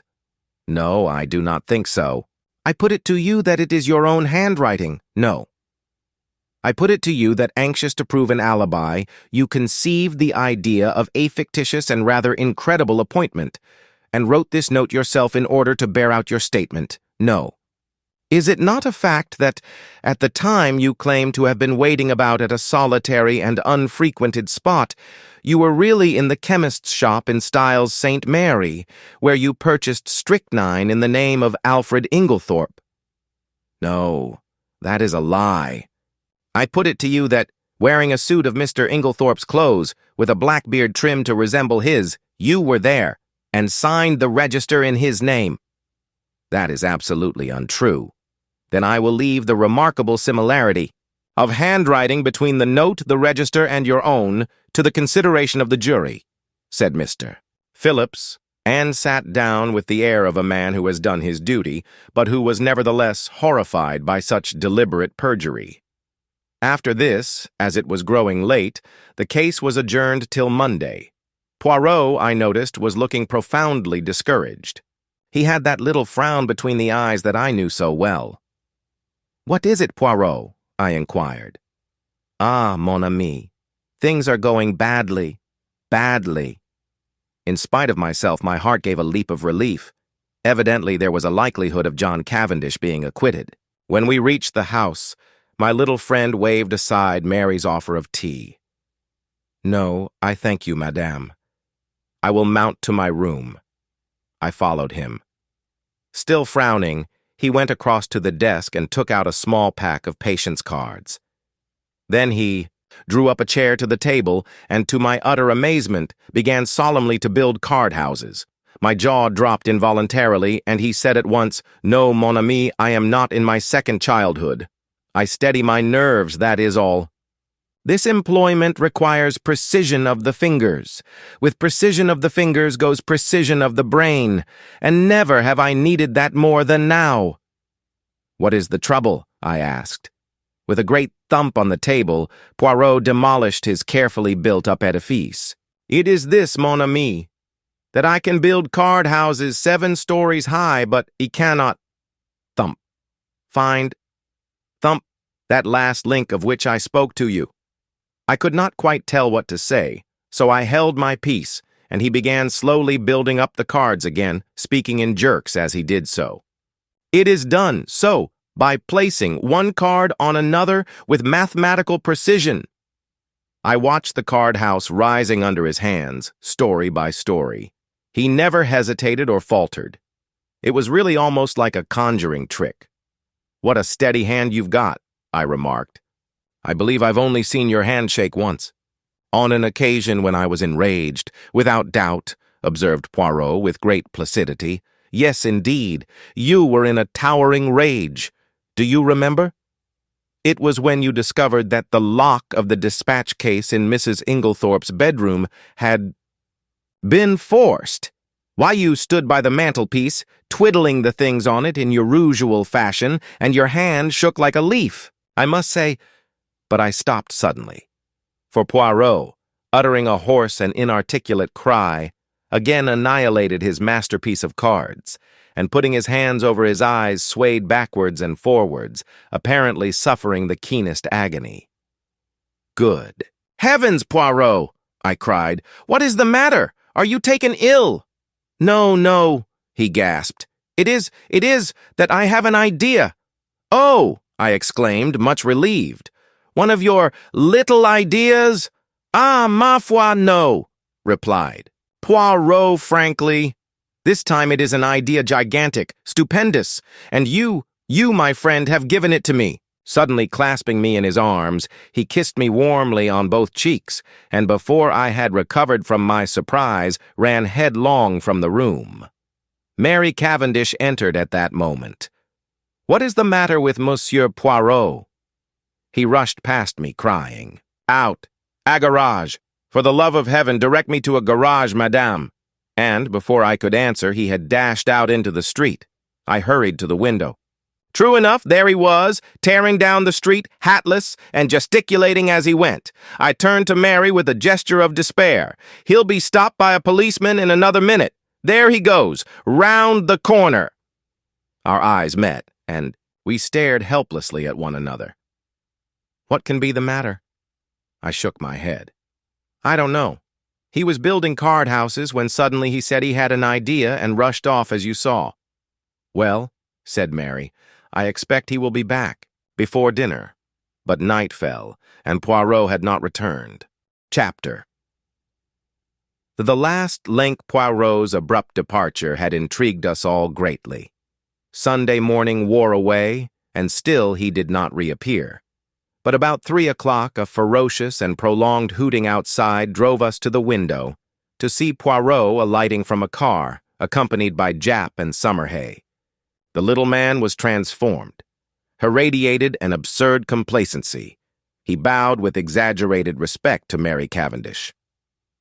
Madame, I have your permission to hold a little reunion in the salon. It is necessary for everyone to attend. Mary smiled sadly. You know, Monsieur Poirot, that you have carte blanche in every way. You are too amiable, madame. Still beaming, Poirot marshaled us all into the drawing room, bringing forward chairs as he did so. Miss Howard, here. Mademoiselle Cynthia. Monsieur Lawrence, the good Dorcas. And Annie. Bien, we must delay our proceedings a few minutes until Mr. Inglethorpe arrives. I have sent him a note. Miss Howard rose immediately from her seat. If that man comes into the house, I leave it. No, no. Poirot went up to her and pleaded in a low voice. Finally, Miss Howard consented to return to her chair. A few minutes later, Alfred Inglethorpe entered the room. The company once assembled, Poirot rose from his seat with the air of a popular lecturer and bowed politely to his audience. Messieurs, Mesdames, as you all know, I was called in by Monsieur John Cavendish to investigate this case. I at once examined the bedroom of the deceased, which by the advice of the doctors had been kept locked, and was consequently exactly as it had been when the tragedy occurred. I found, first, a fragment of green material, second, a stain on the carpet near the window, still damp, thirdly, an empty box of bromide powders. To take the fragment of green material first, I found it caught in the bolt of the communicating door between that room and the adjoining one, occupied by Mademoiselle Cynthia. I handed the fragment over to the police, who did not consider it of much importance. Nor did they recognize it for what it was. A piece torn from a green land armlet. There was a little stir of excitement. Now there was only one person at Styles who worked on the land, Mrs. Cavendish. Therefore, it must have been Mrs. Cavendish, who entered the deceased's room through the door communicating with Mademoiselle Cynthia's room. But that door was bolted on the inside, I cried. When I examined the room, yes. But in the first place, we have only her word for it, since it was she who tried that particular door and reported it fastened. In the ensuing confusion, she would have had ample opportunity to shoot the bolt across. I took an early opportunity of verifying my conjectures. To begin with, the fragment corresponds exactly with a tear in Mrs. Cavendish's armlet. Also, at the inquest, Mrs. Cavendish declared that she had heard, from her own room, the fall of the table by the bed. I took an early opportunity of testing that statement by stationing my friend Monsieur Hastings in the left wing of the building just outside Mrs. Cavendish's door. I myself, in company with the police, went to the deceased's room, and whilst there I, apparently accidentally, knocked over Thedable in question, but found that, as I had expected, Monsieur Hastings had heard no sound at all. This confirmed my belief that Mrs. Cavendish was not speaking the truth when she declared that she had been dressing in her room at the time of the tragedy. In fact, I was convinced that, far from having been in her own room, Mrs. Cavendish was actually in the deceased's room when the alarm was given. I shot a quick glance at Mary. She was very pale but smiling. I proceeded to reason on that assumption. Mrs. Cavendish is in her mother-in-law's room. We will say that she is seeking for something and has not yet found it. Suddenly, Mrs. Inglethorpe awakens and is seized with an alarming paroxysm. She flings out her arm, overturning the bed table, and then pulls desperately at the bell. Mrs. Cavendish, startled, drops her candle, scattering the grease on the carpet. She picks it up and retreats quickly to Mademoiselle Cynthia's room, closing the door behind her. She hurries out into the passage, for the servants must not find her where she is. But it is too late. Already footsteps are echoing along the gallery which connects the two wings. What can she do? Quick as thought, she hurries back to the young girl's room and starts shaking her awake. The hastily aroused household come trooping down the passage. They are all busily battering at Mrs. Inglethorpe's door. It occurs to nobody that Mrs. Cavendish has not arrived with the rest, but, and this is significant, I can find no one who saw her come from the other wing. He looked at Mary Cavendish. Am I right, madame? She bowed her head. Quite right, monsieur. You understand that if I had thought I would do my husband any good by revealing these facts, I would have done so. But it did not seem to me to bear upon the question of his guilt or innocence. In a sense, that is correct, madam, but it cleared my mind of many misconceptions and left me free to see other facts in their true significance. The will, cried Lawrence. Then it was you, Mary, who destroyed the will? She shook her head, and Poirot shook his also. No, he said quietly. There is only one person who could possibly have destroyed that will, Mrs. Inglethorpe herself. Impossible, I exclaimed. She had only made it out that very afternoon. Nevertheless, mon ami, it was Mrs. Inglethorpe. Because in no other way can you account for the fact that, on one of the hottest days of the year, Mrs. Inglethorpe ordered a fire to be lighted in her room. I gave a gasp. What idiots we had. Been never to think of that fire as being incongruous. Poirot was continuing. The temperature on that day, monsieur, was 80 degrees in the shade. We at Mrs. Inglethorpe ordered a fire. Why? Because she wished to destroy something and could think of no other way. Why, I will remember that in consequence of the war economics practiced at Styles, no waste paper was thrown away. There was, therefore, no means of destroying a thick document such as a will. The moment I heard of a fire being lighted in Mrs. Inglethorpe's room, I leaped to the conclusion that it was to destroy some important document, possibly a will. So the discovery of the charred fragment in the grate was no surprise to me. I did not, of course, know at the time that the will in question had only been made this afternoon, and I will admit that when I learnt that fact, I fell into a grievous error. I came to the conclusion that Mrs. Inglethorpe's determination to destroy her will arose as a direct consequence of the quarrel she had that afternoon, and that therefore the quarrel took place after and not before the making of the will. Here, as we know, I was wrong, and I was forced to abandon that idea. I faced the problem from a new standpoint. Now, at 4 o'clock, Dorcas overheard her mistress saying angrily, "Thou need not think that any fear of publicity or scandal between husband and wife will deter me." I conjectured, and conjectured rightly, that these words were addressed, not to her husband, but to Mr. John Cavendish. At 5 o'clock, an hour later, she uses almost the same words, but the standpoint is different. She admits to Dorcas, "I don't know what to do. Scandal between husband and wife is a dreadful thing."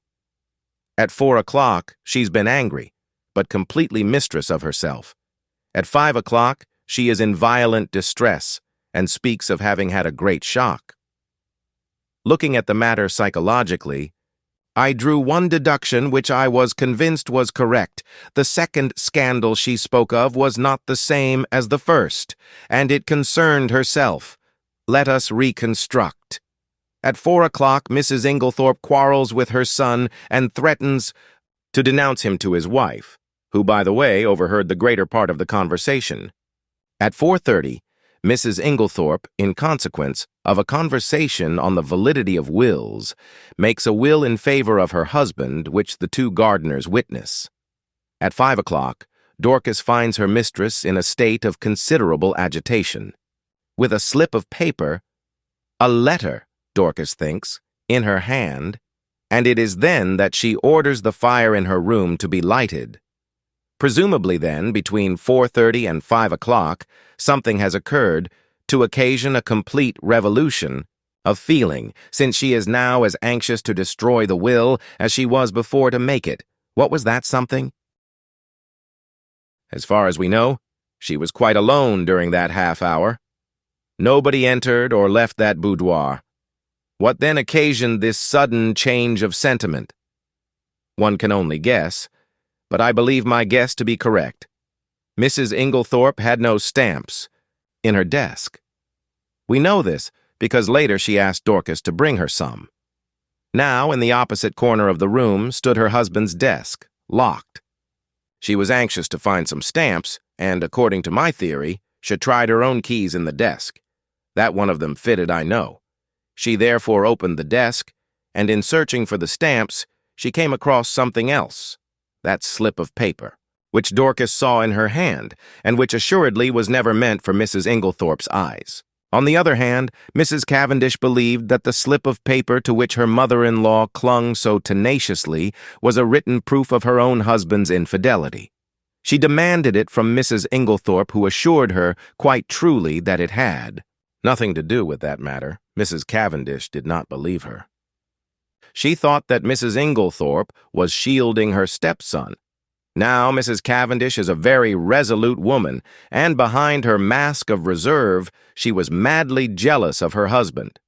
She determined to get hold of that paper at all costs, and in this resolution, chance came to her aid. She happened to pick up the key of Mrs. Inglethorpe's dispatch case, which had been lost that morning. She knew that her mother-in-law invariably kept all important papers in this particular case. Mrs. Cavendish, therefore, made her plans as only a woman driven desperate through jealousy could have done. Sometime in the evening she unbolted the door, leading into Mademoiselle Cynthia's room. Possibly she applied oil to the hinges, for I found that it opened quite noiselessly when I tried it. She put off her project until the early hours of the morning as being safer, since the servants were accustomed to hearing her move about her room at that time. She dressed completely in her land kit, and made her way quietly through Mademoiselle Cynthia's room into that of Mrs. Inglethorpe. He paused a moment, and Cynthia interrupted. "But I should have woken up if anyone had come through my room." "Not if you were drugged, mademoiselle." "Drugged? Mais, oui, you remember—" He addressed us collectively again. "That—" Through all the tumult and noise next door, Mademoiselle Cynthia slept. That admitted of two possibilities. Either her sleep was feigned, which I did not believe, or her unconsciousness was indeed by artificial means. With this latter idea in my mind, I examined all the coffee cups most carefully, remembering that it was Mrs. Cavendish who had brought Mademoiselle Cynthia her coffee the night before. I took a sample from each cup and had them analyzed, with no result. I had counted the cups carefully. In the event of one having been removed, 6 persons had taken coffee, and 6 cups were duly found. I had to confess myself mistaken. Then, I discovered that I had been guilty of a very grave oversight. Coffee had been brought in for 7 persons, not 6, for Dr. Bauerstein had been there that evening. This changed the face of the whole affair, for there was now 1 cup missing. The servants noticed nothing, since Annie, the housemaid, who took in the coffee, brought in 7 cups, not knowing that Mr. Inglethorpe never drank it, whereas Dorcas, who cleared them away the following morning, found 6 as usual, or strictly speaking, she found 5, the 6th being the one found broken in Mrs. Inglethorpe's room. I was confident that the missing cup was that of Mademoiselle Cynthia. I had an additional reason for that belief in the fact that all the cups found contained sugar, which Mademoiselle Cynthia never took in her coffee. My attention was attracted by the story of Annie about some salt on the tray of cocoa, which she took every night to Mrs. Inglethorpe's room. I accordingly secured a sample of that cocoa and sent it to be analyzed. "But that had already been done by Dr. Bauerstein," said Lawrence quickly. "Not exactly. The analyst was asked by him to report whether strychnine was or was not present. He did not have it tested, as I did, for a narcotic." "For a narcotic?" I.S. Here is the analyst's report. Mrs. Cavendish administered a safe, beautifactual narcotic to both Mrs. Inglethorpe and Mademoiselle Cynthia, and it is possible that she had a mauvais quart d'heure in consequence. Imagine her feelings when her mother-in-law is suddenly taken ill and dies, and immediately after she hears the word poison. She has believed that the sleeping draught she administered was perfectly harmless, but there is no doubt that for one terrible moment she must have feared that Mrs. Inglethorpe's death lay at her door. She is seized with panic, and under its influence she hurries downstairs and quickly drops the coffee cup and saucer used by Mademoiselle Cynthia into a large brass vase, where it is discovered later by Monsieur Lawrence. The remains of the cocoa she dare not touch. Too many eyes are upon her. Guess at her relief when strychnine is mentioned, and she discovers that after all the tragedy is not her doing. We are now able to account for the symptoms of strychnine poisoning being so long in making their appearance. A narcotic taken with strychnine will delay the action of the poison for some hours. Poirot paused. Mary looked up at him, the color slowly rising in her face. All you have said is quite true, Monsieur Poirot. It was the most awful hour of my life. I shall never forget it. But you are wonderful. I understand now. What I meant when I told you that you could safely confess to Papa Poirot, eh? But you would not trust me. I see everything now, said Lawrence. The drugged cocoa, taken on top of the poisoned coffee, amply accounts for the delay. Exactly. But was the coffee poisoned, or was it not? We come to a little difficulty here, since Mrs. Inglethorpe never drank it. What? The cry of surprise was universal. No, I will remember my speaking of a stain on the carpet in Mrs. Inglethorpe's room. There were some peculiar points about that stain. It was still damp, it exhaled a strong odor of coffee, and embedded in the nap of the carpet, I found some little splinters of china. What had happened was plain to me. For not 2 minutes before I had placed my little case on the table near the window, and the table, tilting up, had deposited it upon the floor on precisely the identical spot. In exactly the same way, Mrs. Inglethorpe had laid down her cup of coffee on reaching her room the night before, and the treacherous table had played her the same trick. What happened next is mere guesswork on my part, but I should say that Mrs. Inglethorpe picked up the broken cup and placed it on the table by the bed. Feeling in need of a stimulant of some kind, she heated up her cocoa and drank it off then and there. Now we are faced with a new problem. We know the cocoa contained no strychnine. The coffee was never drunk. Wyatt, the strychnine must have been administered between 7 and 9 o'clock that evening. What third medium was there? A medium so suitable for disguising the taste of strychnine that it is extraordinary no one has thought of it? Poirot looked round the room and then answered himself impressively. Her medicine!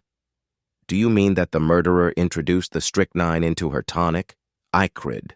There was no need to introduce it. It was already there, in the mixture. The strychnine that killed Mrs. Inglethorpe was the identical strychnine prescribed by Dr. Wilkins. To make that clear to you, I will read you an extract from a book on dispensing which I found in the dispensary of the Red Cross Hospital at Tadminster.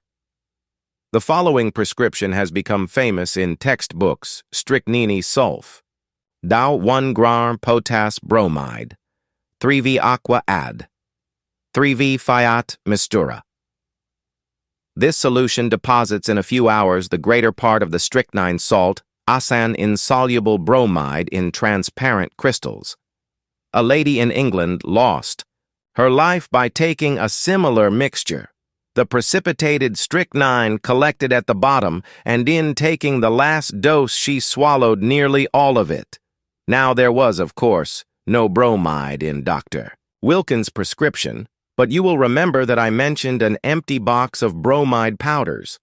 1 or 2 of those powders introduced into the full bottle of medicine would effectually precipitate the strychnine, as the book describes, and cause it to be taken in the last dose. I will learn later that the person who usually poured out Mrs. Inglethorpe's medicine was always extremely careful not to shake the bottle, but leave the sediment at the bottom of it undisturbed.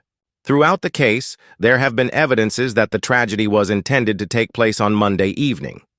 On that day, Mrs. Inglethorpe's bell wire was neatly cut, and on Monday evening Mademoiselle Cynthia was spending the night with friends, so that Mrs. Inglethorpe would have been quite alone in the right wing, completely shut off from help of any kind, and would have died in all probability before medical aid could have been summoned.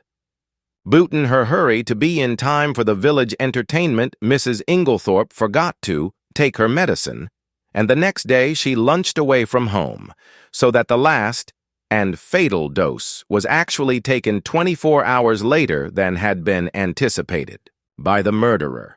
And it is owing to that delay that the final proof, the last link of the chain, is now in my hands. Amid breathless excitement, he held out 3 thin strips of paper. A letter in the murderer's own handwriting, mes amis. Had it been a little clearer in its terms, it is possible that Mrs. Inglethorpe, warned in time, would have escaped. As it was, she realized her danger, but not the manner of it. In the deathly silence, Poirot pieced together the slips of paper and, clearing his throat, read, "Dearest Evelyn, you will be anxious at hearing nothing. It is all right, only it will be tonight instead of last night. You understand, there's a good time coming once the old woman is dead and out of the way. No one can possibly bring home the crime to me. That idea of yours about the bromides was a stroke of genius, but we must be very circumspect. A false step—" Here, my friends. The letter breaks off. Doubtless the writer was interrupted, but there can be no question as to his identity. "We all know this handwriting and—" A howl that was almost a scream broke the silence. "You devil! How did you get it?" A chair was overturned. Poirot skipped nimbly aside. A quick movement on his part, and his assailant fell with a crash. "Messieurs, mesdames," said Poirot with a flourish. "The murderer, Mr. Alfred Inglethorpe. Let me introduce you to the murderer, Mr. Alfred Inglethorpe." Chapter 13. Poirot explains. "Poirot, you old villain," I said, "I've half a mind to strangle you. What do you mean by deceiving me as you have done?" We were sitting in the library. Several hectic days lay behind us. In the room below, John and Mary were together once more, while Alfred Inglethorpe and Miss Howard were in custody. Now, at last, I had Poirot to myself, and could relieve my still burning curiosity. Poirot did not answer me for a moment, but at last he said, "I did not deceive you, mon ami. At most, I permitted you to deceive yourself." "Yes, but why?" "Well, it is difficult to explain. Why, you see, my friend, you have a nature so honest, and a countenance so transparent that, enfin, to conceal your feelings is impossible. If I had told you my ideas, the very first time you saw Mr. Alfred Inglethorpe, that astute gentleman would have, in your so expressive idiom, smelt a rat, and then bonjour to our chances of catching him. I think that I have more diplomacy than you give me credit for." "My friend," besought Poirot, "I implore you, do not enrage yourself. Why, our help has been of the most invaluable. It is but the extremely beautiful nature that you have which made me pause." "Well," I grumbled, a little mollified, "I still think you might have given me a hint." "But I did, my friend. Several hints. Yahoo would not take them. Think now, did I ever say to you that I believed John Cavendish guilty? Did I not, on the contrary, tell you that he would almost certainly be acquitted? Yes, but— And did I not immediately afterward speak of the difficulty of bringing the murderer to justice? Was it not plain to you that I was speaking of 2 entirely different persons?" "No," I said, "it was not plain to me." "Then again," continued Poirot, "at the beginning, did I not repeat to you several times that I didn't want Mr. Inglethorpe arrested now? That should have conveyed something to you? Do you mean to say you suspected him as long ago as that?" "Yes.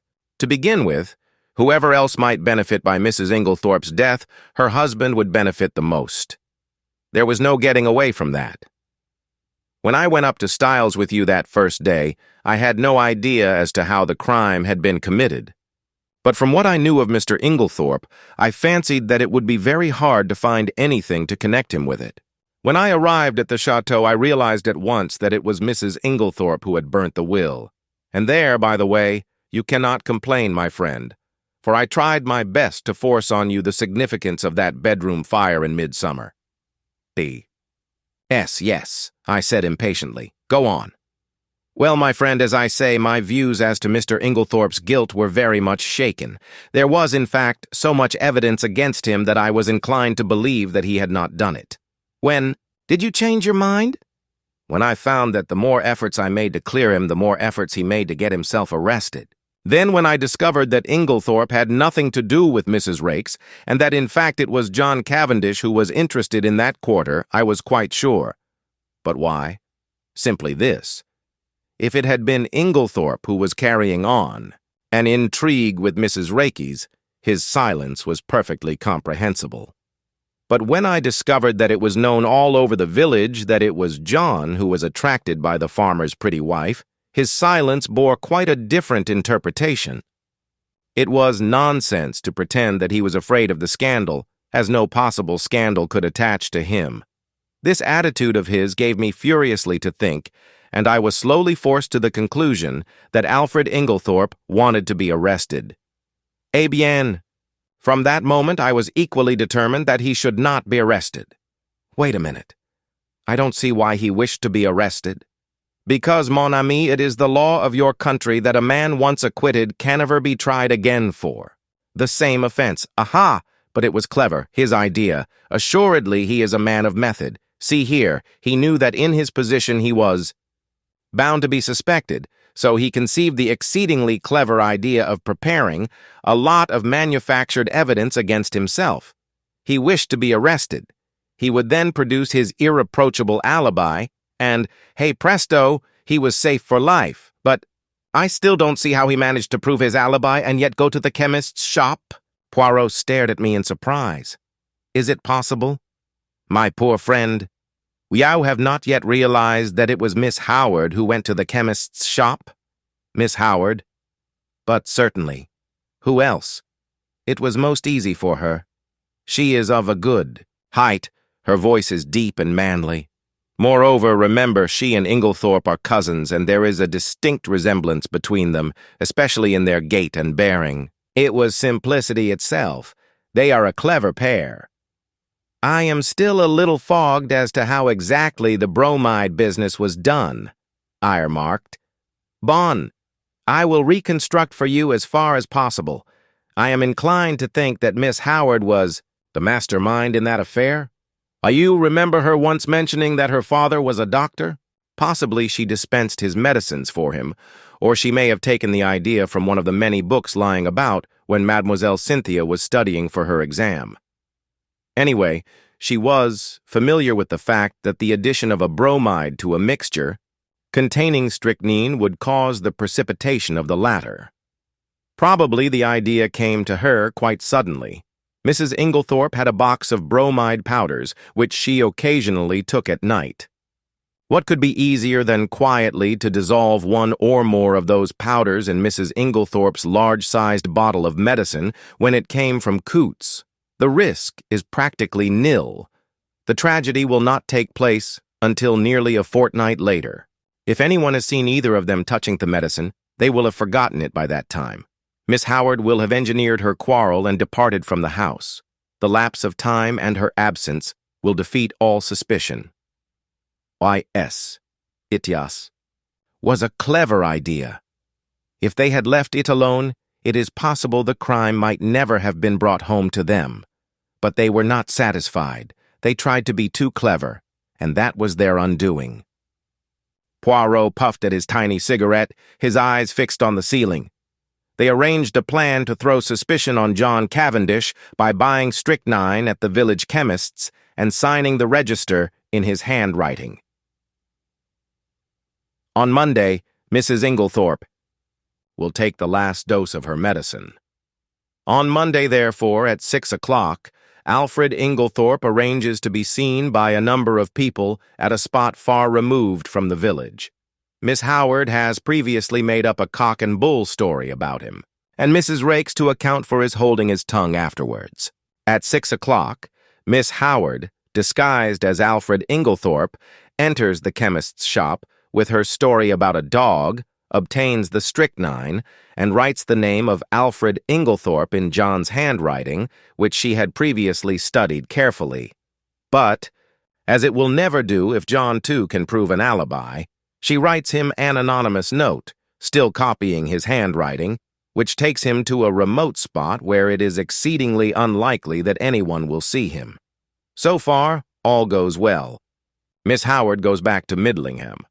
Alfred Inglethorpe returns to Styles. There is nothing that can compromise him in any way, since it is Miss Howard who has the strychnine, which, after all, is only wanted as a blind to throw suspicion on John. Cavendish. But now a hitch occurs. Mrs. Inglethorpe does not take her medicine that night. The broken bell, Cynthia's absence, arranged by Inglethorpe through his wife, all these are wasted. And then he makes his slip. Mrs. Inglethorpe is out, and he sits down to write to his accomplice, who he fears may be in a panic at the non-success of their plan. It is probable that Mrs. Inglethorpe returned earlier than he expected. Caught in the act and somewhat flurried, he hastily shuts and locks his desk. He fears that if he remains in the room, he may have to open it again, and that Mrs. Inglethorpe might catch sight of the letter before he could snatch it up. So he goes out and walks in the woods, little dreaming that Mrs. Inglethorpe will open his desk and discover the incriminating document.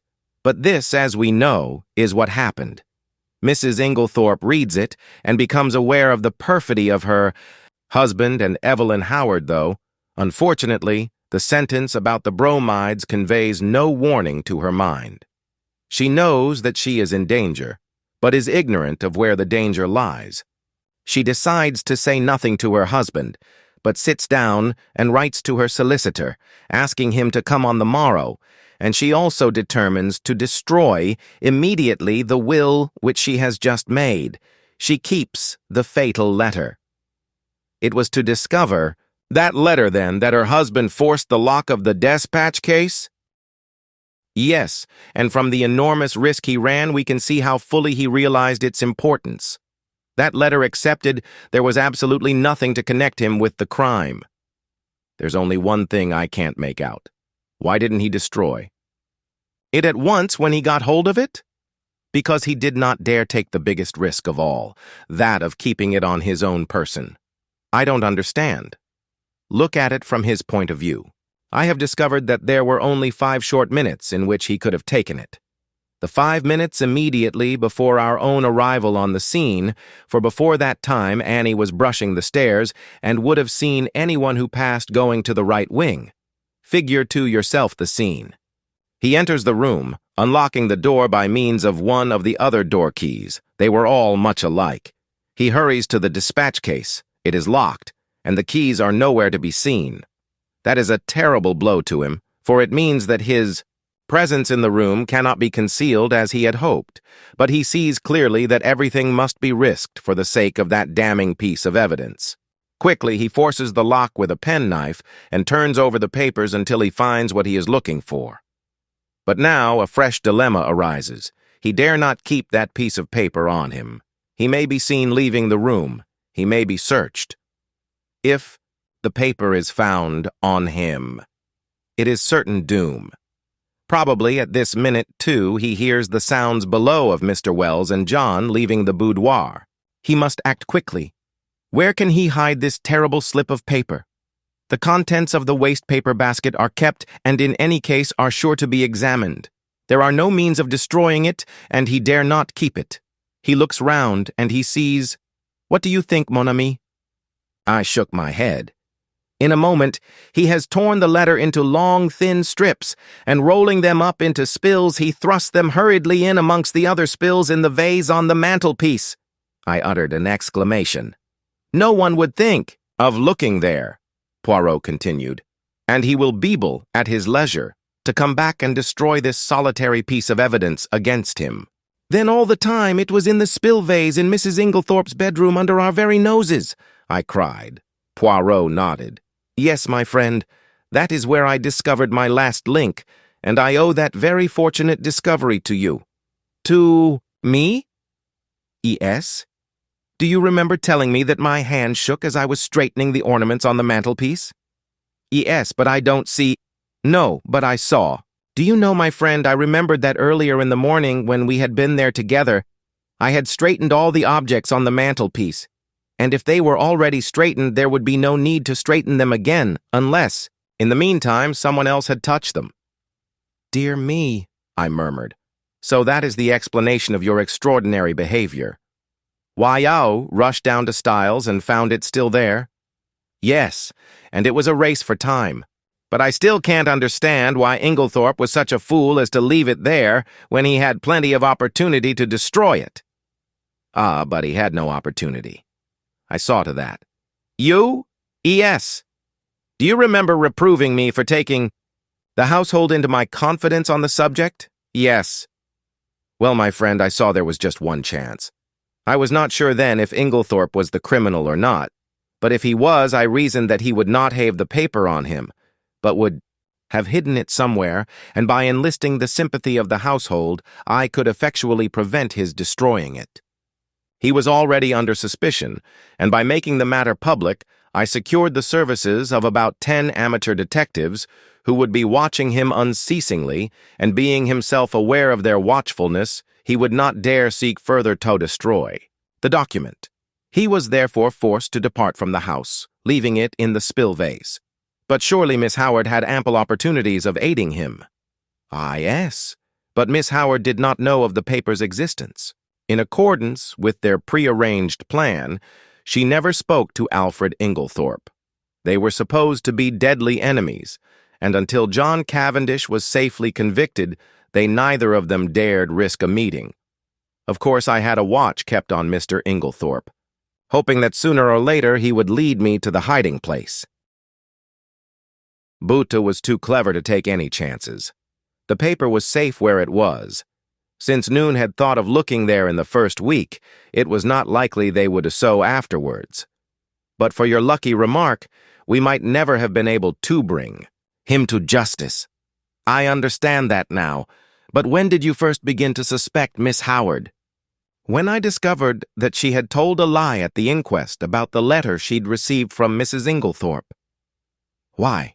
What was there to lie about? You saw that letter? Do you recall its general appearance? Yes, more or less. I will recollect, then, that Mrs. Inglethorpe wrote a very distinctive hand and left large, clear spaces between her words. But if you look at the date at the top of the letter, you will notice that July 17th is quite different in this respect. Do you see what I mean? No, I confessed. I don't. You do not see that that letter was not written on the 17th, but on the 7th, the day after Miss Howard's departure. The 1 was written in before the 7 to turn it into the 17th. But why? That is exactly what I ask myself. Why does Miss Howard suppress the letter written on the 17th and produce this faked one instead? Because she did not wish to show the letter of the 17th. Why, again? And at once a suspicion dawned in my mind. Why, you will remember my saying that it was wise to beware of people who were not telling you the truth. And yet, I cried indignantly, after that, you gave me 2 reasons why Miss Howard could not have committed the crime. And very good reasons, too, replied Poirot. For a long time they were a stumbling block to me, until I remembered a very significant fact, that she and Alfred Inglethorpe were cousins. She could not have committed the crime single-handed, but the reasons against that did not debar her from being an accomplice. And then there was that rather over-vehement hatred of hers. It concealed every opposite emotion. There was, undoubtedly, a tie of passion between them long before he came to Styles. They had already arranged their infamous plot, that he should marry this rich but rather foolish old lady, induce her to make a will leaving her money to him, and then gain their ends by a very cleverly conceived crime. If all had gone as they planned, they would probably have left England and lived together on their poor victim's money. They are a very astute and unscrupulous pair. While suspicion was to be directed against him, she would be making quiet preparations for a very different denouement. She arrives from Middlingham with all the compromising items in her possession. No suspicion attaches to her. No notice is paid to her coming and going in the house. She hides the strychnine and glasses in John's room. She puts the beard in the attic. She will see to it that sooner or later they are duly discovered. I don't quite see why they tried to fix the blame on John, I remarked. It would have been much easier for them to bring the crime home to Lawrence. Ah, yes, but that was mere chance. All the evidence against him arose out of pure accident. It must, in fact, have been distinctly annoying to the pair of schemers. His manner was unfortunate, I observed thoughtfully. Realize. Of course, what was at the back of that? No. You did not understand that he believed Mademoiselle Cynthia guilty of the crime? No, I exclaimed, astonished. Impossible. Not at all. I myself nearly had the same idea. It was in my mind when I asked Mr. Wells that first question about the will. Then there were the bromide powders which she had made up, and her clever male impersonations, as Dorcas recounted them to us. There was really more evidence against her than anyone else. You are joking, Poirot. No. Shall I tell you what made Monsieur Lawrence turn so pale when he first entered his mother's room on the fatal night? It was because whilst his mother lay there, obviously poisoned, he saw over your shoulder that the door into Mademoiselle Cynthia's room was unbolted. But he declared that he saw it bolted, I cried. Exactly, said Poirot dryly, and that was just what confirmed my suspicion that it was not. He was shielding Mademoiselle Cynthia. But why should he shield her? Because he is in love with her, I laughed. There, Poirot, you are quite wrong. I happen to know for a fact that far from being in love with her, he positively dislikes her. Who told you that, mon ami? Cynthia herself. La pauvre petite. And she was concerned? She said that she did not mind at all. Then she certainly did mind very much, remarked Poirot. They are like that, les femmes.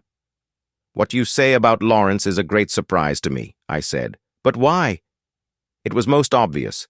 Did not Monsieur Lawrence make the sourpuss every time Mademoiselle Cynthia spoke and laughed with his brother? He'd taken it into his long head that Mademoiselle Cynthia was in love with Monsieur John. When he entered his mother's room and saw her obviously poisoned, he jumped to the conclusion that Mademoiselle Cynthia knew something about the matter. He was nearly driven desperate. First, he crushed the coffee cup to powder under his feet, remembering that she had gone up with his mother the night before, and he determined that there should be no chance off-testing its contents. Thenceforward, he strenuously and quite uselessly upheld the theory of death from natural causes. And what about the extra coffee cup? I was fairly certain that it was Mrs. Cavendish who had hidden it, but I had to make sure. Monsieur Lawrence did not know at all what I meant, but on reflection, he came to the conclusion that if he could find an extra coffee cup anywhere, his lady love would be cleared of suspicion. And he was perfectly right. One thing more. What did Mrs. Inglethorpe mean by her dying words? They were, of course, an accusation against her husband. Dear me, Poirot, I said with a sigh. I think you have explained everything. I am glad it has all ended so happily. Even John and his wife are reconciled. Thanks to me. How do you mean, thanks to you? My dear friend, do you not realize that it was simply and solely the trial which has brought them together again? That John Cavendish still loved his wife, I was convinced. Also that she was equally in love with him. But they had drifted very far apart. It all arose from a misunderstanding. She married him without love. He knew it. He is a sensitive man in his way. He would not force himself upon her if she did not want him. And as he withdrew, her love awoke. But they are both unusually proud, and their pride held them inexorably apart. He drifted into an entanglement with Mrs. Raikes, and she deliberately cultivated the friendship of Dr. Bauerstein. Do you remember The day of John Cavendish's arrest? When you found me deliberating over a big decision? Yes, I quite understood your distress. Pardon me, mon ami, but you did not understand it in the least. I was trying to decide whether or not I would clear John Cavendish at once.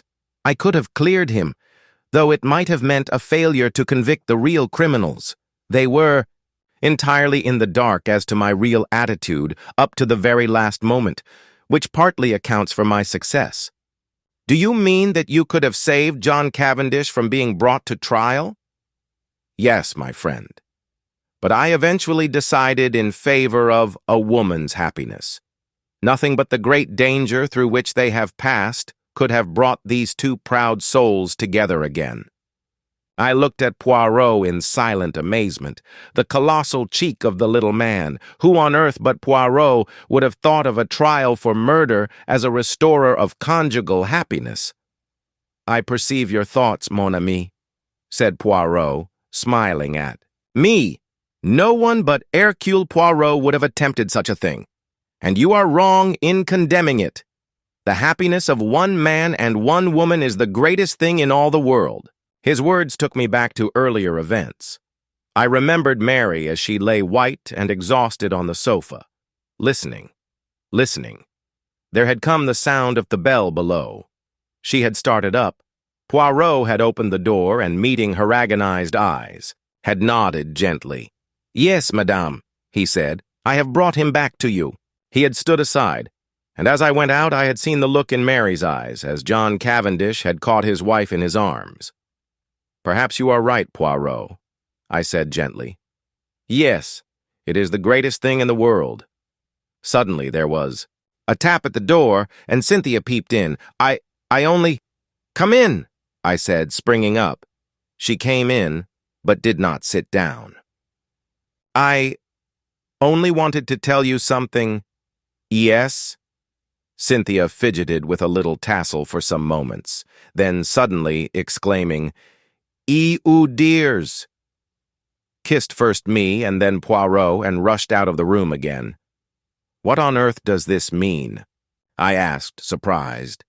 It was very nice to be kissed by Cynthia, but the publicity of the salute rather impaired the pleasure. "It means that she has discovered Monsieur Lawrence does not dislike her as much as she thought," replied Poirot philosophically. "But here, he is." Lawrence at that moment passed the door. "Hey, Monsieur Lawrence," called Poirot. "We must congratulate you, is it not so?"